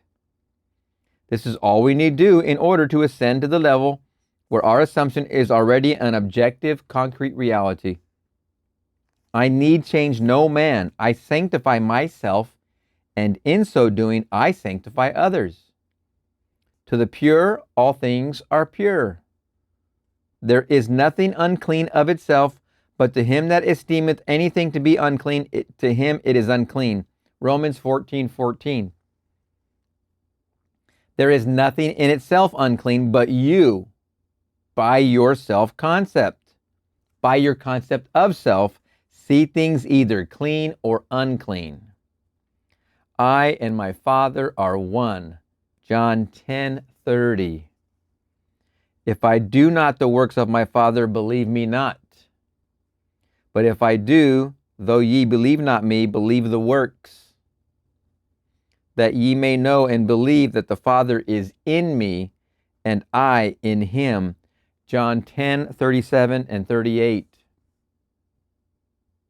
He made himself one with God and thought it not strange or robbery to do the works of God. You always bear fruit in harmony with what you are.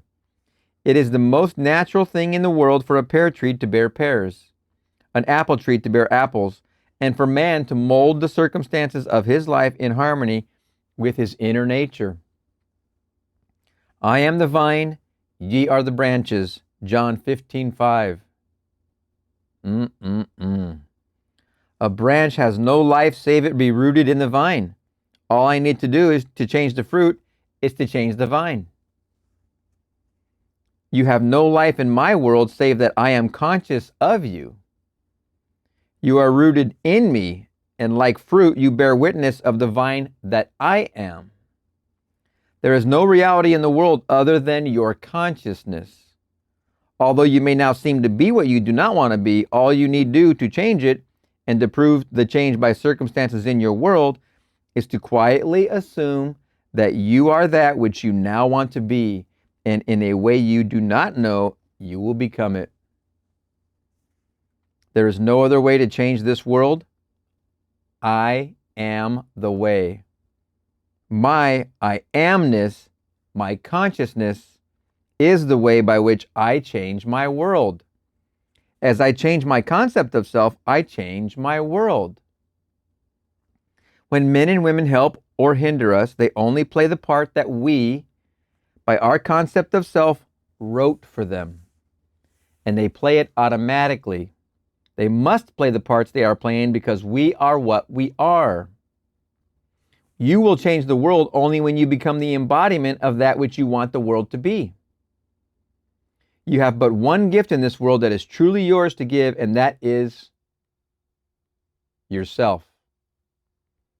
Unless you yourself are that which you want the world to be, you will never see it in this world. Except ye believe not that I am he, ye shall die in your sins. John 8:24.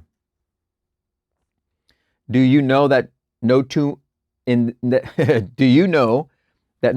this room live in the same world? We are going home to different worlds tonight. We close our doors on entirely different worlds. We rise tomorrow and go to work where we meet each other and meet others, but we live in different mental worlds, different physical worlds. I can only give what I am. I have no other gifts to give.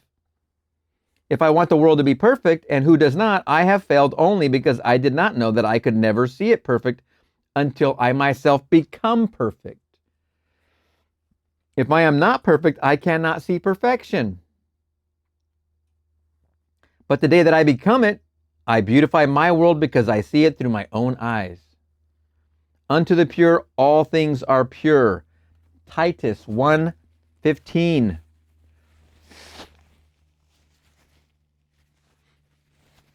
Excuse me.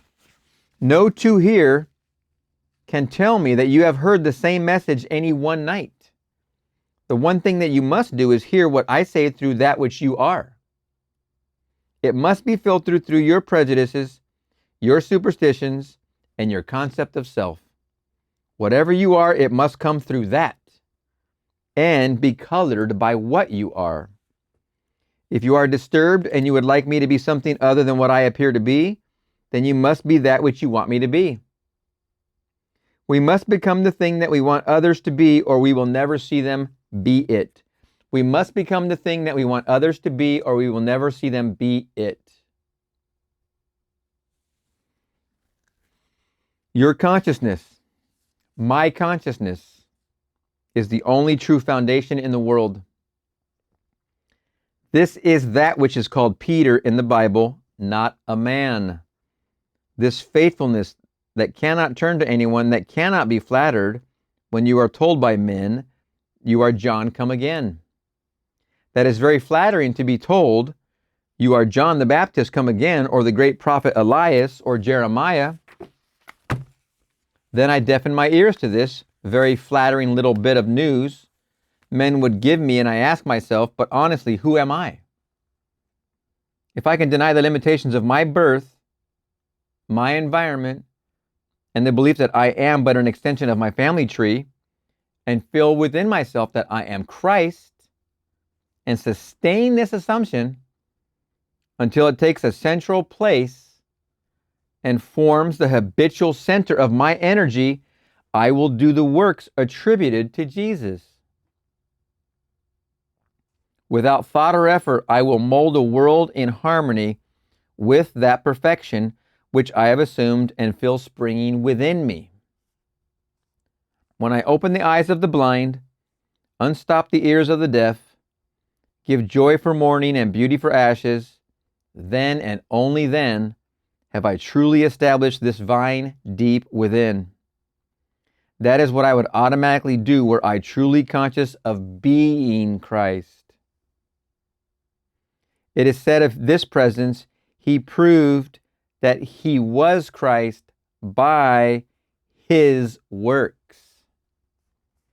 Our ordinary alterations of consciousness as we pass from one state to another are not transformations because each of them is so rapidly succeeded by another in the reverse direction.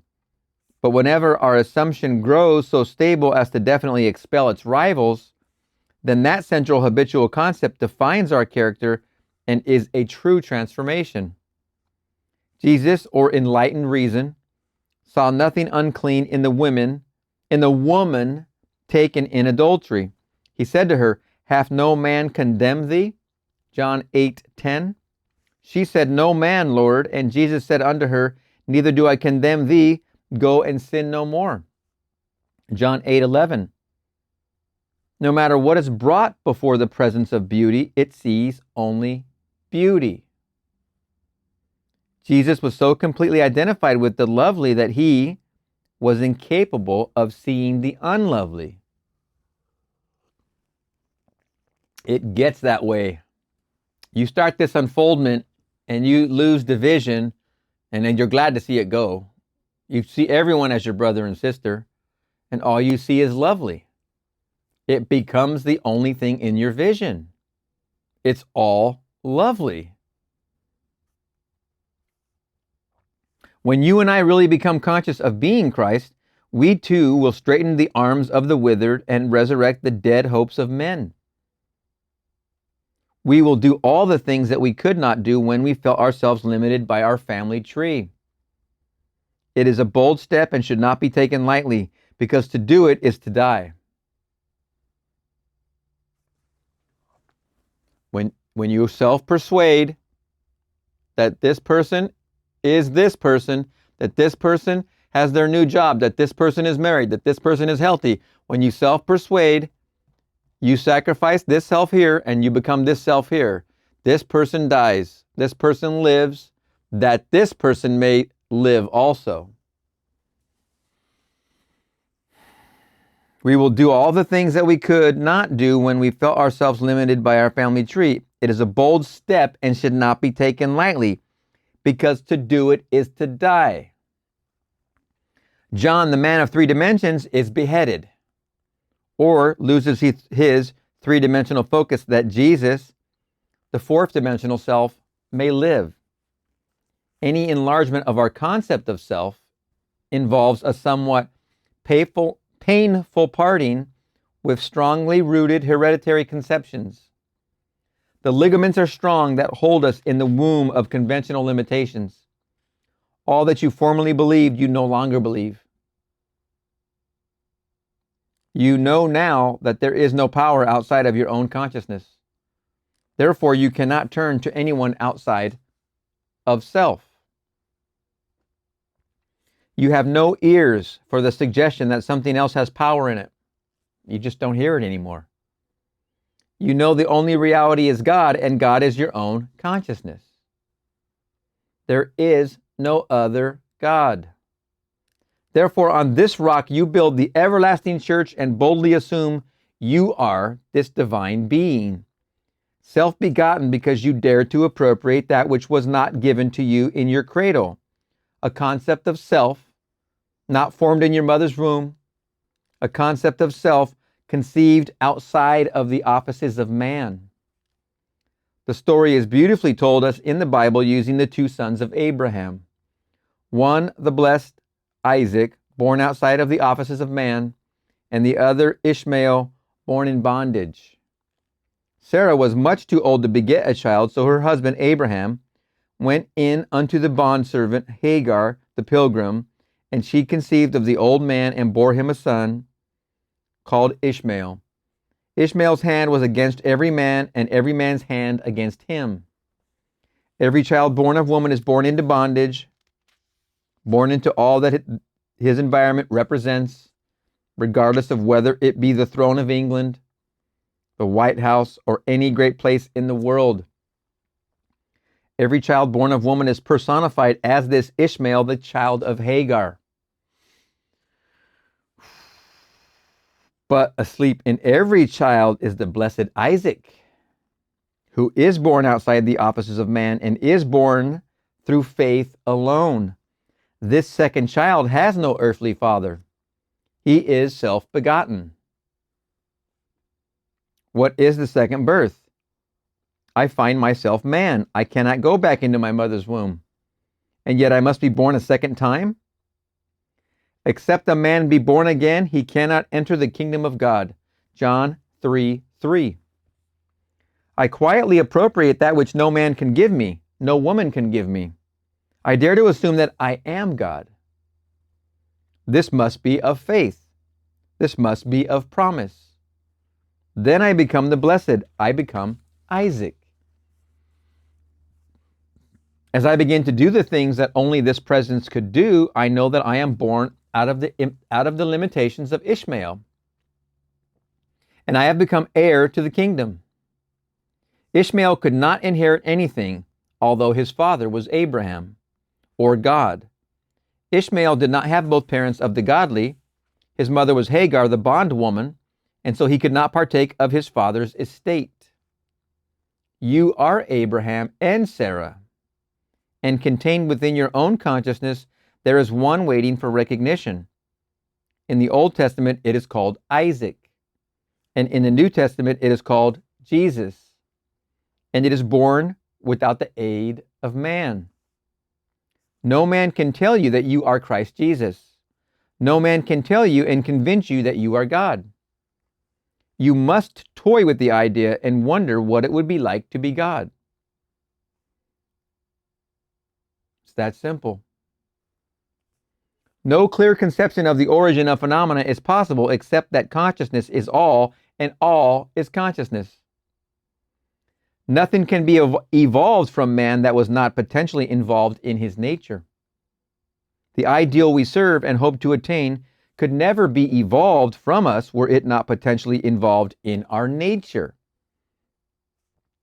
Let me now retell and emphasize an experience of mine printed by me 2 years ago under the title, The Search. This book is 1948. That would be 1946 when it came out. It's on the channel. I think it will help you to understand this law of consciousness and show you that you have no one to change but self, for you are incapable of seeing other than the contents of your own consciousness. Once in an idle interval at sea, I meditated on the perfect state and wondered what I would be were I of two pure eyes to behold iniquity. If to me all things were pure and were I without condemnation. Let's close our eyes. I'll repeat this. You can close your eyes now if you're not driving. Close your eyes just for this little sentence. I meditate on the perfect state and wonder what I would be were I of two pure eyes to behold iniquity. If to me all things were pure and were I without condemnation. As I became lost in this fiery brooding, I found myself lifted above the dark environment of the senses. So intense was feeling, I felt myself a being of fire dwelling in a body of air. Voices as from a heavenly chorus, with the exaltation of those who had been conquerors in a conflict with death, were singing, "He is risen, he is risen," and intuitively I knew they meant me. Then I seemed to be walking in the night. I soon came upon a scene that might have been the ancient pool of Bethesda. For in this place lay a great multitude of impotent folk, blind, halt, withered, waiting not for the moving of water waiting not for the moving of the water as of tradition, but waiting for me. As I came near, without thought or effort on my part, they were one after the other, molded as by the magician of the beautiful. Eyes, hands, feet, all missing members were drawn from some invisible reservoir and molded in harmony with that perfection which I felt springing within me. When all were made perfect, the chorus exulted, "It is finished." This is what it is when you look out of these things and you see a homeless lady with her two children in the parking lot and you imagine lovingly. Now, to extend that story of a few videos ago, I had seen her, I think, the day before and didn't think anything of it. I think I was on the phone with my wife at the time, believe it or not. Today I went to the store and did not see her there. I will keep you updated. But everything you see when you practice this, you will start to see it in it. As another example, which can't leave my brain right now, it's obviously the New Year's. We're in February. We're in the middle of February. Beginning of January, I see a lot of people who are out jogging, and I'm at the traffic light, and I see them jog by, and they obviously have extra weight to lose. What I do when I see that, and it looks like it's painful because jogging doesn't look fun. Jogging doesn't look fun. But then I see the motivation behind it because it's obvious in the physical size of the person. So what I do, myself, I see them as that slim person, as that beautiful self-conceived person. I see that person that their self-concept is. Whether or not they see it in that moment, I see it in that moment. I draw out. I take the moment, and that's all I do as they pass by my car. I see the beautiful art within. like the sculptor. I know this vision was the result of my intense meditation upon the idea of perfection, for my meditations invariably bring about union with the state contemplated. I had been so completely absorbed within the idea that for a while I had become what I contemplated. And the high purpose with which I had for that moment identified myself drew the companionship of high things and fashioned the vision in harmony with my inner nature.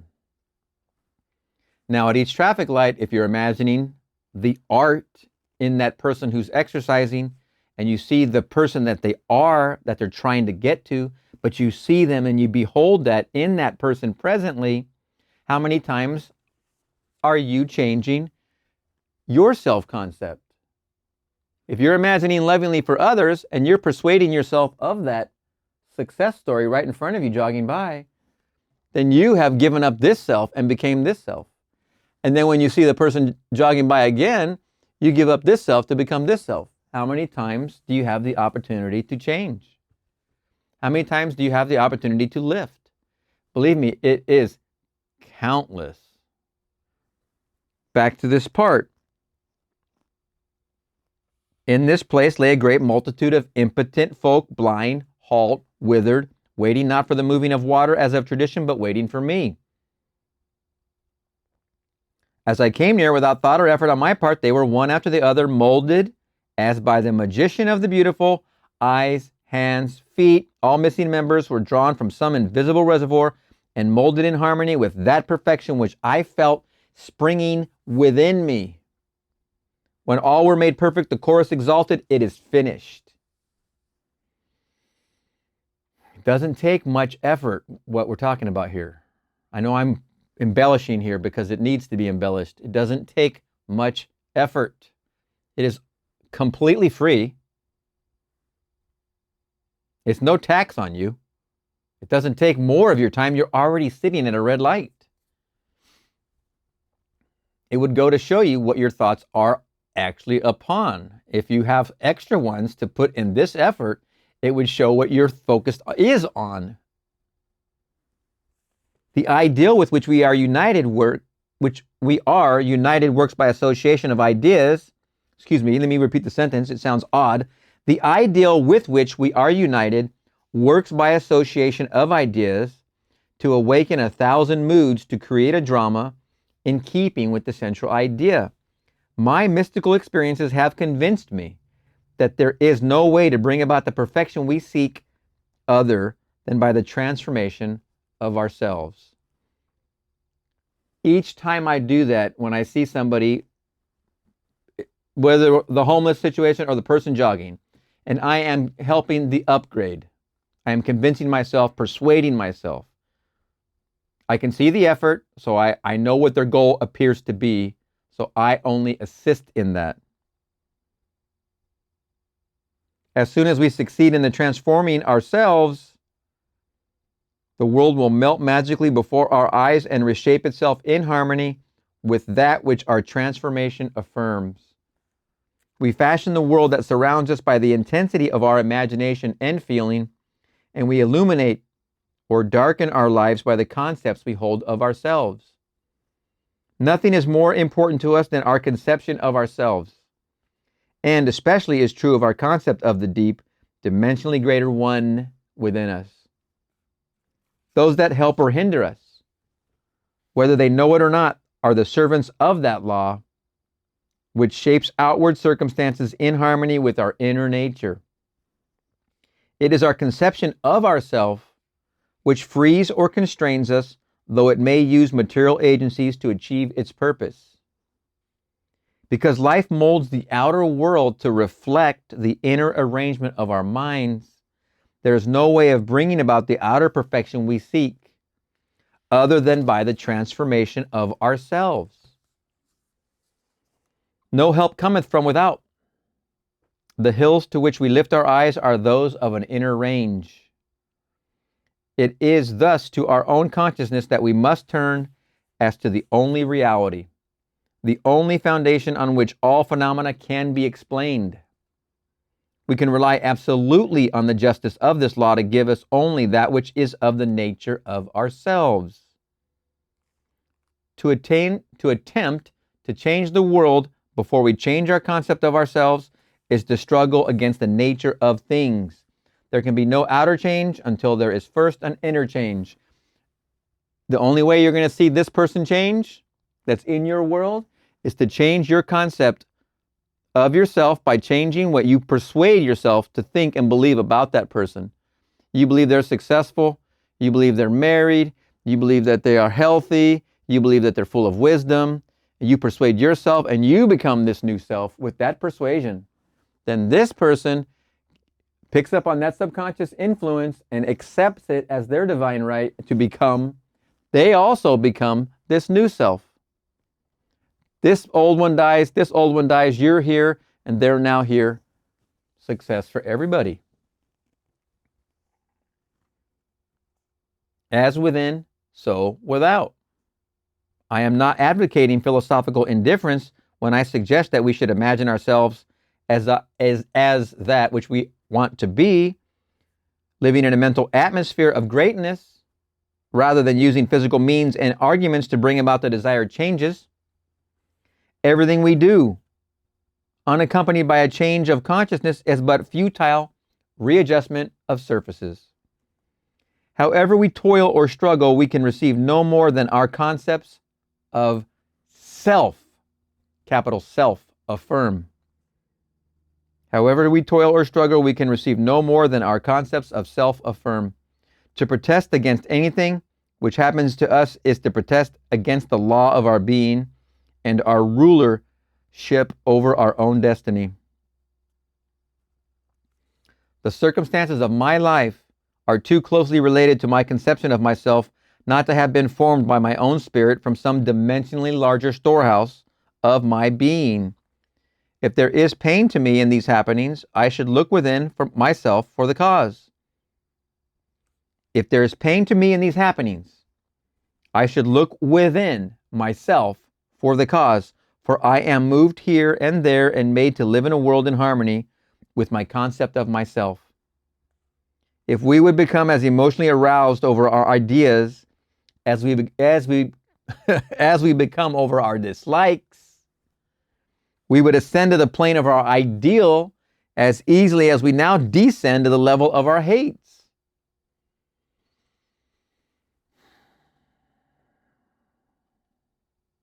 How much imagining lovingly can you do for anybody around you who is heavily steeped in politics? I had a friend come over and they expressed their political opinions. And as fast as I could deflect, like Wonder Woman's bracelets or like like the lightsaber on Star Wars, I mean, the bullets were coming at me, man. And it was intense. This paragraph sums it up. If we would become as emotionally aroused over our ideas as we become over our dislikes, we would ascend to the plane of our ideal as easily as we now descend to the level of our hates.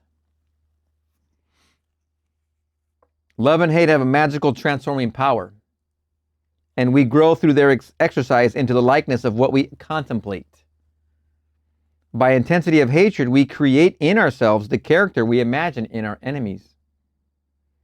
Qualities die for want of attention, so the unlovely states might best be rubbed out by imagining beauty for ashes and joy for mourning, rather than by direct attacks on the state from which we would be free. Whatsoever things are lovely and of good report, think on these things, for we become that with which we are in rapport. There is nothing to change but our concept of self. As soon as we succeed in transforming self, our world will dissolve and reshape itself in harmony with that which our change affirms. And incidentally, in that conversation with all those bullets flying and fragments of opinion flying there and here and wherever else, I applied some bonding and rapport. I noticed when what I did was I immediately folded my arms, and then his arms were folded. And then what I did, and I was maybe half conscious of this, and then I put my hands in my pockets, and then his hands went to his pockets. I didn't even realize I was doing this until I was doing it, and then later, now telling you, I realized I did it. And then I changed the conversation from that political one to one where we're going to go to the Sierra Nevadas, on the next trip. Past the end of the summer. He goes every year. I was supposed to go this last year, but I didn't go. And I haven't gone in many, many years, but he goes every year annually. We started this tradition in the summer of '84, after the bulk of us graduated high school. And we talked about that first trip and second trip. I changed the conversation. First, I bonded in rapport. I got the bonding and rapport going by the movements of my body. His body became in unison, and I knew we were in rapport. I've known him since I'm a kid, since grade school, maybe junior high school. So we have a history, so it's easy to get that rapport together. We've backpacked and camped and done all kinds of lived life together. I took the conversation from the political edge to this open, expansive, contemplative, wide open, talking about the Milky Way and the height of where we would park the car. We used to park at 8,000 or 9,000 feet. Then we would go camping and backpacking up. We would drive from midnight, arrive at 6 a.m., then put the backpacks on, no sleep at all, get straight up at 8,000 feet, then hike up at least 2,000 or 3,000 more feet without sleeping, straight up, then hit the campsite, which was about 11,000 feet. Then we stay there for a week, probably 9 days, 7 or 9 days. Stoves and food and dehydrated food and cans and all this stuff. We'd Stay up there for a week in the Sierra Nevadas. Fun times out of Bishop County. I took the conversation there, and we bonded in rapport of what was lovely. It was crass in the beginning, and it ended on a most expansive, enjoyable, infinite availability conversation. Limited in the beginning of the conversation and the end of it. And I don't even know what I did until I'm telling you this now, because now in hindsight, I only recognize this in hindsight right now telling you. So it was one place. I changed here. I saw him reflecting. Then I expressed this other trip and the trip I want to go with him on, and it changed the whole thing. I changed. Then it changed him. Him is outside of me. You can only change the world if you change here. Whatsoever things are lovely and of good report, think on these things, for we become that which we are in rapport. There is nothing to change but our concept of self. As soon as we succeed in transforming self, our world will dissolve and reshape itself in harmony with that which our change affirms. I, by descent in consciousness, have brought about the imperfection that I see. In the divine economy, nothing is lost. We cannot lose anything save by descent in consciousness from the sphere where the thing has its natural life. And now, O Father, glorify thou me with thine own self, with the glory which I had with thee before the world was. John 17:5. As I ascend in consciousness, the power and the glory that was mine return to me, and I too will say, I have finished the work that thou gavest me to do. The work is to return from my descent in consciousness, from the level wherein I believed that I was a son of man, to the sphere where I know that I am one with my Father, and my Father is God. Your descent into man, your return into him, one with him again. I know beyond all doubt that there is nothing for man to do but to change his own concept of himself, to assume greatness and sustain this assumption. If we walk as though we were already the ideal we serve, we will rise to the level of our assumption and find a world in harmony with our assumption. We will not have to lift a finger to make it so, for it is already so. It was always so. You and I have descended in consciousness to the level where we now find ourselves, and we see imperfection because we have descended! Exclamation point. When we begin to ascend, while here in this three-dimensional world, we find that we move in an entirely different environment. We have an entirely different circle of friends and an entirely different world while still living here. We know the great mystery of the statement, I am in the world, but not of it. That's the second thing I heard my teacher say thousands of times. The first one was, seek the truth and it'll set you free. Or the truth will set you free, or that. Second one was this, be in the world, but not of it. We know the great mystery of the statement, I am in the world, but not of it. Instead of changing things, I would suggest to all to identify themselves with the ideal they contemplate. What would the feeling be like were you of two pure eyes to behold iniquity, if to you all things were pure and you were without condemnation? Contemplate the ideal state and identify yourself with it, and you will ascend to the sphere where you, as Christ, have your natural life. You are still in that state where you were before the world was. The only thing that has fallen is your concept of self. You see the broken parts which really are not broken.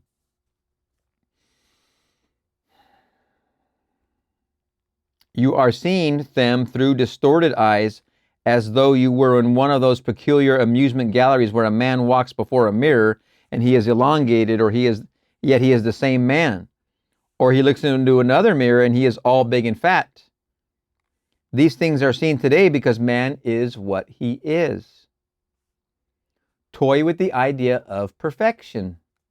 Ask no man to help you, but let the prayer of the 17th chapter of the Gospel of St. John be your prayer. Appropriate the state that was yours before the world was.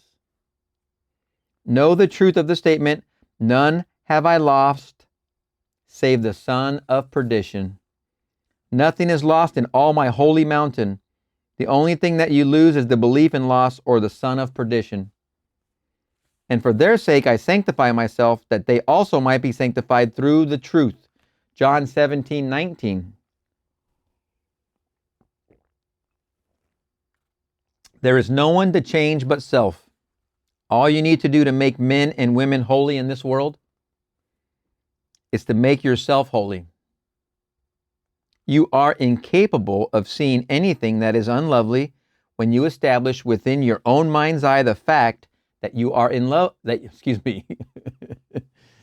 Ooh, man, I got to repeat that sentence. Don't want to mess this one up. This is a very important sentence. You are incapable of seeing anything that is unlovely when you establish within your own mind's eye the fact that you are lovely. It is far better to know this than to know anything else in the world. It takes courage, boundless courage, because many this night, after having heard this truth, will still be inclined to blame others for their predicament. Man finds it so difficult to turn to himself, to his own consciousness, as to the only reality. Listen to these words. No man can come to me except the Father which hath sent me draw him. John 6:44. I and my Father are one. John 10:30. A man can receive nothing except it be given him from heaven. John 3:27. Therefore doth my Father love me, because I lay down my life that I might take it again. No man taketh it from me, but I lay it down of myself. John 10:17 and 18. You did not choose me, I have chosen you. My concept of myself molds a world in harmony with itself and draws men to me, draws men to tell me constantly by their behavior who I am. The most important thing in this world to you is your concept of self. The most important thing to you in this world is your concept of self. The most important thing in this world to you is your concept of self. Your concept of self. You don't want this one, you want this one? Persuade this one that you are this one, then therefore you become it. The most important thing in this world to you is your concept of self. When you dislike your environment, the circumstances of life, and the behavior of men, ask yourself, who am I? It is your answer to this question that is the cause of your dislikes.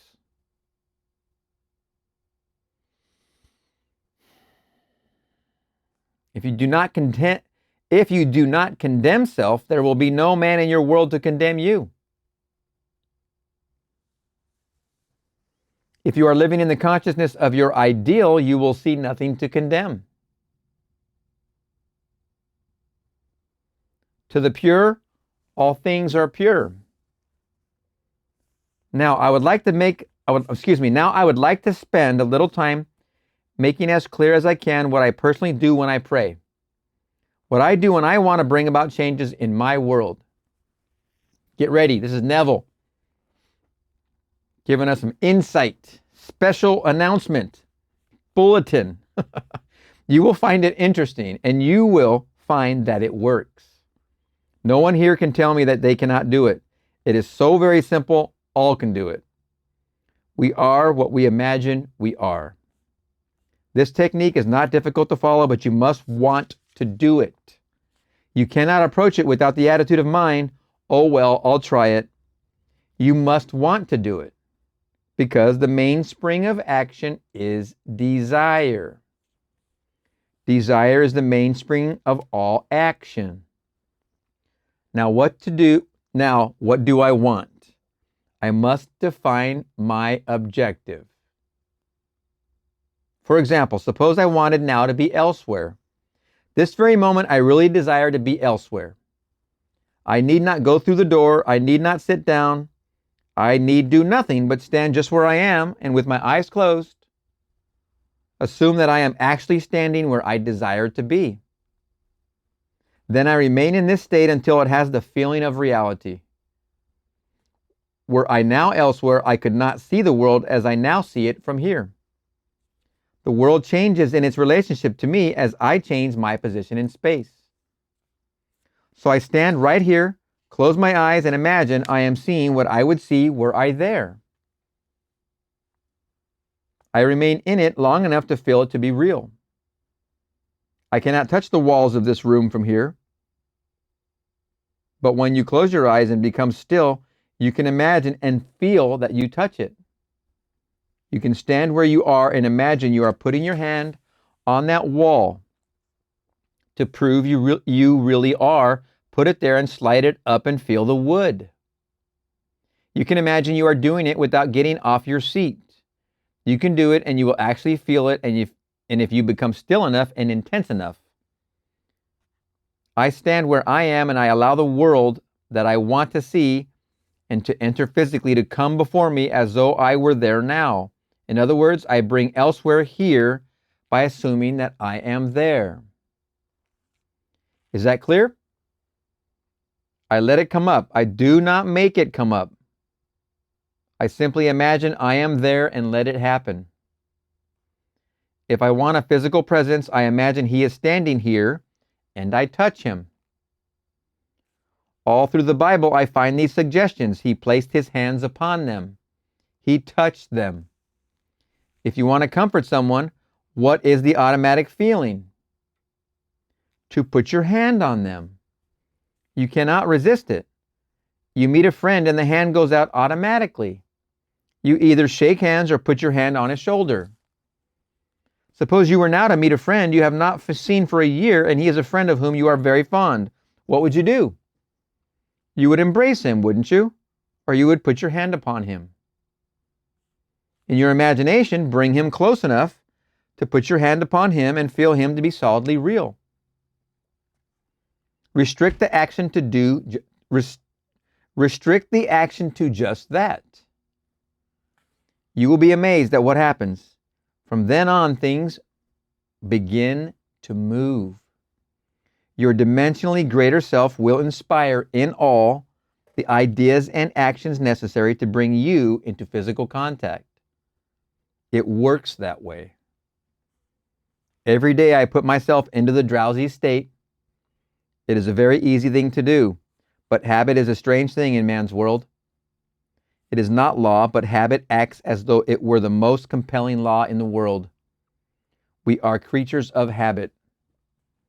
If you create an interval every day into which you put yourself into the drowsy state, say 3 o'clock in the afternoon, you do not know, if you create an interval every day into which you put yourself into the drowsy state, say at 3 o'clock in the afternoon, do you know at that moment every day you will feel drowsy? You try it for 1 week and see if I am not right. I, for one, am a person who takes naps, and I believe it's time for my nap. I've already passed it, but I'm good. It is true. I just start to feel tired. I'm like, man, it's time for a nap. I just got to go take a nap. You sit down for the purpose of creating a state akin to sleep as though you were sleepy.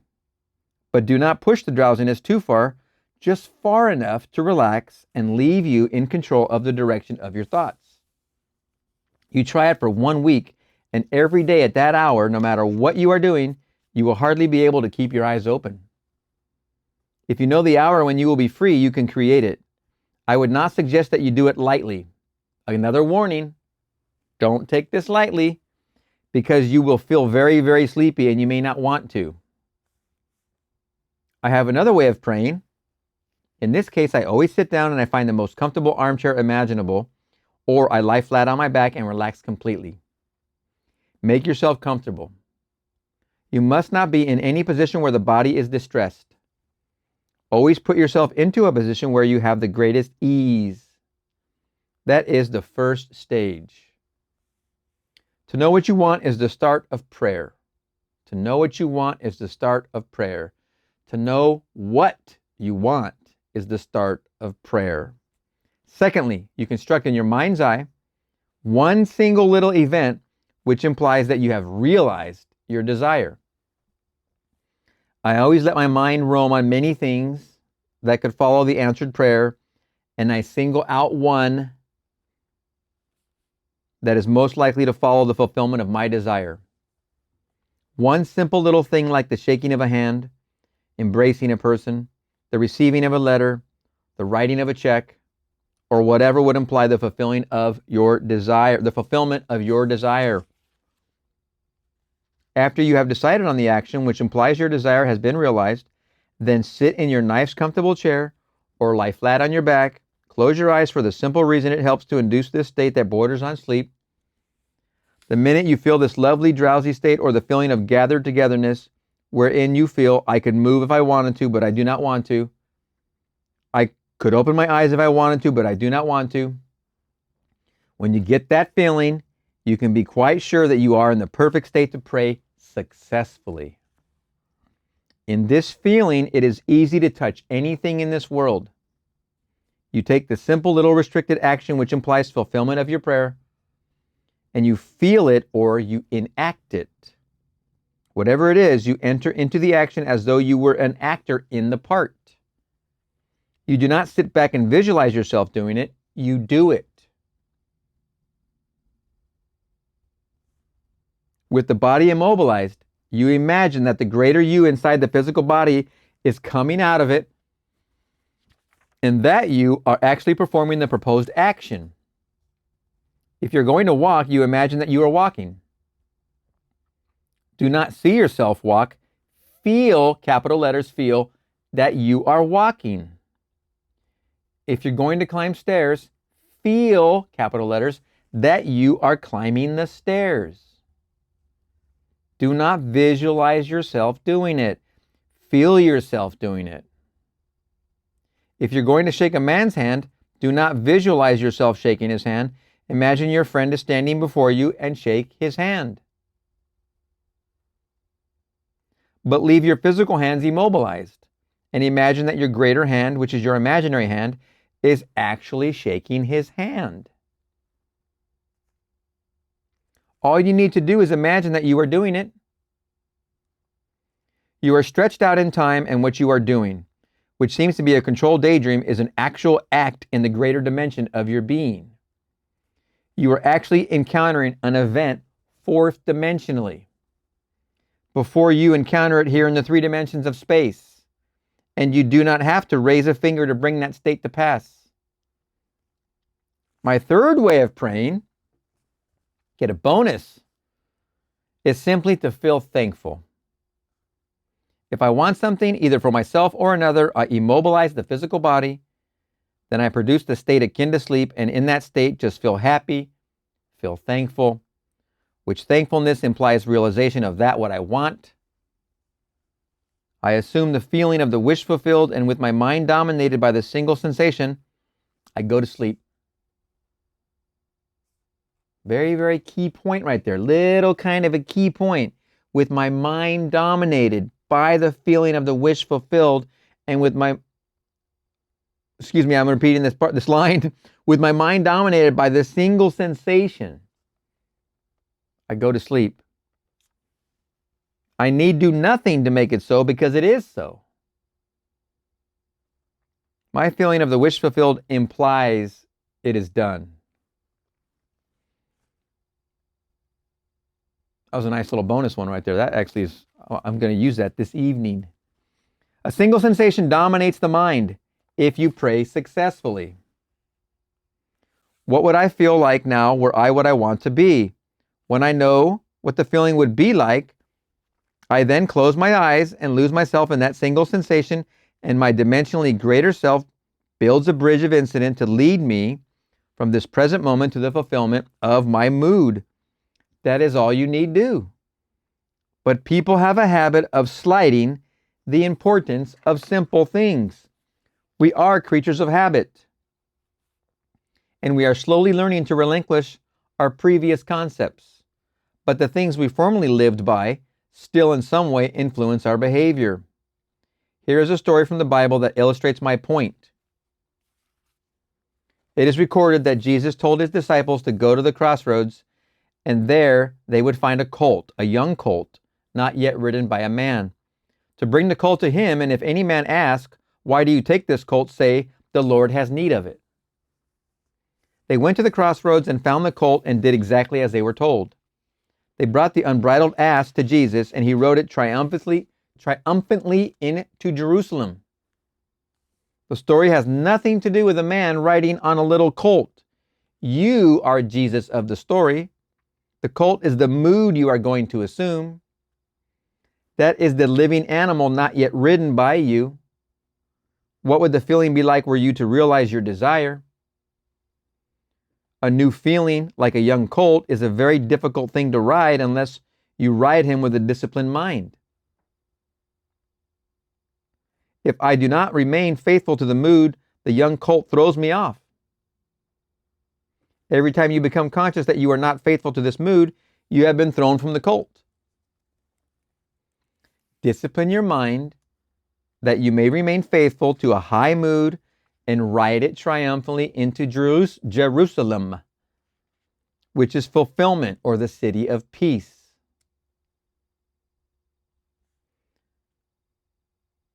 Now we know why Blake named it Jerusalem, right? This story precedes the feast of the Passover. If we would pass from our present state into that of our ideal, we must assume that we are already that which we desire to be and remain faithful to our assumption. For we must keep a high mood if we would walk with the highest. A fixed attitude of mind, a feeling that is done, will make it so. If I walk as though it were, but every once in a while I look to see if it really is, then I fall off my mood or colt. If I would suspend judgment like Peter, I could walk on the water. Peter starts walking on the water, and then he begins to look into his own understanding, and he begins to go down. The voice said, "Look up, Peter." Peter looks up, and he rises again and continues walking on the water. Instead of looking down to see if this thing is really going to harden into fact, you simply know that it is already so. Sustain that mood, and you will ride the unbridled colt into the city of Jerusalem. All of us must learn to ride the animal straight into Jerusalem unassisted by a man. You do not need another to help you. The strange thing is that as we keep the high mood and do not fall, others cushion the blows. You keep the high mood, everybody's always they're always right there helping you. The strange thing is, as we keep the high mood and do not fall, others cushion the blows. They spread the palm leaves before me to cushion my journey. I do not have to be concerned. This is so true, man. So true.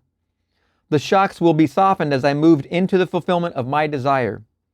My high mood awakens in others the ideas and actions which tend towards the embodiment of my mood. If you walk faithful to a high mood, there will be no opposition and no competition. The test of a teacher or a teaching is to be found in the faithfulness of the taught. I am leaving here on Sunday night. Do remain faithful to this instruction. If you look for causes outside the consciousness of man, then I have not convinced you of the reality of consciousness. If you look for excuses for failure, you will always find them, for you find what you seek. If you seek an excuse for failure, you will find it in the stars, in the numbers, in the teacup, or most any place. The excuse will not be there, but you will find it to justify your failure. Successful business and professional men and women know this law works. You will not find it in gossip groups, but you will find it in courageous hearts. Man's eternal journey is for one purpose, to reveal the Father. He comes to make visible his Father. And his Father is made visible in all the lovely things of this world. All the things that are lovely, that are of good report, ride these things, and have no time for the unlovely in this world, regardless of what it is. Big key point right there. Let me say it again. All the things that are lovely, that are of good rapport, ride these things and have no time for the unlovely in this world, regardless of what it is.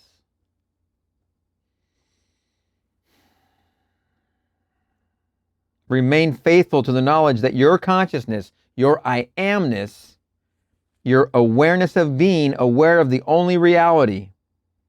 It is the rock on which all phenomena can be explained. There is no explanation outside of that. I know of no clear conception of the origin of phenomena, save that consciousness is all and all is consciousness. That which you seek is already housed within you. Were it not now within you, eternity could not evolve it. No time stretch would be long enough to evolve what is not potentially involved in you. You simply let it into being by assuming that it is already visible into your world, in your world. And remaining faithful to your assumption, it will harden into fact. Your Father has unnumbered ways of revealing your assumption. Fix this in your mind and always remember, an assumption, though false, if sustained, will harden into fact. You and your Father are one, and your Father is everything that was, is, and will be. Therefore, that which you seek, you already are. It can never be so far off as even to be near, for nearness implies separation. The great Pascal said, "You never would have sought me had you not already found me." What you now desire, you already have, and you seek it only because you have already found it. You found it in the form of desire. It is just as real in the form of desire as it is going to be in your bodily organs. It is just as real in the form of desire as it is going to be to your bodily organs. You are already that which you seek, and you have no one to change but self in order to express it. You are already that which you seek. You are already that which you seek, and you have no one to change but self in order to express it. This is the expression. You impress and then you express. What a wonderful, wonderful lesson. Oh my goodness, how many amazing things were in that one lesson. Lesson 4, no one to change but self. Whoa. Take a breather after that. Let's just take a deep breath and just chill for a minute. That was a good one. Oh my gosh, profound. Let me know what you thought, and we'll see you in the next lesson. Neville Goddard Five Lessons. Lesson 5, remain faithful to your idea. Tonight, we have the 5th and last lesson in this course. First, I shall give you a short summary of what has gone before. Then, since so many of you asked me to elaborate further on lesson 3, I shall give you a few more ideas on thinking fourth dimensionally. I know that when a man sees a thing clearly, he can tell it, he can explain it. This past winter in Barbados, a fisherman whose vocabulary would not encompass 1,000 words told me more in 5 minutes about the behavior of the dolphin than Shakespeare with his vast vocabulary could have told me if he did not know the habit of the dolphin. This fisherman told me how the dolphin loves to play on a piece of driftwood, and in order to catch him, you throw a wood out and bait him as you would bait children, because he likes to pretend he is getting out of the water. As I said, this man's vocabulary was very limited, but he knew his fish, and he knew the sea. Because he knew his dolphin, he could tell me all about their habits and how to catch them. When you say you know a thing, but you cannot explain it, I say you do not know it, for when you really know it, you naturally express it. If I should ask you how to define prayer and say to you, how would you through prayer go about realizing an objective, any objective? If you can tell me, then you know it. But if you cannot tell me, then you do not know it. When you see it clearly in the mind's eye, the greater you will inspire the words which are necessary to clothe the idea and express it beautifully. And you will express the idea far better than a man with a vast vocabulary who does not see it as clearly as you do. If you have listened carefully throughout the past 4 days, you know now that the Bible has no reference at all to any persons that ever existed or to any events that ever occurred upon earth. The authors of the Bible were not writing history. They were writing a great drama of the mind, which they dressed up in the garb of history and then adapted it to the limited capacity of the uncritical, unthinking masses. You know that every story in the Bible is your story. That when the writers introduce dozens of characters in the same story, they are trying to present you with different attributes of the mind that you may employ. You saw it as I took perhaps a dozen or more stories and interpreted them for you. For instance, many people wonder how Jesus, the most gracious, the most loving man in the world, if he be a man, could say to his mother what he is supposed to have said to her as recorded in the 2nd chapter of the Gospel of St. John. Jesus is made to say to his mother, "Woman, what have I to do with thee?" John 2:4. You and I, who are not yet identified with the ideal we serve, would not make such a statement to our mother. You and I, who are not yet identified with the ideal we serve, would not make such a statement to our mother. Yet here was the embodiment of love saying to his mother, "Woman, what have I to do with thee?" You are Jesus, and your mother is your own consciousness. For consciousness is the cause of all. Therefore, it is the great father-mother of all phenomena. You and I are creatures of habit. We get into the habit of accepting as final the evidence of our senses. Wine is needed for the guests, and my senses tell me that there is no wine. And I, through habit, am about to accept this lack as final, when I remember that my consciousness is the one and only reality. Therefore, if I deny the evidence of my senses and assume the consciousness of having sufficient wine, I have in a sense rebuked my mother or the consciousness which suggested lack. And by assuming the consciousness of having what I desire for my guests, Wine is produced in a way we do not know.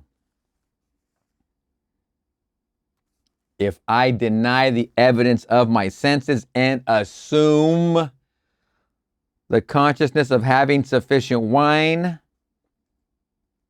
I have in a sense rebuked my mother or the consciousness which suggested lack. And by assuming the consciousness of having what I desire for my guests, wine is produced in a way we do not know. You must deny the evidence of your senses if you are to win, gain, become the assumption you are after, whatever it is. Your senses are lying to you. I have just read a note here. Excuse me. I have just read a note here from a dear friend of mine in the audience. Last Sunday, he had an appointment at a church for a wedding. The clock told him he was late. Everything told him he was late. He was standing on a street corner waiting for a streetcar. There was none in sight. He imagined that, instead of being on the street corner, that he was in the church. At that moment, a car stopped in front of him. My friend told the driver of his predicament, and the driver said to him, "I'm not going that way, but I will take you there." My friend got into the car and was at the church in time for the service. That is applying the law correctly. Non-acceptance of the suggestion of lateness. Never accept the suggestion of lack. You only have to turn on your social media craze or your TV and see the suggestion of lack coming at you at the speed of light in 50 friggin' thousand different dimensions. Are you going to accept any of that? Why it's coming at you like that, I have no idea, and I don't care. I'm not trying to sell that here. I'm trying to sell the fact that you, by the tiniest bit of effort, can make an impression on your subconscious and stop the world from impressing your subconscious, and you beget what you want to become.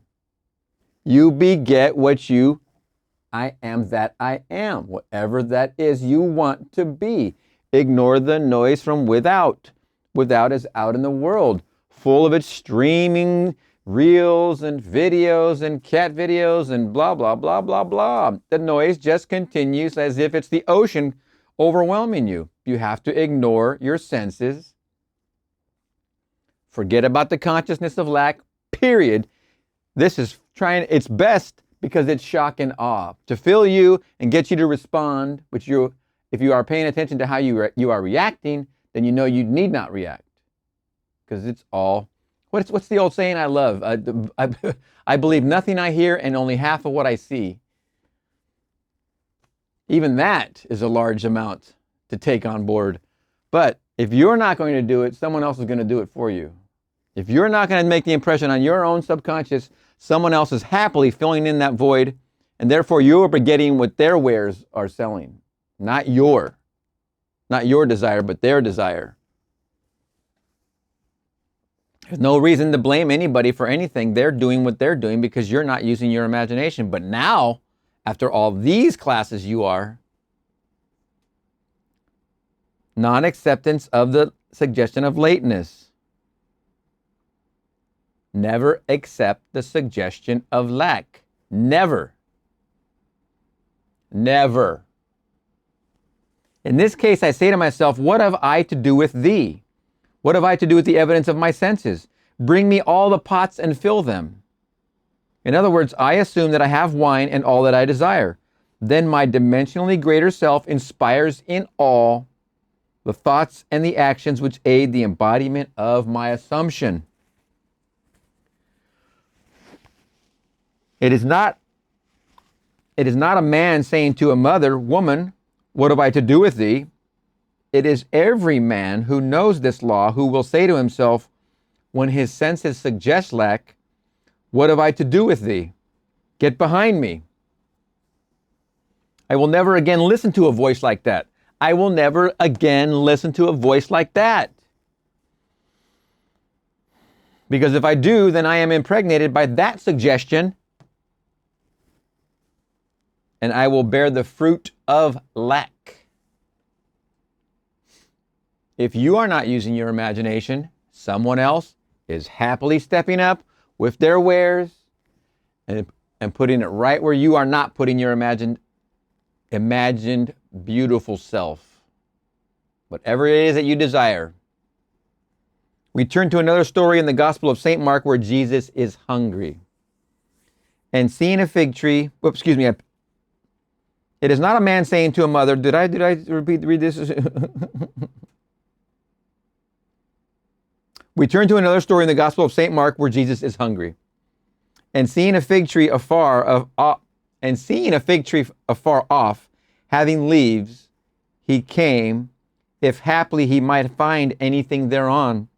And when he came to it, he found nothing but leaves, for the time of figs was not yet. And Jesus answered and said unto it, no man eat fruit of thee hereafter forever. And his disciples heard it. Mark 11:13 and 14.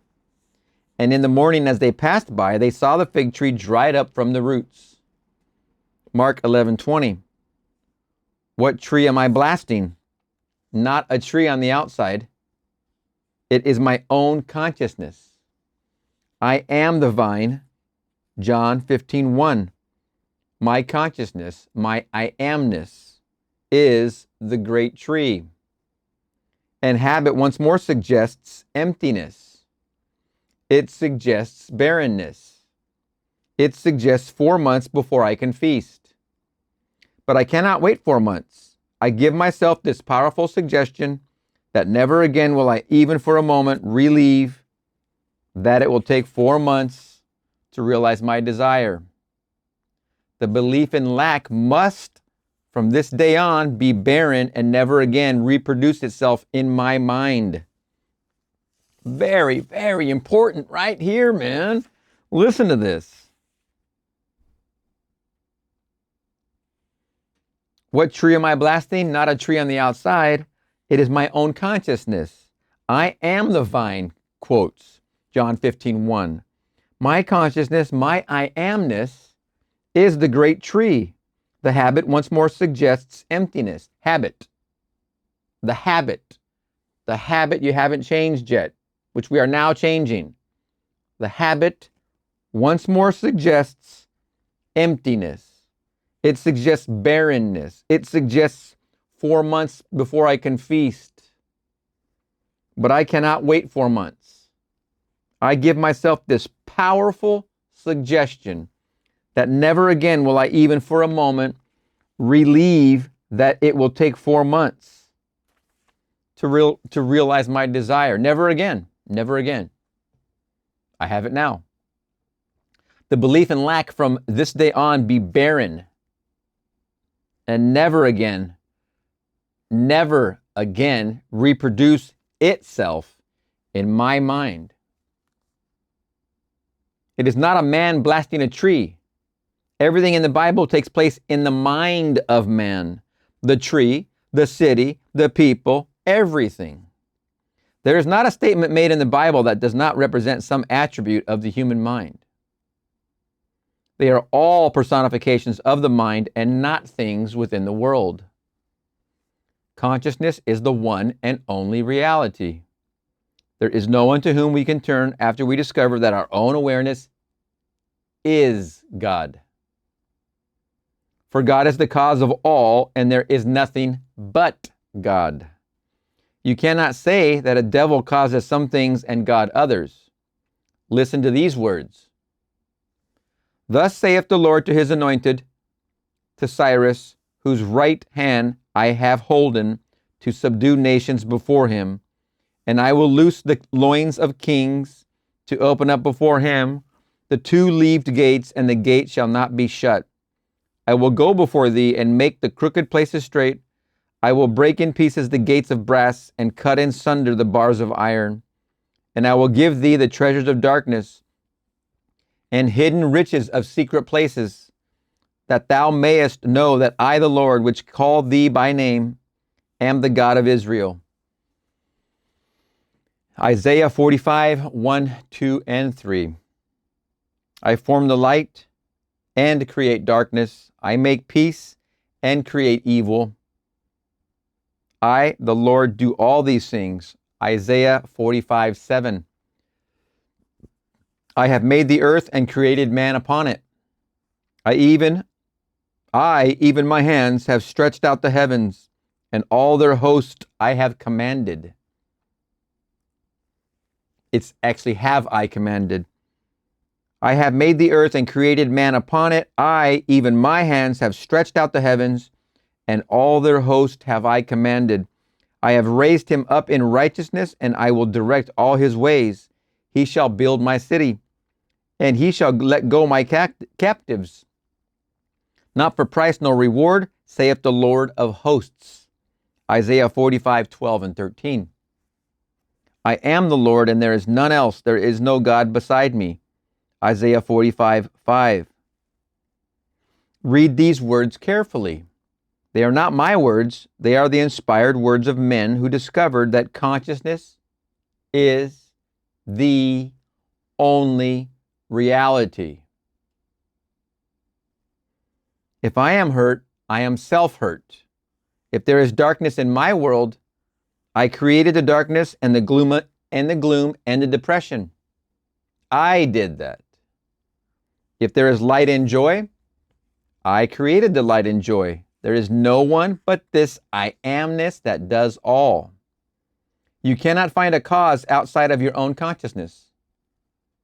Your world is a grand mirror constantly telling you who you are. As you meet people, they tell you by their behavior who you are. Your prayers will not be less devout because you turn to your own consciousness for help. I do not think that any person in prayer feels more of the joy, the piety, and the feeling of adoration than I do when I feel thankful, as I assume the feeling of my wish fulfilled, knowing at the same time it is to myself that I turned. In prayer, you are called upon to believe that you possess what your reason and your senses deny. When you pray, believe that you have, and you shall receive. When you pray, believe that you have, and you shall receive. See it as done. The Bible states it this way: Therefore I say unto you, what things soever ye desire, when ye pray, believe that ye receive them, and ye shall have them. And when ye stand praying, forgive, if ye have aught against any, that your Father also which is in heaven may forgive you your trespasses.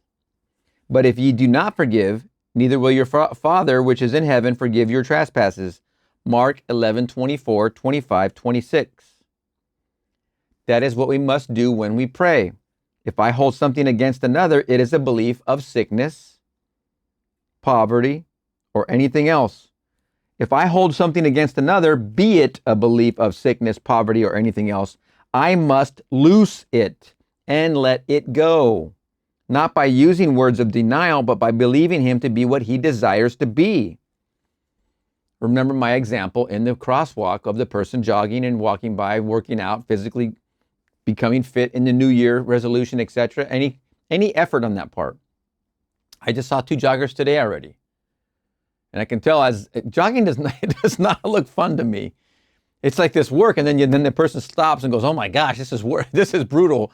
And I just imagine lovingly, that's what I do. That's what I do. What is it you are doing? I'm not sitting there saying, "Oh, that looks horrible." I'm sitting there saying, "I am healthy. Look how healthy I am now." As I am them, I imagine lovingly that I am them, saying, "I am healthy. I am fit. My goals are met." That's what I do at the traffic light. Did it twice today already.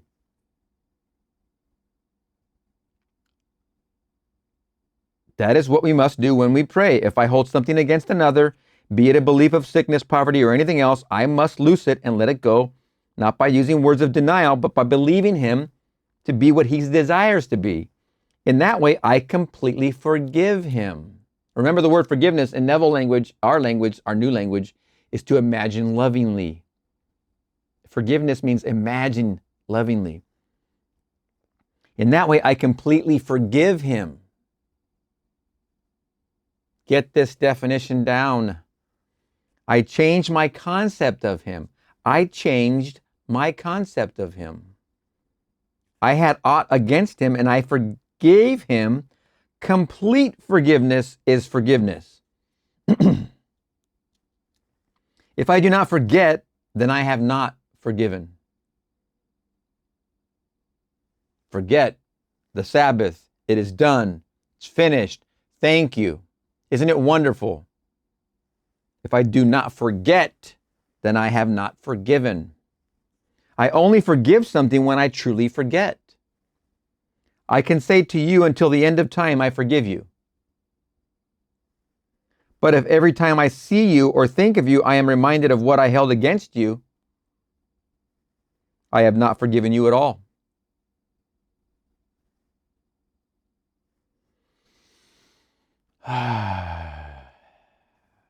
Forgiveness is complete forgetfulness. You go to a doctor and he gives you something for your sickness. He's trying to take it from you. So he gives you something in place of it. Give yourself a new concept of self for the old concept. Give up the old concept completely. Completely. A prayer granted implies that something is done in consequence of the prayer which otherwise would have not been done. Therefore, I myself am the spring of action, the directing mind and the one who grants the prayer. Anyone who prays successfully turns within and appropriates the state sought. You have no sacrifice to offer. Do not let anyone tell you that you must struggle and suffer. You need not struggle for the realization of your desire. Read what it says in the Bible. To what purpose is the multitude of your sacrifices unto me, saith the Lord? I am full of burnt offerings of rams and the fat of fed beasts, and I delight not in the blood of bullocks or of lambs or of the goats. When ye come to appear before me, who hath required that at your hand to tread my courts? Bring no more vain obligations. Incense is an abomination unto me. The new moons and Sabbaths, the calling of assemblies, I cannot endure iniquity and solemn assembly. Your new moons and your appointed feasts my soul hates. They have become a burden to me. I am weary of bearing them. Isaiah 1:11 through 14. Wow. Ye shall have a song as in the night when a holy solemnity is kept, and gladness of heart, as when one goeth with a pipe to come into the mountain of the Lord, to the mighty one of Israel. Isaiah 30:29. Sing unto the Lord a new song and his praise from the end of the earth. Isaiah 42:10. Sing, O ye heavens, for the Lord hath done it. Shout, ye lower parts of the earth. Break forth into singing, ye mountains, O forest, and every tree therein. For the Lord hath redeemed Jacob and glorified himself in Israel. Isaiah 44:23. Therefore the redeemed of the Lord shall return, and come with singing unto Zion, and everlasting joy shall be upon their head. They shall obtain gladness and joy and sorrow and mourning shall flee away. Isaiah 51:11. The only acceptable gift is a joyful heart. What makes your heart sing with joy? Is that becoming married? Is that being in a relationship? Is that becoming wealthy? Is that giving to your family and your friends and your relatives, etc., etc.? Is that becoming healthy? Is that being one of good health? Being expressive in your physicality? Without a worry, with reckless abandon? The only acceptable gift is a joyful heart. Come with singing and praise. That is the way to come before the Lord. Your own consciousness. Assume the feeling of your wish fulfilled, and you have brought the only acceptable gift. All states of mind other than that of the wish fulfilled are an abomination. They are superstition and mean nothing. When you come before me, rejoice, because rejoicing implies that something has happened which you desired. Isn't it wonderful? Isn't it wonderful? Thank you. Isn't it wonderful? Come before me singing, giving praise, and giving thanks, for these states of mind imply acceptance of the state thought. Put yourself in the proper mood and your own consciousness will embody it. If I could define prayer for anyone and put it just as clearly as I could, I would simply say, it is the feeling of the wish fulfilled. End of quote, period. It is the feeling of the wish fulfilled. That's the art of prayer. If you ask, what do you mean by that? I would say, I would feel myself into the situation of the answered prayer, and then I would live and act upon that conviction. I would try to sustain it without effort. That is, I would live and act as though it were already a fact, knowing that as I walk in this fixed attitude, my assumption will harden into fact. Time does not permit me to go any farther into the argument that the Bible is not history. But if you have listened attentively to my message these past 4 nights, I do not think you want any more proof that the Bible is not history. Apply what you have heard and you will realize your desires. Now, I know from experience that this can seem like a daunting task. What do you mean, let myself die, that I may become the new self and live again? What about all these things that I like here? What about all these little comforts, habits? Then you have to ask yourself, is giving that up and letting that die worth this which you desire? Because desire is never going to stop from within you. It's always going to be whatever it is. It's going to change when you're here. The desire now is to be happily married, in love, in a relationship. Here, you're here single and you're not in love, not in a relationship. You make the impression, you become in love, become in a relationship. Are you going to miss this? Why the heck would you miss this? What is it that you're so attached to that you're not willing to give up? Especially when you have the desire inside of you that won't stop nagging you. It won't stop nagging you until you make this impression and become this new you. What is it you are addicted to in the old self that you're not letting go of?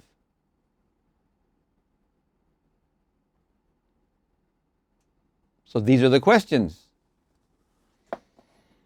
And next section.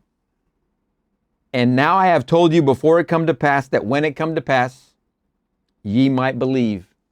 John 14:29. Many persons, myself included, have observed events before they occurred. That is, before they occurred in this world of 3 dimensions. Since man can observe an event before it occurs in the 3 dimensions of space, then life on earth proceeds according to plan. And this plan must exist elsewhere in another dimension and is slowly moving through our space.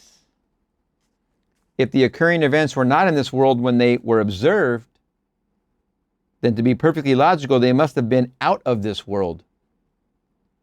And whatever is there, capitals there, to be seen before it occurs here, capitals here, must be predetermined from the point of view of man awake in a 3-dimensional world. Yet the ancient teachers taught us that we could alter the future, and my own experience confirms the truth of their teaching. Therefore, my object in giving this course is to indicate possibilities inherent in man, to show that man can alter his future, but thus altered, it forms again a deterministic sequence starting from the point of interference, a future that will be consistent with the alteration. The most remarkable feature of man's future is its flexibility. The future, although prepared in advance in every detail, has several outcomes. We have at every moment of our lives the choice before us which of several futures we will have. There are two actual outlooks on the world possessed by everyone, a natural focus and a spiritual focus. The ancient teachers called the one the carnal mind and the other the mind of Christ. We may differentiate them as ordinary waking consciousness governed by our senses and a controlled imagination governed by desire. We recognize these two distinct centers of thought in the statement, the natural man receiveth not the things of the Spirit of God, for they are foolishness unto him, neither can he know them because they are spiritually discerned. 1 Corinthians 2:14. Remembering a couple videos ago, a handful, no pun, I burned my finger on the oven grate I mentioned. I immediately revised that I was actually using the oven mitt to push the shelf and not my hand. I was busy in the kitchen. I did some revision while my finger was under cold water. Three times that I was seeing myself push the grating with the mitt. Then, after leaving my hand out of the water, I felt the pain. I grabbed one ice cube, sat on the table, and revised at least 2 more times while the ice cube melted, a very small ice cube, melted on my finger. And I showed on video the blister. It was a blister, but after that ice melted and I revised, I think I might have revised 5 times that I was using the mitt, not my hand, the mitt, to push the grate back in.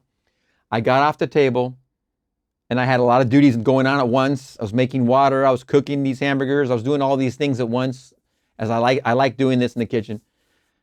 The pain was gone. Once I got up off the table, the pain was gone. No pain ever happened. Then I showed my finger on the video that it had a blister that was there, but I never felt pain ever again. The next day after that video, I took a small safety pin and I popped that blister and got the pus out of it and wiped it up and cleaned it up. And ever since then, the blister has basically turned to what a burn might look like when it's healing. The skin never came off per se, but the blister, I got rid of the pus and the skin went back to the hand, to my finger, excuse me. But this morning and yesterday, it looked like an actual burn, but I have never felt any bit of pain after doing the revision. I'm letting it be whatever it is, that when I revised that I pushed in with the mitt, then my spiritual self did the revision. My natural self is experiencing what it would experience in its nature. The nature of healing, the body is so wonderfully, miraculously amazing. I revised my spiritual self out of the pain experience, doing the revision. The pain experience, although might have been experienced by the natural man, the one who did the burning, because spiritually I wouldn't make a mistake because I'm going to revise it. The natural events occurring after the revision by my spiritual self, they happen naturally. They just heal. The body's repairing itself. It's using things like cholesterol inside. It's doing these wonderful healing properties to bring this repair work under reconstruction. Wonderful, amazing. But my spiritual self did the revision.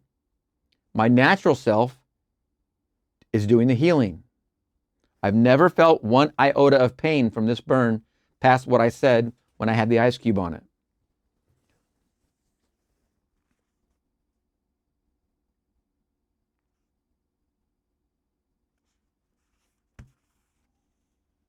Okay, let's find out where we are.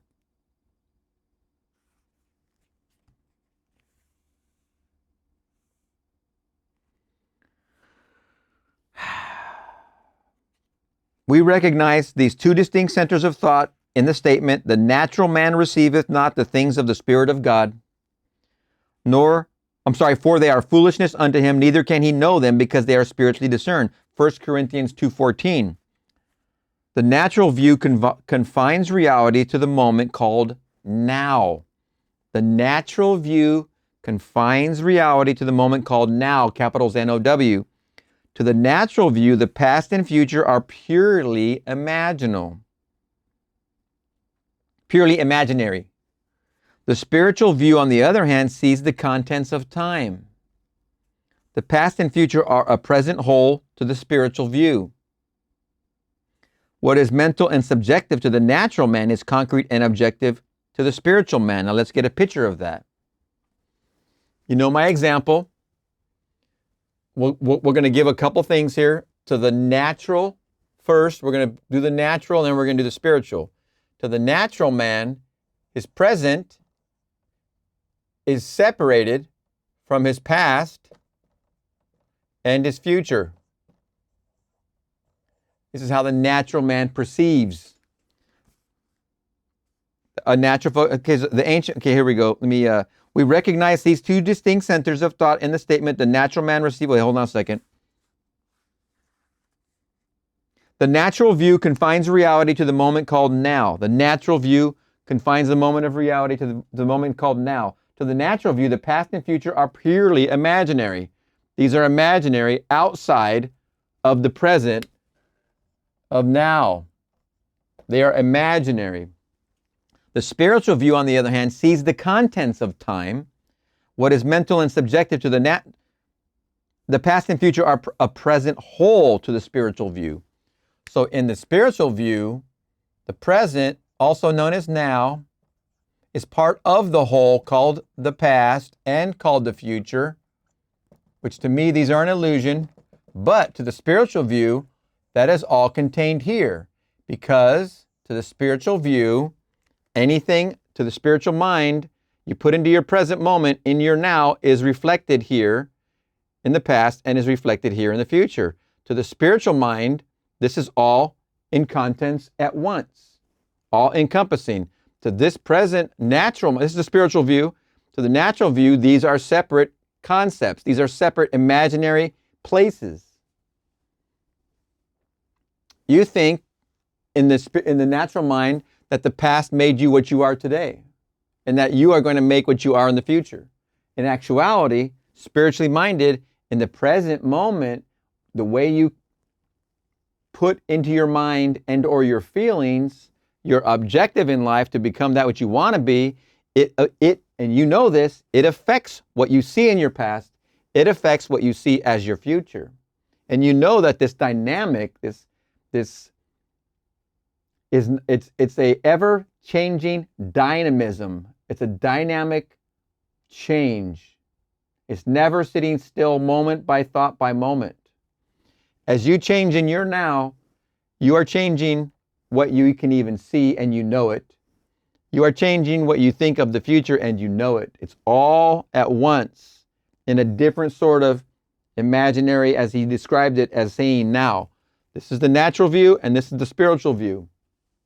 You know, when you do revision, you're doing it in the present moment and you're changing the past. You're recreating it or you're creating it again new, and it's supporting the new self-concept, the new self-concept of what you're going to become. In this case over here, the natural-minded person is not even going to be aware of what revision is, nor could they even understand it, because they believe this is a concrete thing that happened that made them this. They believe this imaginary place is as real as where they are here, when in actuality, it is not as real. It is as flexible to the spiritual-minded man. This is you. You're not on this channel if you're over here. Or if you are and you're climbing out of there, fine, welcome to the party. Grab yourself a drink. It's cozy in here. No worries. Eat and drink without price. The natural view confines reality to the moment called now. To the natural view, the past and future are purely imaginary. The spiritual view, on the other hand, sees the contents of time. The past and future are a present whole to the spiritual view. What is mental and subjective to the natural man is concrete and objective to the spiritual man.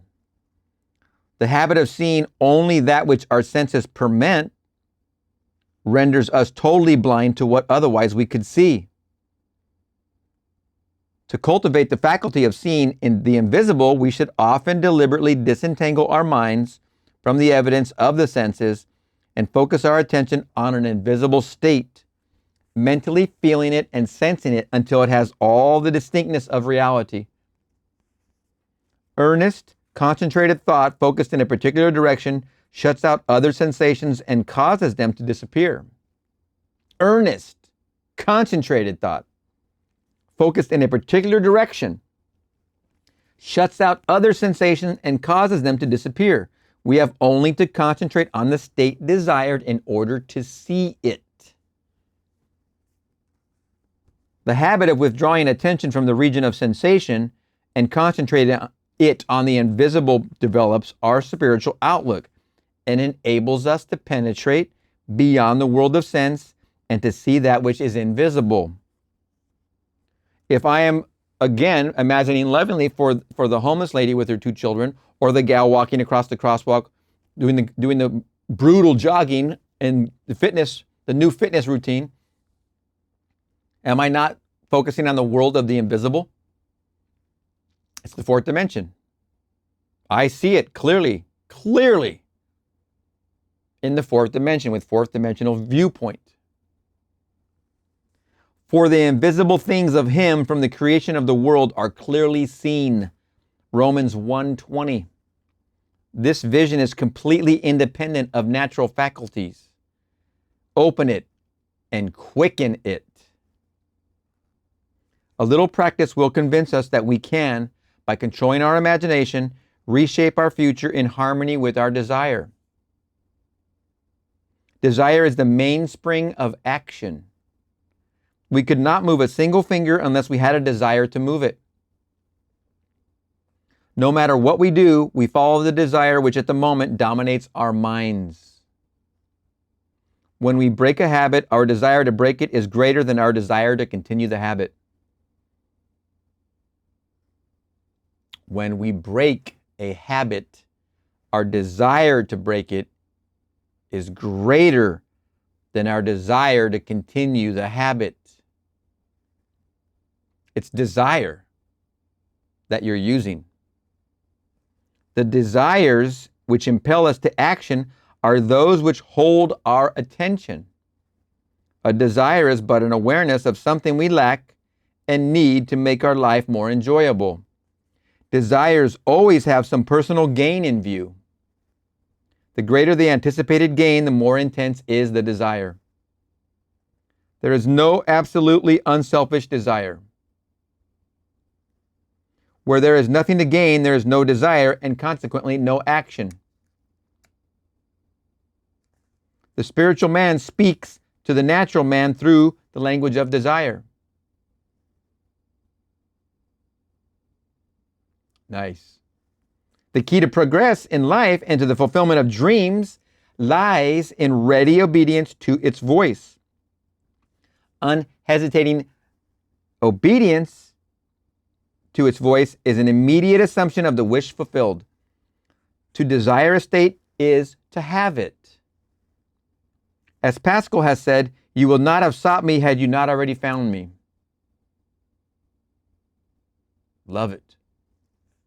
Man, by assuming the feeling of his wish fulfilled and then living and acting on this conviction, alters the future in harmony with his assumption.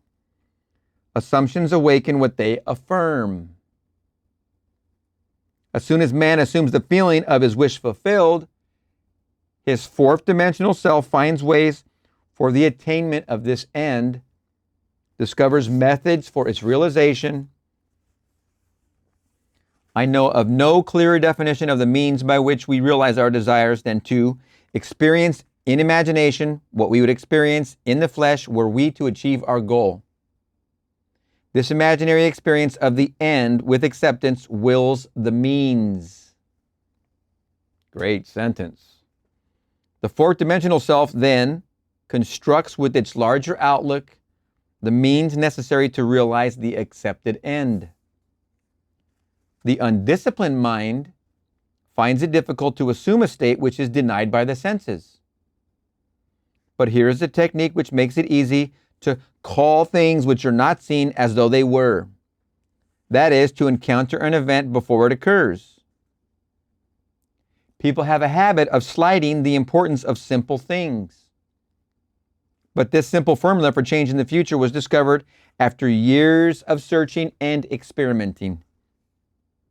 The first step in changing the future is Desire, capitals, desire. That is, define your objective. Know definitely what you want. Just know it, period. Go into your closet, shut the door, and ask yourself, what do I want? What would make me happy? And then listen with your eyes closed. It will rise up. It will float right to the top like cream on milk.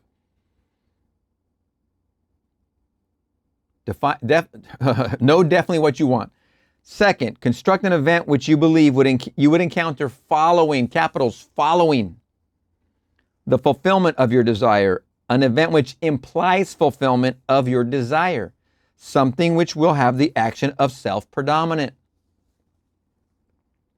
Third, immobilize the physical body and induce a condition akin to sleep by imagining that you are sleepy. Lie on a bed or relax in a chair. Then with eyelids closed and your attention focused on the action you intend to experience in imagination, mentally feel yourself right into the proposed action, imagining all the while that you are actually performing the action here and now. You must, Neville saying must, always participate in the imaginary action, not merely stand back and look on, but feel that you are actually performing the action so that the imaginary sensation is real to you. It is important always to remember that the proposed action must be one which follows the fulfillment of your desire. Your desire. Also, you must feel yourself into the action until it has all the vividness and distinctness of reality. For example, suppose you desire promotion in office. Being congratulated would be an event you would encounter following the fulfillment of your desire, naturally. Having selected this action as the one you will experience in imagination, immobilize the physical body, induce a state akin to sleep, a drowsy state, but one in which you are still able to control the direction of your thoughts, a state in which you are attentive without effort. Then visualize a friend standing before you. Put your imaginary hand into his. Feel it be solid and real. Feel it to be solid and real, and carry on an imaginary conversation with him in harmony with the action. You do not visualize yourself at a distance in point of space and at a distance in point of time, being congratulated on your good fortune. Instead, you make elsewhere here, capitals here, and the future now, capitals now. The future event is a reality now in a dimensionally larger world, and oddly enough, now in a dimensionally larger world is equivalent to here in the ordinary three-dimensional space of everyday life. The difference between feeling yourself in action here and now and visualizing yourself in action as though you were on a motion picture screen is the difference between success and failure. You have to do this first person. It can't be from the outside. It has to be first person experience, from what you would see your arms. The difference will be appreciated if you will now visualize yourself climbing a ladder. Then, with eyelids closed, imagine that a ladder is right in front of you and feel yourself actually climbing it. Right now, do it. Close your eyes. If you're not driving, climb the ladder in your imagination. What does it feel like to climb this ladder? What does it feel like to climb back down? Finish the operation, climb it again. What does it feel like grabbing these rungs, moving your feet, having 3 points of contact before you move one limb? You got two hands on a rung, you have both feet on the ground, you put your left foot on the first rung, then you move the hand, the other foot, all these things, this becomes a natural sequence. The difference between feeling yourself in action here and now and visualizing yourself in action as though you were on a motion picture screen, is the difference between success and failure. Cannot be stressed too many times, that one sentence.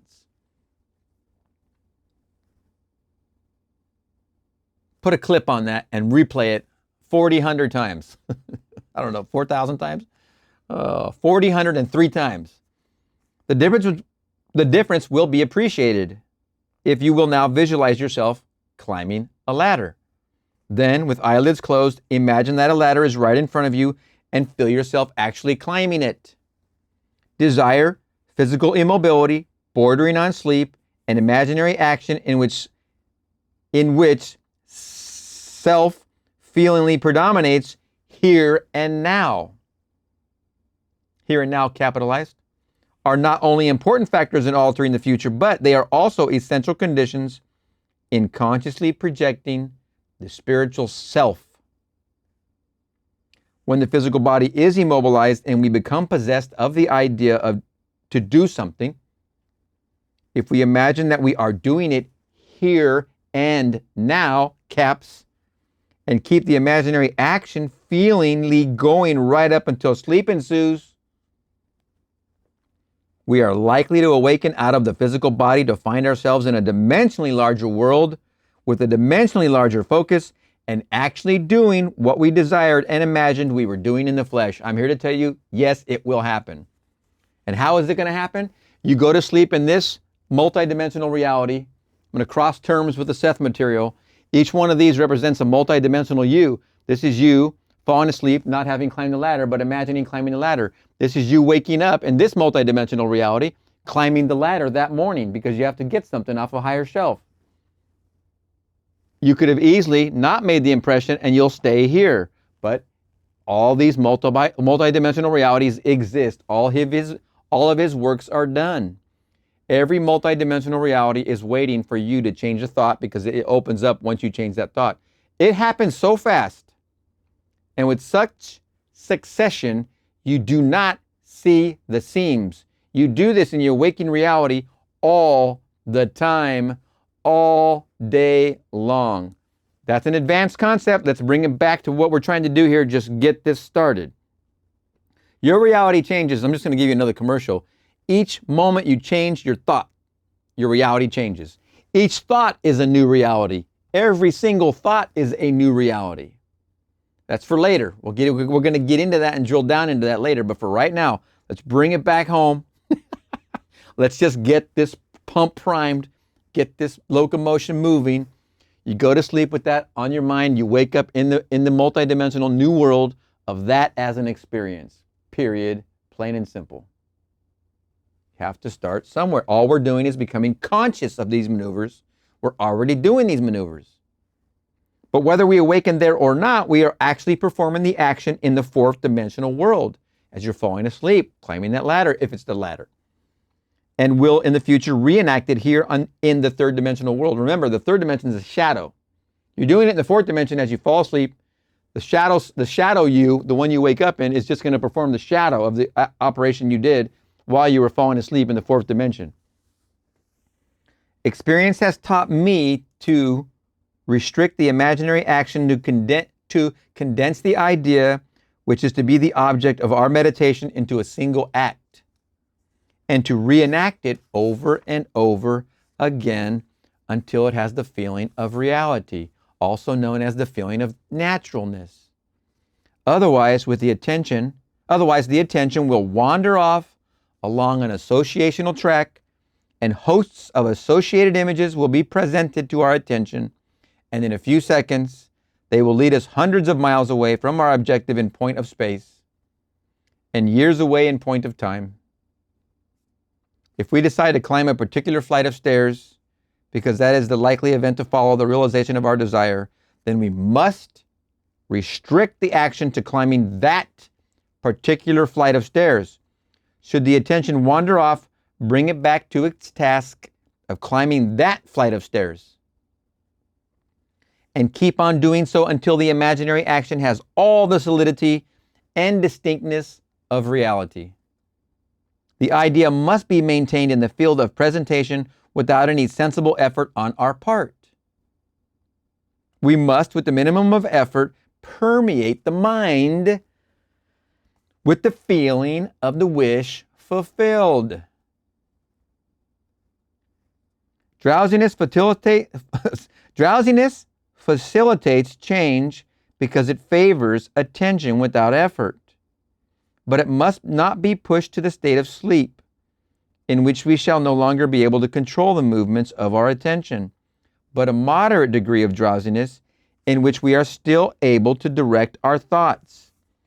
A most effective way to embody a desire is to assume the feeling of the wish fulfilled, and then, in a relaxed and sleepy state, repeat over and over again, like a lullaby, any short phrase which implies the fulfillment of your desire, such as, "Thank you, thank you, thank you,"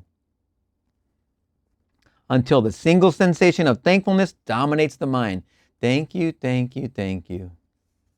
Speak these words as though you addressed a higher power for having done it for you. Thank you, Father. Thank you, Father. Thank you, Father. It doesn't... Just do it. Just do it.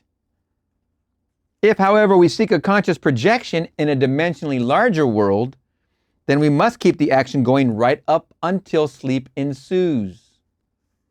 Experience in imagination with all the distinctness of reality, what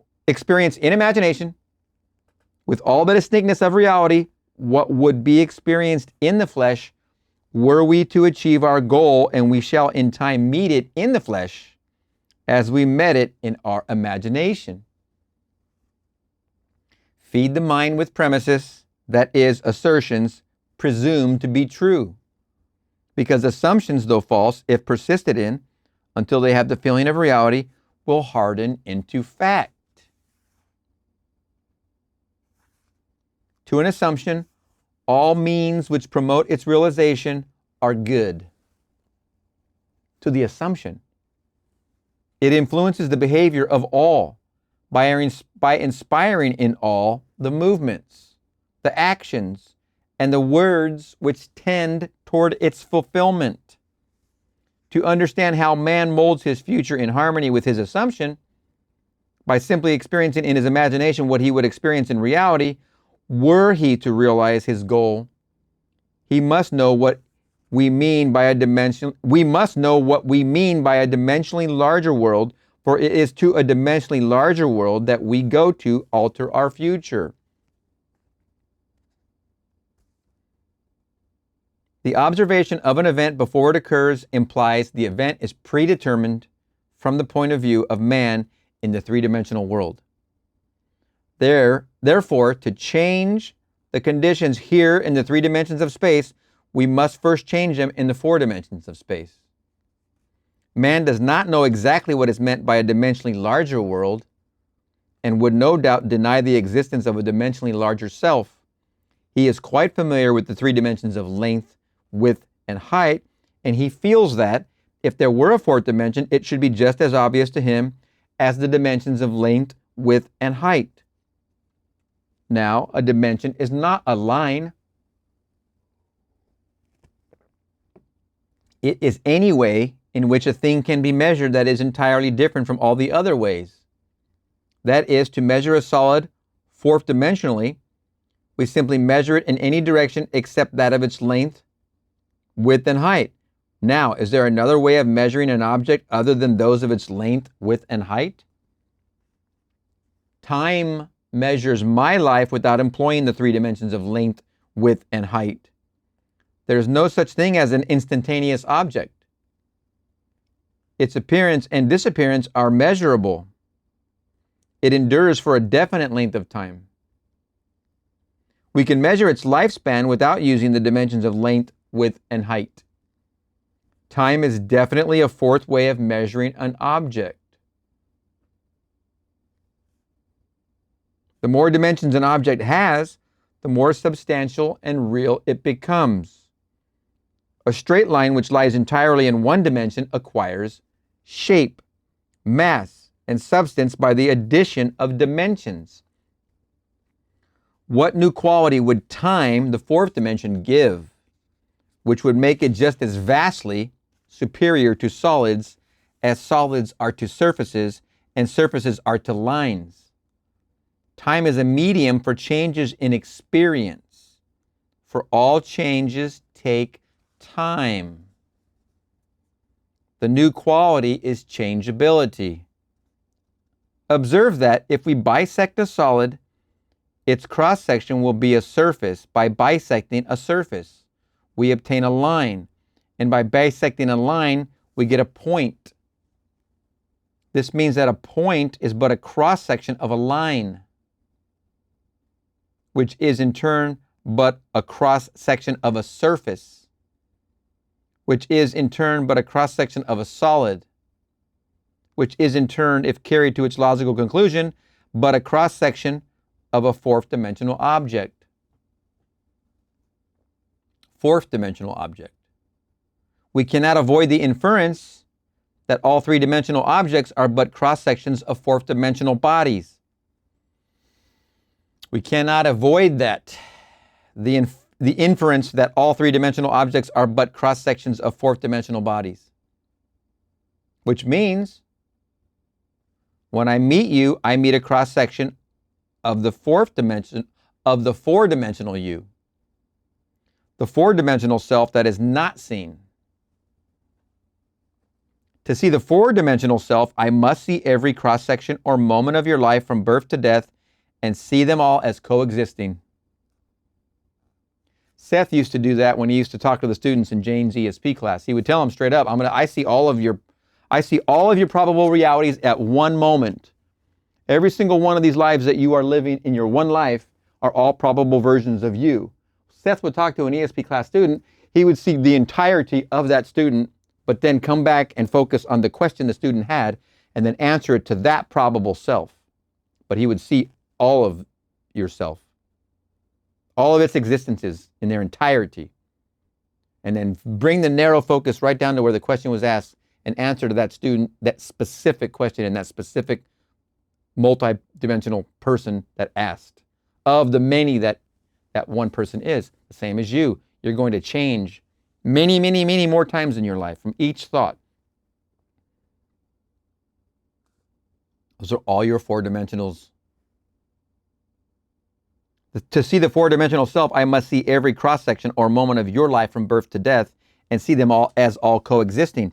My focus should take in the entire array of sensory impressions which you have experienced on earth, plus those you might encounter. Like I said, multidimensionals. I should see them not in the order in which they were experienced by you, but as a present whole. Because change, in caps, is the characteristic of the fourth dimension. I should see them in a state of flux as a living, animated whole. Now, if we have all this clearly fixed in our minds, what does it mean to us in this three-dimensional world? It means that if we can move along time's length, we can see the future and alter it if we so desire. Repeating this little tiny paragraph. Now, if we have all this clearly fixed in our minds, what does it mean to us in this three-dimensional world? It means that if we can move along time's length, we can see the future and alter it if we so desire. This world, which we think so solidly real, is a shadow out of which and beyond which we may at any time pass. It is an abstraction from a more fundamental and dimensionally larger world. A more fundamental world abstracted from a still more fundamental and dimensionally larger world. And so on to infinity. Oh, boy, get a grip of that. Wow.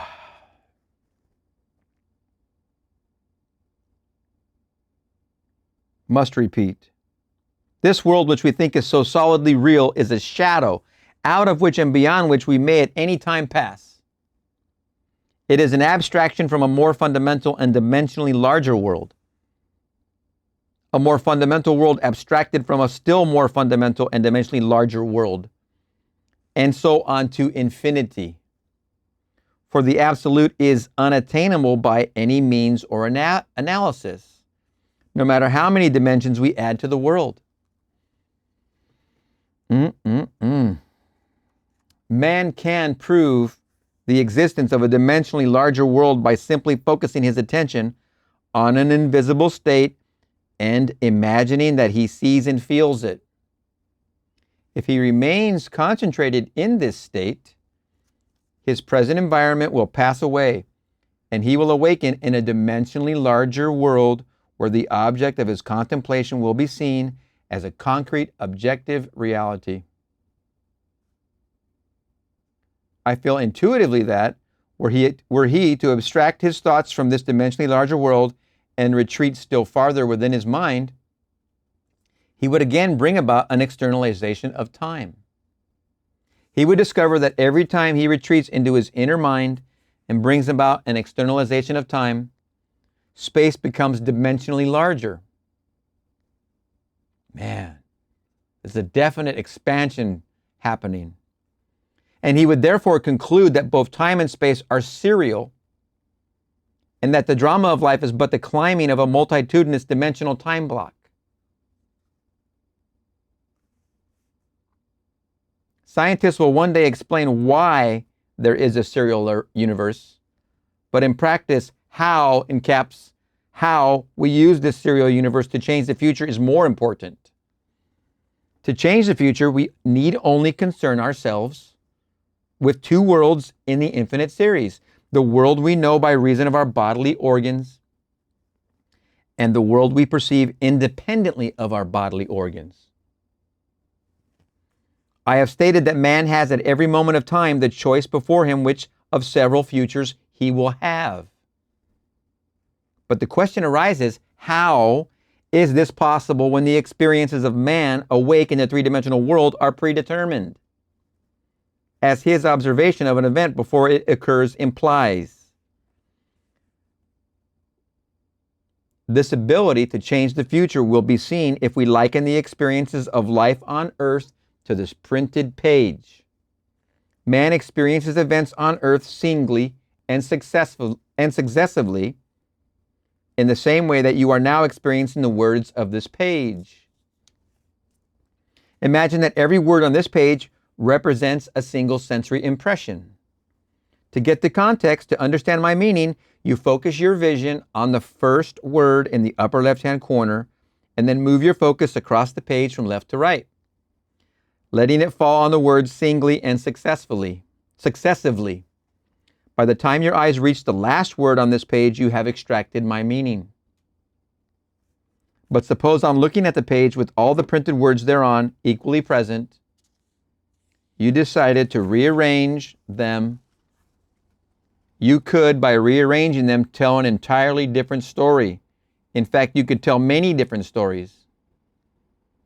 A dream is nothing more than uncontrolled four-dimensional thinking, or the arrangement of both past and future sensory impressions. Man seldom dreams of events in the order in which he experiences them when awake. He usually dreams of two or more events which are separated in time, fused into a single sensory impression. Or else he so completely rearranges his single waking sensory impressions that he does not recognize them when he encounters them in his waking state. For example, I dream that I delivered a package to the restaurant in my apartment building. The hostess said to me, "You can't leave that there." Whereupon the elevator operator gave me a few letters and I thanked him for them. He in turn thanked me. At this point, the night elevator operator appeared and waved a greeting to me. The following day, as I left my apartment, I picked up a few letters which had been placed at my door. On my way down, I gave the day elevator operator a tip and thanked him for taking care of my mail, whereupon he thanked me for the tip. On my return home that day, I overheard a doorman say to a delivery man, "You can't leave that here. You can't leave that there." As I was about to take the elevator up to my apartment, I was attracted by a familiar face in the restaurant, and as I looked in, the hostess greeted me with a smile. That night, I escorted my dinner guests to the elevator, and as I said goodbye to them, the night operator waved goodnight to me. By simply rearranging a few of the single sensory impressions I was destined to encounter, and by fusing two or more of them into single sensory impressions, I constructed a dream which differed quite a bit from my waking experience.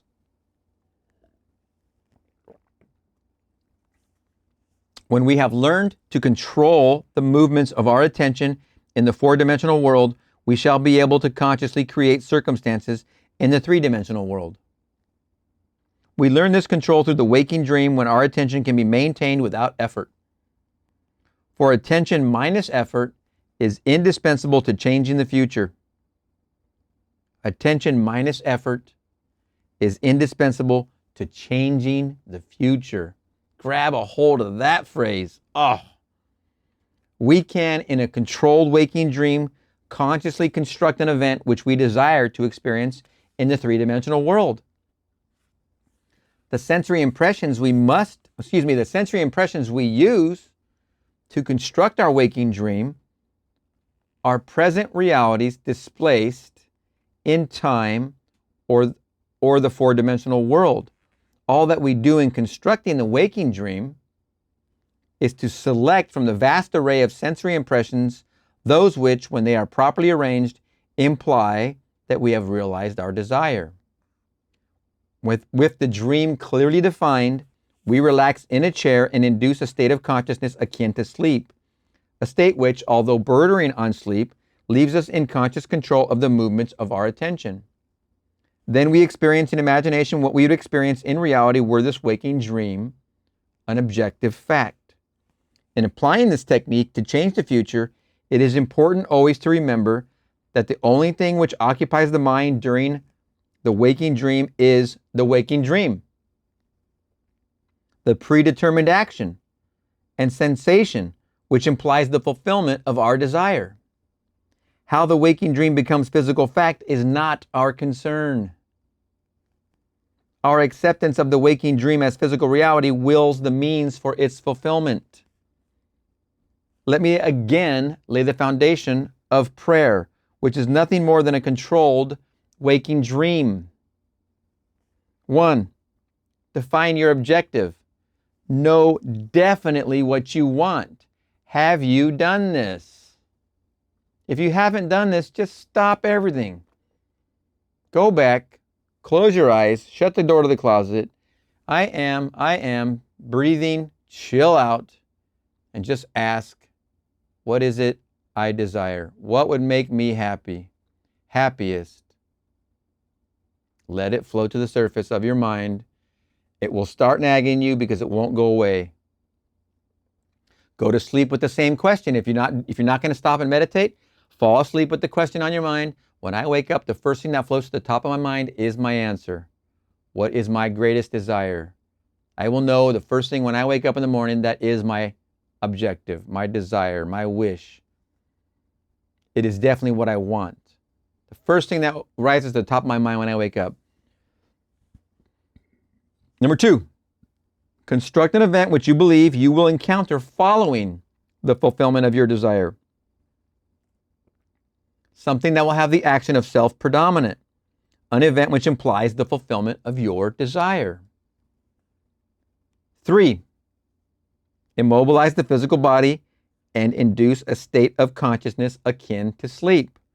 Then mentally feel yourself right into the proposed action until the single sensation of fulfillment dominates the mind, imagining all the while that you are actually performing the action here and now, so that you experience in imagination what you would experience in the flesh, were you now to realize your goal. Experience has convinced me that this is the easiest way to achieve our goal. 1, 2, 3. The easiest. Know what you want. Construct an event you believe will be after the fulfillment of the event or your new experience. Then chill out, lay down, immobilize the body. See yourself in the action. However, my own many failures would convict me were I to imply that I have completely mastered the movements of my attention. But I can, with the ancient teacher, say, this one thing I do, forgetting those things which are behind and reaching forth unto those things which are before, I press toward the mark for the prize. Philippians 3:13, 14. This one thing I do, going to sleep, making this impression, forgetting those things which are behind, over here, and reaching forth unto those things which are before, I press toward the mark for the prize. Forgetting these things, do not look back.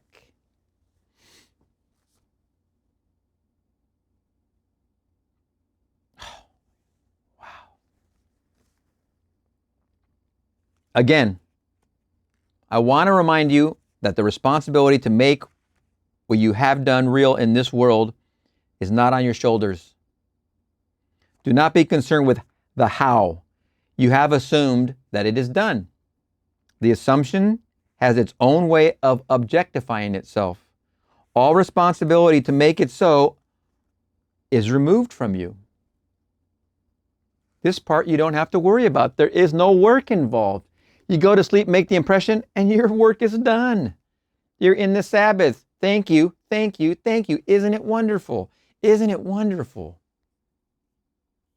Thank you. There is a little statement in the book of Exodus which bears this out. Millions of people who have read it or have had it mentioned to them throughout the centuries have completely misunderstood it.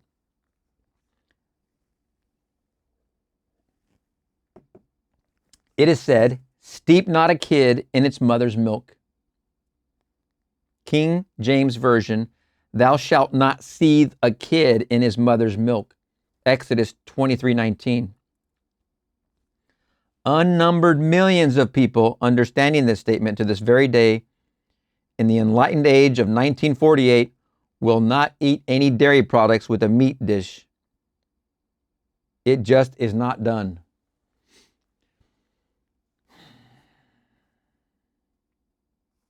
They think the Bible is history.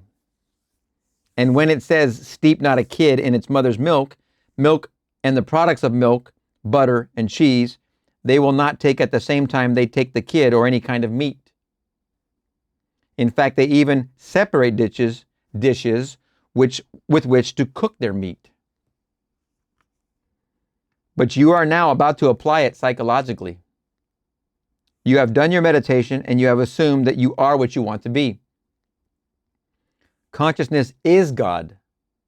Your attention is like the very stream of life, or milk itself that nurses and makes alive that which holds your attention. In other words, what holds your attention has your life. Throughout the centuries, a kid has been used as a symbol of sacrifice. You have given birth to everything in your world, but there are things that you no longer wish to keep alive, although you have mothered and fathered them. You are a jealous father that can easily consume, like Cronus, his children. It is your right to consume what formerly you expressed when you did not know better. Repeat this sentence. You are a jealous father that can easily consume, like Cronus, his children. Here's the sentence. It is your right to consume what formerly you expressed when you did not know better. Now, you are detached in consciousness from that former state. You are not that former self. Period. It was your kid. It was your child. You embodied and expressed it in your world. But now that you have assumed that you are what you want to be, do not look back on your former state and wonder how it will disappear from your world. For if you look back and give attention to it, you are steeping once more that kid in its mother's milk. In other words, you're breathing life back into it. You're looking, after you become this and you're breathing life back into this kid is dead. Let the dead bury the dead, for crying out loud. Become the new you. Stay here, steep here, not the kid that is now dead. Not the kid you gave life to over here, which you are now expressing. The old. You must not look back, and you must not give mother's milk. You must not feed it any more of your attention. It's the only way to change. This is the hump you must get over. Past. You think it's a the concrete, objective thing that exists next to where you are now in your present. When in actuality, spiritually, you know in your present, in your now, that this is an illusion. This changes when you change this. You change into your new present and your new now, you now have a new past that goes with this. If you look back over here, then you're leaving spiritual discernment and you're going back over here into the natural man and you're going over here and dwelling on the past, which made you no,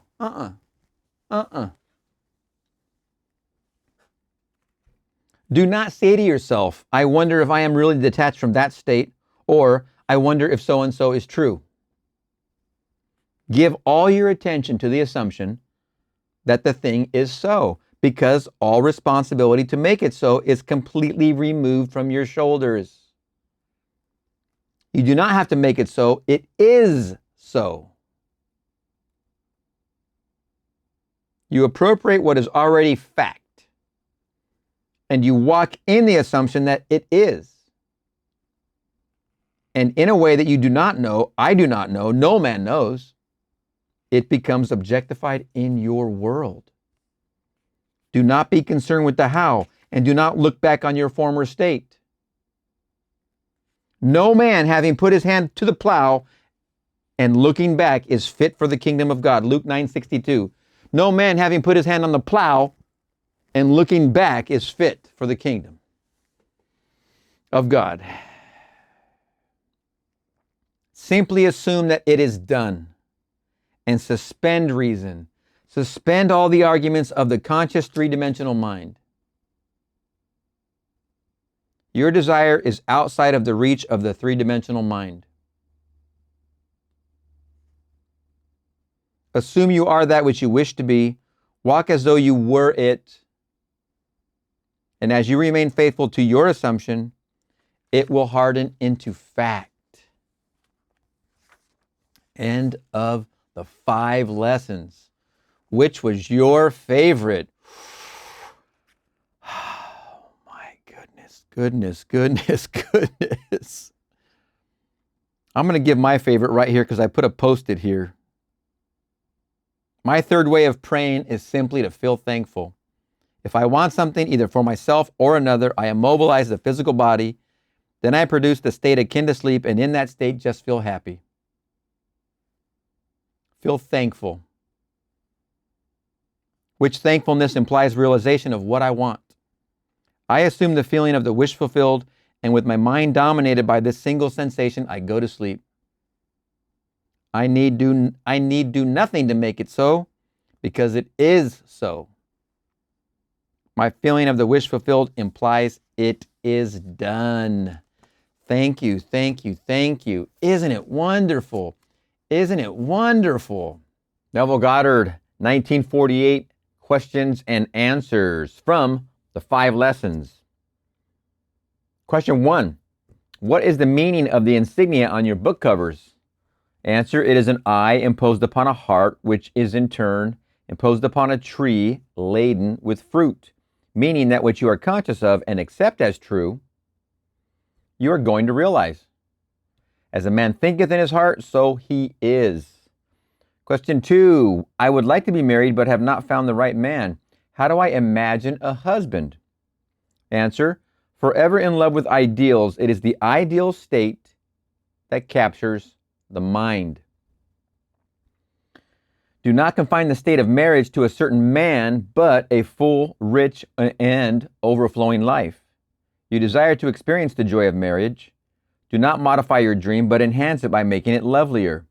Then, condense your idea into a single sensation or act, which implies its fulfillment. In this Western world, a woman wears a wedding ring on her third of her left hand.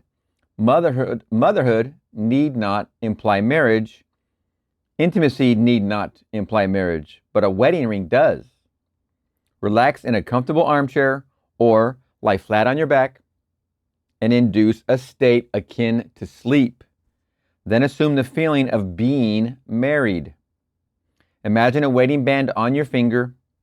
Touch it, turn it around the finger, pull it off over the knuckle. Keep the action going until the ring has the distinctness and feeling of reality. Become so lost in the feeling of the ring on your finger that when you open your eyes, you will be surprised that it's not there. If you are a man who does not wear a ring, you could assume greater responsibility. How would you feel if you had a wife to care for? Assume the feeling of being happily married, a happily married man right now. Remember, he's talking about an imaginary ring on your imaginary finger, not an actual ring to put on your finger. I'm saying what he's talking about, but you could, I don't see why it wouldn't actually add to the impact if you had a ring to put on that finger and touched it while you fell asleep. We're going to the same destination. Question 3, what must I do to inspire creative thoughts such as those needed for writing? Answer, what must you do? Assume the story has already been written and accepted by a great publishing house. Reduce the idea of being a writer to the sensation of satisfaction. Repeat the phrase, isn't it wonderful? Or, thank you, thank you, thank you. Over and over again until you feel successful. Or imagine a friend congratulating you. And that, believe me, works profoundly. Imagining your friends or family members congratulating you. There are unnumbered ways of implying success, but always go to the end. Your acceptance of the end wills its fulfillment. Do not think about getting in the mood to write, but live and act as though you are now the author you desire to be. Assume you have the talent for writing. Think of the pattern you want displayed on the outside. If you write a book and no one is willing to buy it, there is no satisfaction. Act as though people are hungry. Act as though people are hungry for your work. Live as though you cannot produce stories or books fast enough to meet the demand. Live as though. Persist in this assumption, and all that is necessary to achieve your goal will quickly burst into bloom, and you will express it. Question 4, how do I imagine larger audiences for my talks? Answer, I can answer you best by sharing the technique used by a very able teacher I know. When this man first came to this country, he began speaking in a small hall in New York City. Although only 50 people attended his Sunday morning meeting and they sat in front, this teacher would stand at the podium and imagine a vast audience. Then he would say to the empty space, "Can you hear me back there?" Today, this man is speaking in Carnegie Hall in New York City to approximately 2,500 people every Sunday morning and Wednesday evening. He wanted to speak to crowds. He was not modest. He did not try to fool himself, but built a crowd in his own consciousness, and crowds come. Stand before a large audience. Address this audience in your imagination. Feel you are on that stage, and your feeling will provide the means. Question 5. Is it possible to imagine several things at the same time? Or should I confine my imagining to one desire? Answer. Personally, I like to confine my imaginal act to a single thought. But that does not mean I will stop there. During the course of a day, I may imagine many things, but instead of imagining lots of small things, I would suggest that you imagine something so big it includes all the little things. Instead of imagining wealth, health, and friends, imagine being ecstatic. You could not be ecstatic and be in pain. You could not be ecstatic and be threatened with a dispossession notice. That's an eviction notice. You could not be ecstatic if you were not enjoying a full measure of friendship and love. What would the feeling be like were you ecstatic without knowing what had happened to produce your ecstasy? What would the feeling be like were you ecstatic without knowing what had happened to produce your ecstasy? Reduce the idea of ecstasy to the single sensation. Isn't it wonderful? Isn't it wonderful? Isn't it wonderful? Do not allow the conscious reasoning mind to ask why, because if it does, it'll start to look for visible causes. And then the sensation will be lost. Do not concern yourselves with how. You're tearing it apart. When you go in the how direction, you're tearing apart what you're trying to do. Don't do it. Rather, repeat over and over again. Isn't it wonderful? Isn't it wonderful? Isn't it wonderful?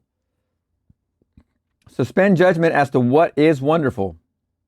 Catch the one sensation of the wonder of it all, and things will happen to bear witness to the truth of this sensation. You're backing into it. You're reverse engineering it. You're happy beyond the event you wish to have happen. Marriage, wealth, health, whatever it is. Isn't it wonderful? Isn't it wonderful? You would celebrate the same way. So why not celebrate and you're backing into it? One's causing the other as much as one's causing the other. It's the law of reversibility. And I promise you it will include all the little things. Catch the one sensation of the wonder of it all, and things will happen to bear witness to the truth of this sensation. And I promise you it will include all the little things. Question 6. How often should I perform the imaginal act? A few days or several weeks? Answer: in the book of Genesis, the story is told of Jacob wrestling with an angel. This story gives us the clue we are looking for, that when satisfaction is reached, impotence follows. When the feeling of reality is yours, for the moment at least, you are mentally impotent. The desire to repeat the act of prayer is lost, having been replaced by the feeling of accomplishment. You cannot persist in wanting what you already have. That's a fine example of that is simply having the desire to go to a specific restaurant. You're full of the desire. You're not at the restaurant yet, but you know, you can sense its completion. You drive to the restaurant, you and your spouse. You go and you enjoy dinner. You leave the restaurant. You're driving home and having a conversation. Do you desire the restaurant anymore? Is there any desire for that type of food or the restaurant? It's completely out of your mind. It's not coming back to your mind until whatever, a week, 2 weeks, 3 weeks, a month, a year, whatever. When you get the hankering again, it'll come back, but it's nowhere to be found after you experience that which completes the desire. Dining at that restaurant, having that particular food. You're doing all these things all the time. In micro versions, we're just trying to blow them up and have conscious awareness of them.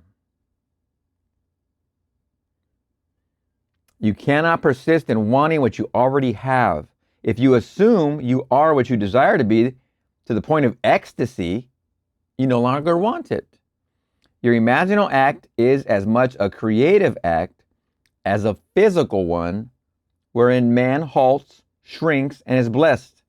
For as man creates his own likeness, so does your imaginal act transform itself into the likeness of your assumption.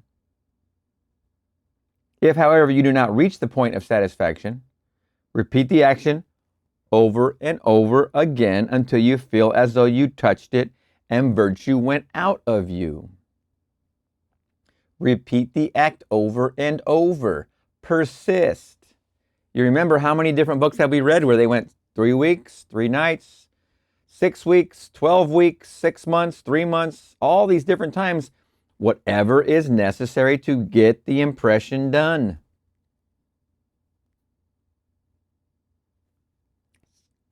Question 7.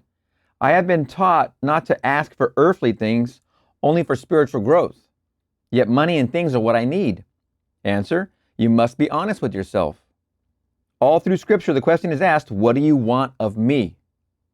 What do you want of me? Some wanted to see, some wanted to eat, still others wanted to be made straight, or that my child may live. Your dimensionally larger self speaks to you through the language of desire. Do not deceive yourself. Knowing what you want, claim you already have it. For it is your Father's good pleasure to give it to you, and remember, what you desire, that you have. It's already done. Question 8. When you have assumed your desire, do you keep in mind the ever-presence of this greater one protecting and giving you your assumption?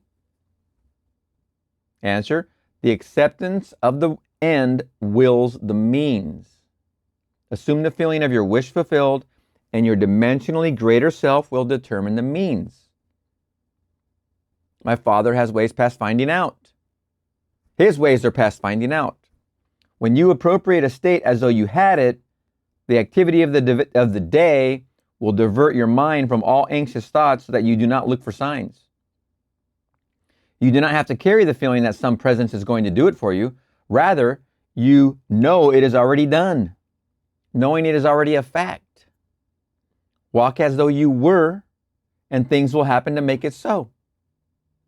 You do not have to be concerned about some presence doing it for you. The deeper, dimensionally greater you has already done it. And all you do is move to the place where you encounter it. Remember the story of the man who left the master and was on his way home when he met his servant who said, "Your son lives." And when he asked at what hour it was done, the servant replied, "The 7th hour." The self same hour that he assumed his desire, it was done for him.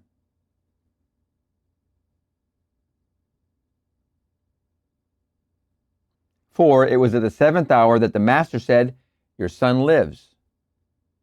Your desire is already granted. Walk as though it were, and although time beats slowly in this dimension of your being, it will nevertheless bring you confirmation of your assumption. I ask you not to be impatient, though. If there's one thing you already have need of, it's patience. Just a little patience. Question 9. Isn't there a law that says you cannot get something for nothing? Oh, good one. This one crossed my mind in the shower this morning. It was Brian Tracy. He has a book called Something for Nothing. If you haven't read it, it's worth a read. If you have too much to read of Neville, don't bother with it. But it is fascinating. It's a fascinating perspective. Isn't there a law that says you cannot get something for nothing? Must we not earn what we desire? That's still the question. Answer. Creation is finished. It is your Father's good pleasure to give you the kingdom. The parable of the prodigal son is your answer. In spite of man's waste, when he comes to his senses and remembers who he is, he feeds on the fatted calf of abundance and wears the robe and ring of authority. There's nothing to earn.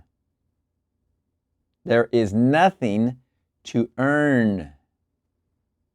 Creation was finished in the foundation of time. Creation was finished in the foundation of time. You, as man, are God, made visible for the purpose of displaying what is, not what is to be. Very powerful sentence. I will repeat it. So in case you rewind it, you'll get 4 times at this sentence. Oh man, you as man are God made visible for the purpose of displaying what is, not what is to be. Drink that one in. Do not think you must work out your salvation by the sweat of your brow. It's not 4 months until the harvest. The fields are already white. Simply thrust in the sickle. Who cares what people say? 4 months to the harvest. No. It's now.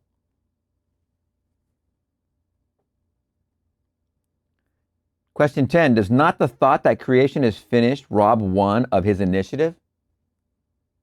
Answer. If you observe an event before it occurs, then the occurring event must be predetermined from the point of view of being awake in this 3-dimensional world. Yet you do not have to encounter what you observe. You can, by changing your concept of self, interfere with your future and mold it in harmony with your changed concept of self. Powerful. 11. Does this ability change the future? Does not this ability to change the future deny that creation is finished? Answer, no. You, by changing your concept of self, change your relationship to things. If you rearrange the words of a play to write a different one, You've not created new words, but simply had the joy of rearranging them. Your concept of self determines that order of events you encounter. They are in the foundation of the world, but not their order of arrangement. 12. Why should one who works hard in metaphysics always seem to lack? Answer: because he has not really applied metaphysics. I am not speaking of a mamby-pamby approach to life, but a daily application of the law of consciousness. When you appropriate your good, there's no need for a man or state to act as a medium through which your good will come. When you appropriate it, you are it. Living in a world of men, money is needed in everyday life. If I invite you to lunch tomorrow, I must pick up the check. When I leave the hotel, I must pay the bill. In order to take the train back to New York, my railway fare must be paid. I need money and it has to be there. I am not going to say God knows best and he knows I need money. Rather, I will appropriate the money as though it were. We must live boldly! Exclamation point. We must go through life as though we possessed what we want to possess. We must go through life as though we possess what we want to possess. Do not think that because you helped another, someone outside of you saw your good works and will give you something to ease your burden.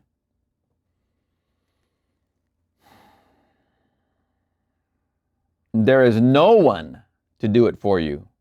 Nobody is coming to save you. Period. Remember, you yourself must go boldly on appropriating what your Father has already given you.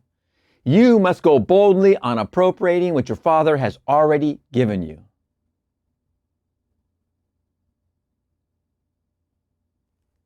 It's as though you have a garage full of shelves and racking with every single desire you have ever had and are going to have on those shelves. And each one is an idea. They don't take up physical space. And as you go through those ideas and shelves, you touch one of those ideas, you apply desire. It already is. It's waiting for you to touch with your completion in mind. All those desires in the shelves, on the shelves, in your garage already exist in their completed form. All your desires, every single one between now and when you started and now and when you finish, all of them are done, waiting for you to touch them to completion. Where does in any place here, has anybody said anything about driving stakes for the railroad all day? Has anybody said anything about work? Ever? I haven't broken a sweat once given these lectures. It isn't the height of summer yet. I did start this December 19th approximately, but we'll see what happens in summer. All right. Question 13. Can an uneducated person educate himself by assuming the feeling of being educated? Answer: yes. An aroused interest is awarded information from every side. An aroused interest is rewarded information from every side. You must sincerely desire to be well schooled. The desire to be well read, followed by the assumption that you are, makes you selective in your reading. You will read what matters. As you progress in your education, you automatically become more selective, more discriminating in all that you do. 14.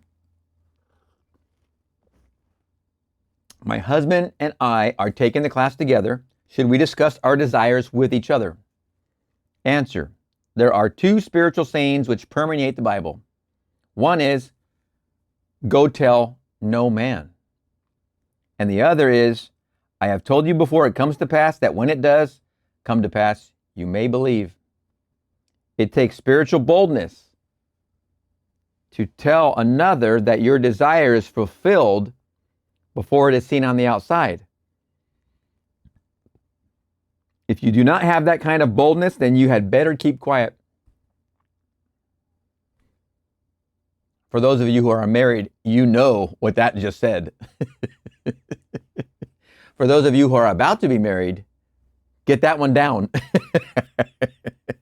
I personally enjoy telling my plans to my wife because we both get such a thrill when they come into being. The first person a man wants to prove this law to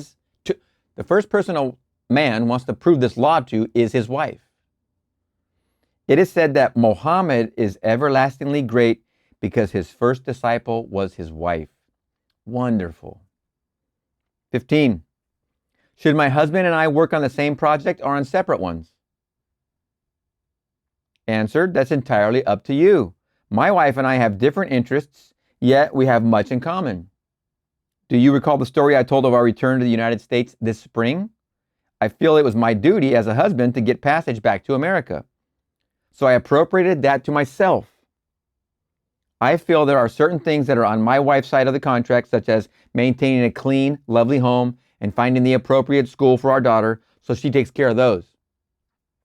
Quite often, my wife will ask me to imagine for her, as though she has greater faith in my ability to do it than in her own. That flatters me because every man worthy of the name wants to feel that his family has faith in him. But I see nothing wrong in the communion between two who love one another. 16. I would think that if you get too much into the sleepy state, there would be a lack of feeling. Answer, when I speak of feeling, I do not mean emotion, but acceptance of the fact that the desire is fulfilled. Feeling grateful, fulfilled, or thankful, it's easy to say, thank you. Isn't it wonderful? Or, it is finished. When you get into the state of thankfulness, you can either awaken knowing it's done, or fall asleep in the feeling of the wish fulfilled. 17. Is love a product of your own consciousness? Answer. All things exist in your consciousness, be they love or hate. Nothing comes from without. Nothing, but nothing comes from without. The hills to which you look for help are those of an inner range. Your feelings of love, hate, or indifference all spring from your own consciousness. You are infinitely greater than you could ever conceive yourself to be. Infinitely greater than you could ever conceive yourself to be. I could stop right there and just float for an hour, man. It's so true. Never in eternity will you reach the ultimate you. Never in eternity will you reach the ultimate you. That is how wonderful you are. Love is not a product of you. You are love. For that is what God is, and God's name is I am. The very name you call yourself before you make the claim as to the state you are now in.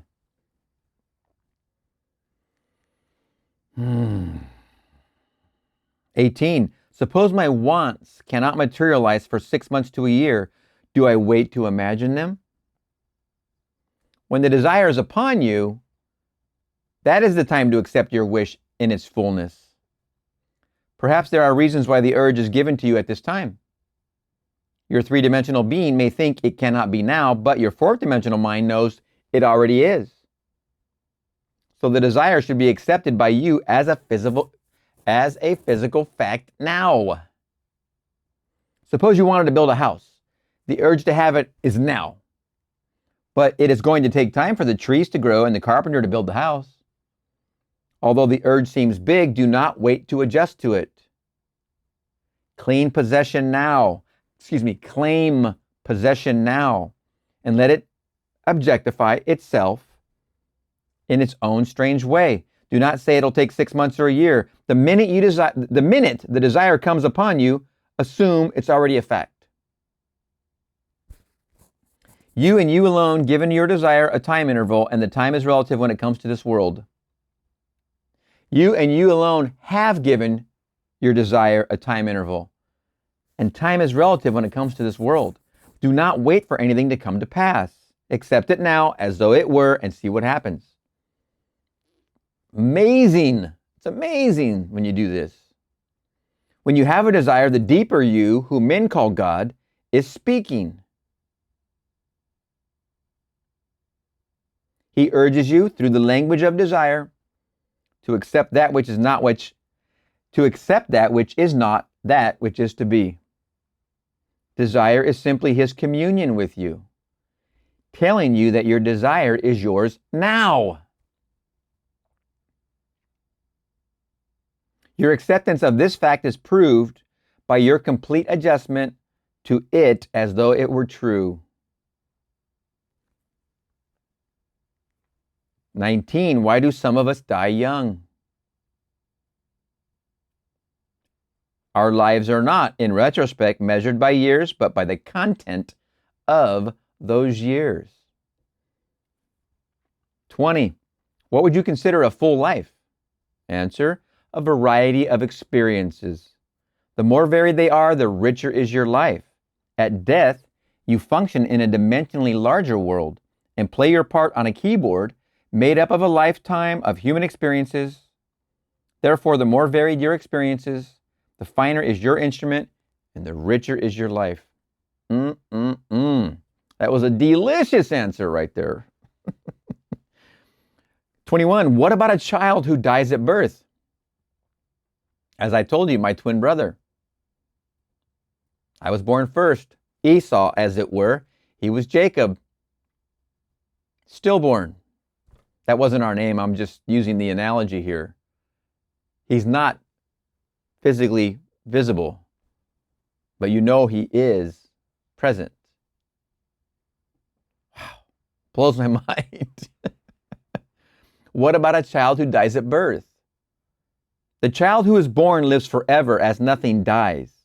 It may appear that the child who dies at birth has no keyboard of human experience, but as a poet once said, he drew a circle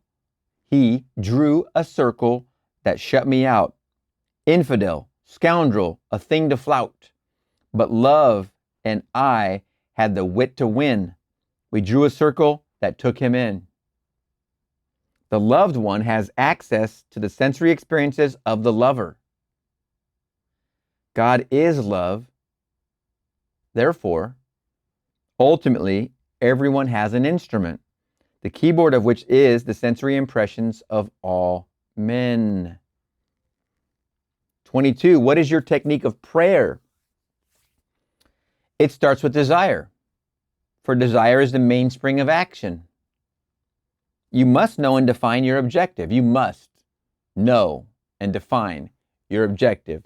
This is step one, and it cannot be avoided. It cannot be delayed. It must be done now. Stop, go in your closet, shut the door. I am, some deep breaths. What is it I desire? Listen to your feelings. Listen to the answer. He is speaking to you and giving you the answer in that moment. Not hard to do. I just gave you a rundown. Stop the tape, stop the video, and go do it. Then come back. Now you're back. It starts with desire, for desire is the mainspring of action. You must know and define your objective. Then condense it into a sensation which implies fulfillment. When your desire is clearly defined, immobilize your physical body and experience in your imagination the action which implies its fulfillment. Repeat this act over and over again until it has the vividness and feeling of reality. Or condense your desire into a single phrase that implies fulfillment, such as, "Thank you, Father. Thank you, Father." Isn't it wonderful? Isn't it wonderful? Or, "It is finished.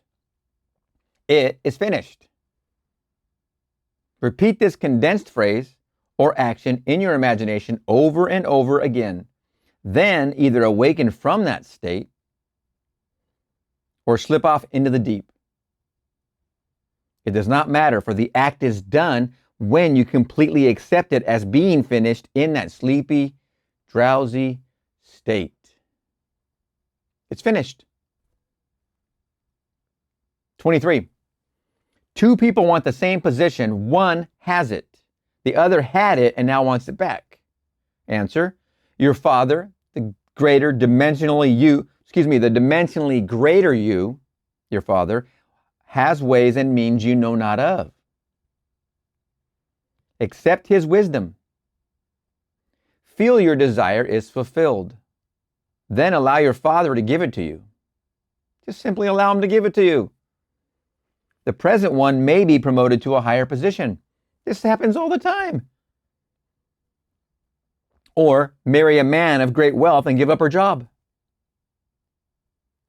She may come into a great deal of money or choose to move to another state. This stuff happens all the time. Many people say they want to work, but I question that seriously. They want security and conditioned security on a job. But I really do not think the average girl truly wants to get up in the morning and go to work. 24. What is the cause of disease and pain? The physical body is an emotional filter. Many human ailments, hitherto considered purely physical, are now recognized as rooted in emotional disturbances. Pain comes from lack of relaxation. When you sleep, there is no pain. If you are under an anesthetic, there is no pain because you are relaxed, as it were. If you have pain, it's because you are tense and trying to force something. You cannot force an idea into embodiment. You simply appropriate it. It is attention minus effort. Only practice will bring you to that point where you can be attentive and still be relaxed. Attention is tension toward an end. And relaxation is just the opposite. Here are two completely opposite ideas that you must blend until you learn through practice how to be attentive but not tense. The word contention means attention minus effort. In the state of contention, you are held by the idea without tension. 25. No matter how much I try to be happy, underneath, I have a melancholy feeling of being left out. Why? Answer: because you feel you are not wanted. Were I you, I would assume I am wanted. I am wanted. You know the technique. The assumption that you are wanted may seem false when first assumed, but if you will feel wanted and respected and persist in that assumption, you will be amazed how others will seek you out. They will begin to see qualities in you they had never seen before. I promise you. Second time so far in this questions and answers that he's said, I promise you.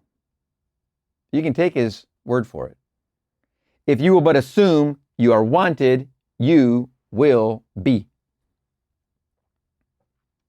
26. If security came to me through the death of a loved one, did I bring about that death? Answer: do not think for 1 second that you brought about a death by assuming security. The greater you is not going to injure anyone. It sees all, and knowing the length of life of all, it can inspire the other to give you that which can fulfill your assumption. You did not kill the person who named you in his will.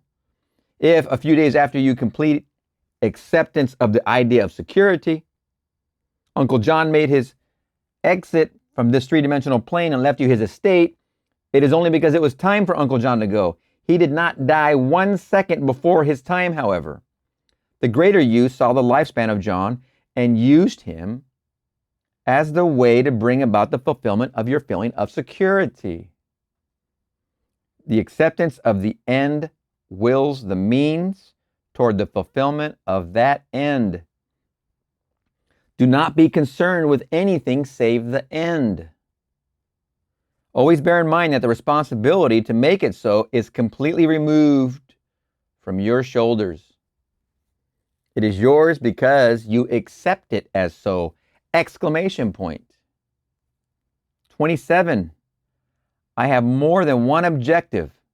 Would it be ineffective to concentrate on different objectives at different periods of concentration? Answer. Excuse me. I like to take one consuming ambition, restrict it to a single short phrase or act that implies fulfillment, but I do not limit my ambition. I only know that my real objective will include all the little ones. Call them your daughter ambitions. You have a mother ambition, and call them the daughter ambitions. They're included. Like that one, huh? Question, I find it difficult to change my concept of self. Why? Because your desire to change has not been aroused. If you would fall in love what you really want to be, you would become it.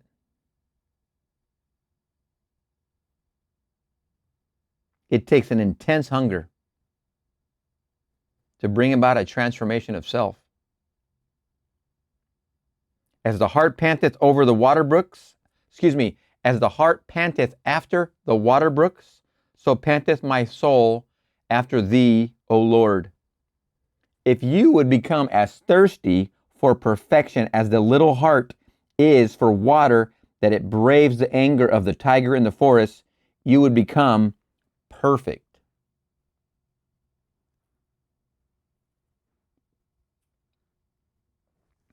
Question 29. I am contemplating a business venture. It means a great deal to me, but I cannot imagine how it can come into being. Answer. You are relieved of that responsibility. You do not have to make it a reality. It already is! Exclamation point. Although your concept of self seems so far removed from the venture you now contemplate, it exists now as a reality within you. Ask yourself how you would feel and what you would be doing if your business venture were a great success. Become identified with that character and feeling, and you will be amazed how quickly you will realize your dream. The only sacrifice you are called upon to make is to give up your present concept of self and appropriate the desire you want to express. Quit being in love with your old self. Let the dead bury the dead. Is it something you desire enough to abandon your old self? That's the question. Question 30. As a metaphysical student, I have been taught to believe that race beliefs and universal assumptions affect me. Do you mean that only to the degree that I give these universal beliefs power over me am I influenced by them? Answer, yes. It is only your individual viewpoint as your world is forever, bearing witness to your present concept of self.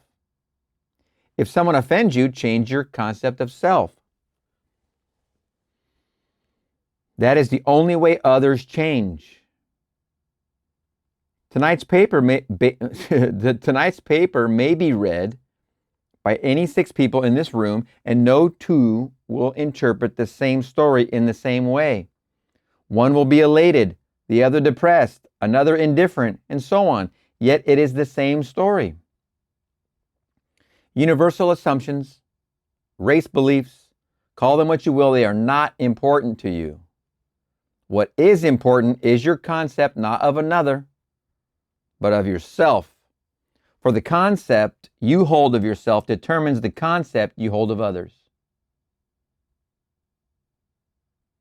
Leave others alone. My teacher would tell me this all the time. When in my beginning days, I would go to her complaining and pointing my finger all over the place. And she would tell me simply, leave them alone. Leave them alone.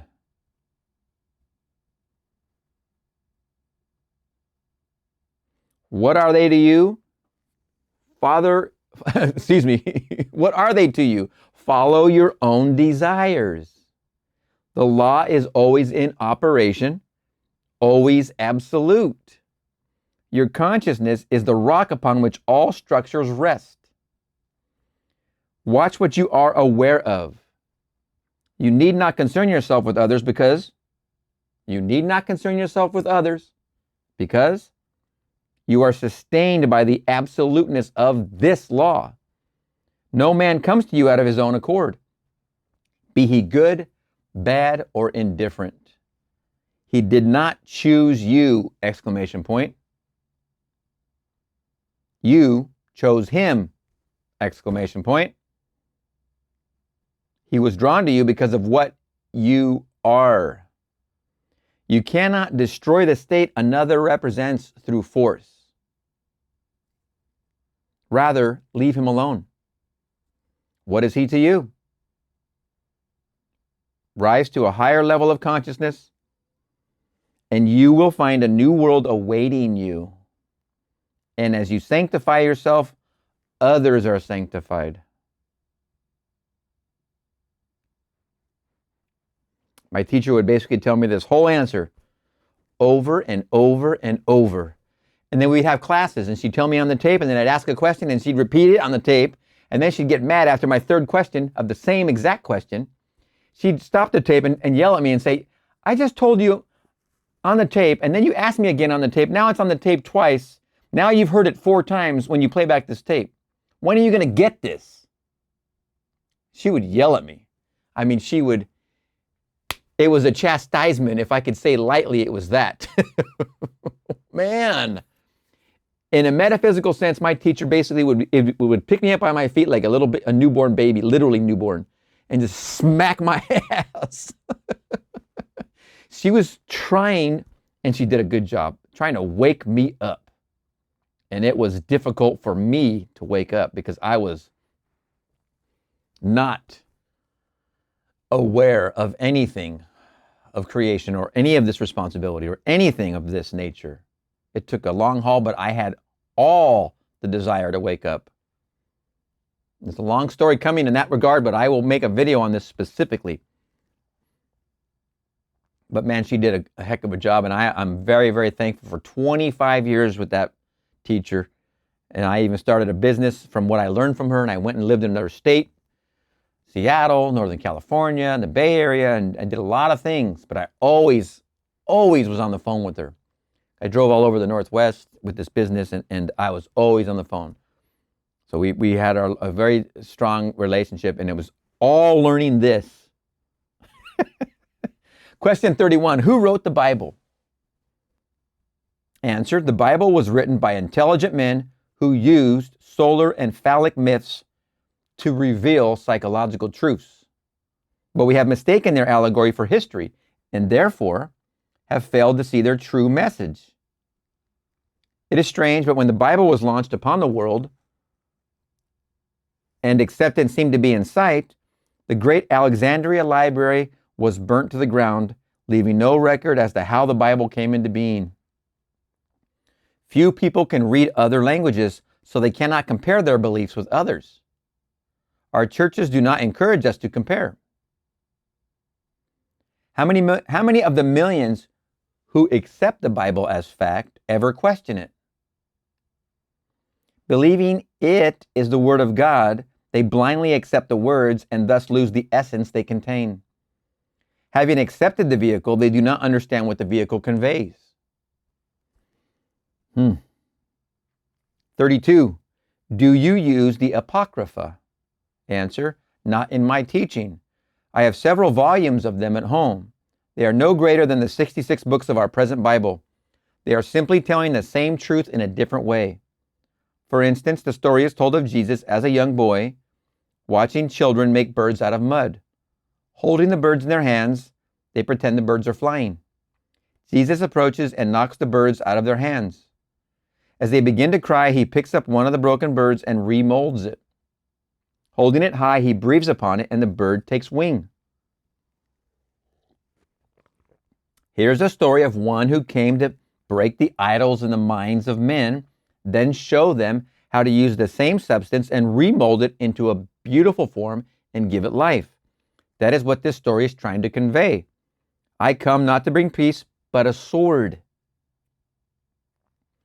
Truth slays all the little mud hens of the mind, slays illusions, and then remolds them into a new pattern which sets man free. Indeed. 33.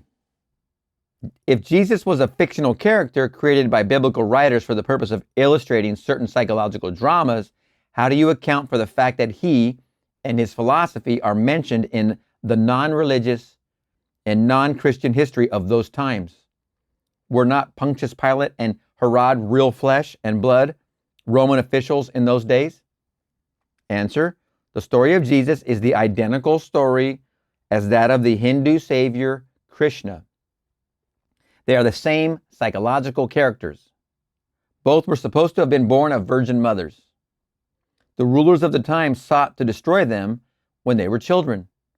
Both healed the sick, resurrected the dead, taught the gospel of love, and died a martyr's death for mankind. Hindus and Christians alike believe their Savior to be God-made man. Today, people quote Socrates, yet the only proof that Socrates ever existed is in the works of Plato. It is said that Socrates drank hemlock, but I ask you, who is Socrates? I once quoted a line from Shakespeare, and a lady said to me, "But Hamlet said that." Hamlet never said it. Shakespeare wrote the lines and put the words in the mouth of a character he created and named Hamlet. St. Augustine once said, "That which is now called the Christian religion existed among the ancients. They began to call Christianity the true religion, yet it never existed." 34. Do you use affirmations and denials? Answer: let us leave these schools of thought that use affirmations and denials. The best affirmation and the only effective one is an assumption which, if in it itself, implies denial of the former state. The best affirmation and the only effective one is an assumption which, in itself, implies denial of the former state. The best denial is total indifference. Things wither and die through indifference. They are kept alive through attention. You do not deny a thing by saying it does not exist. Rather, you put feeling into it by recognizing it. And what you recognize as true is true to you, be it good, bad, or indifferent. I have an example of this, and I probably shan't put this on tape, but I'm going to. My niece, my goddaughter, right? She felt indifference. I'm going to speak the story as responsible as possible for her sake. She felt indifference from her father to the point of this sentence: things wither and die through indifference. In that intense feeling of indifference, she created cancer within her body, had it taken out. It was all gone. 2 years later, created it again after an event that I witnessed where he was there, and she wanted, in my opinion, this is all opinion here.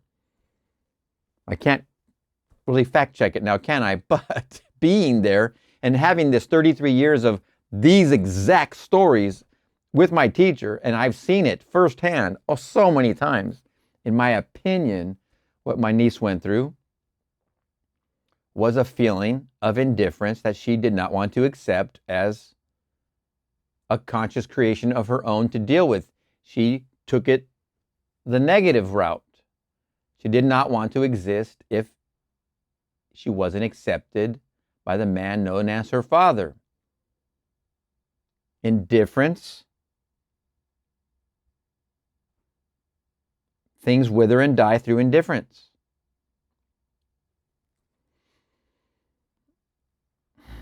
Not a fun story. Not a fun experience to see at all. Affects me greatly because I love my family. These things are there. And unless we go and we imagine lovingly and support, shore up and bolster, we're not tending our garden.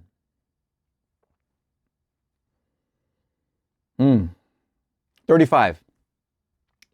Is it possible for one to appear dead and still not be dead? Answer.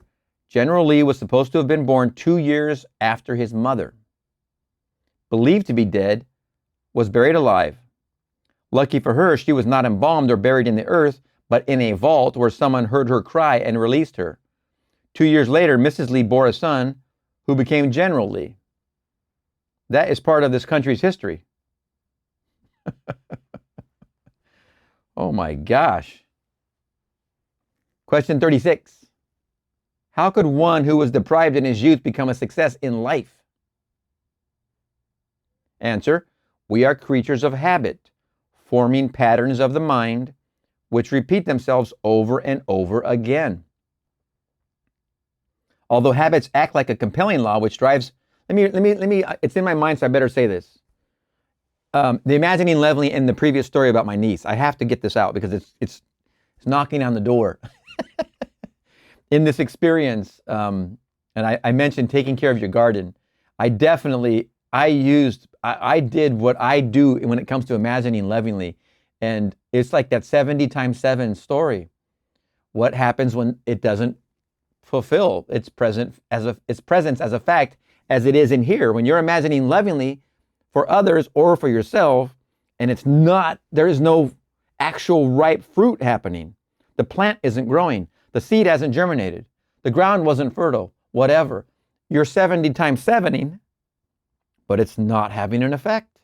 Believe me when I tell you, I did my business. I did my imagining lovingly, and I did it 70 times 7. I promise you. I just want to add this little addendum to that story. When it is time, it's time. For all things, there is a season. When it's time, ain't nothing you can do. When it's your time, as he just said, you can't go another minute. When it's your time, it's your time. And for me to try and be ego about this and try to say, I can save, I can only imagine lovingly and be supportive and put where if a person wants it, then I can help that by imagining lovingly. You can help what someone wants because you know they want it. Now, if you imagine lovingly for another and they don't want it, it's going to bounce back to you. You send love. You do this with the golden rule and only the golden rule in mind. Because if the person doesn't want it, you're going to receive what you sent. And I know I did my 70 times 7 in this experience. What else can you do? If a person doesn't want what you're giving or imagining, you cannot, for the sake of your ego, go and trying to say you're going to will on somebody. It doesn't work like that. Stop right there. This is not the right lesson for you if that's your intent. You're not even listening to this if that's your real intent.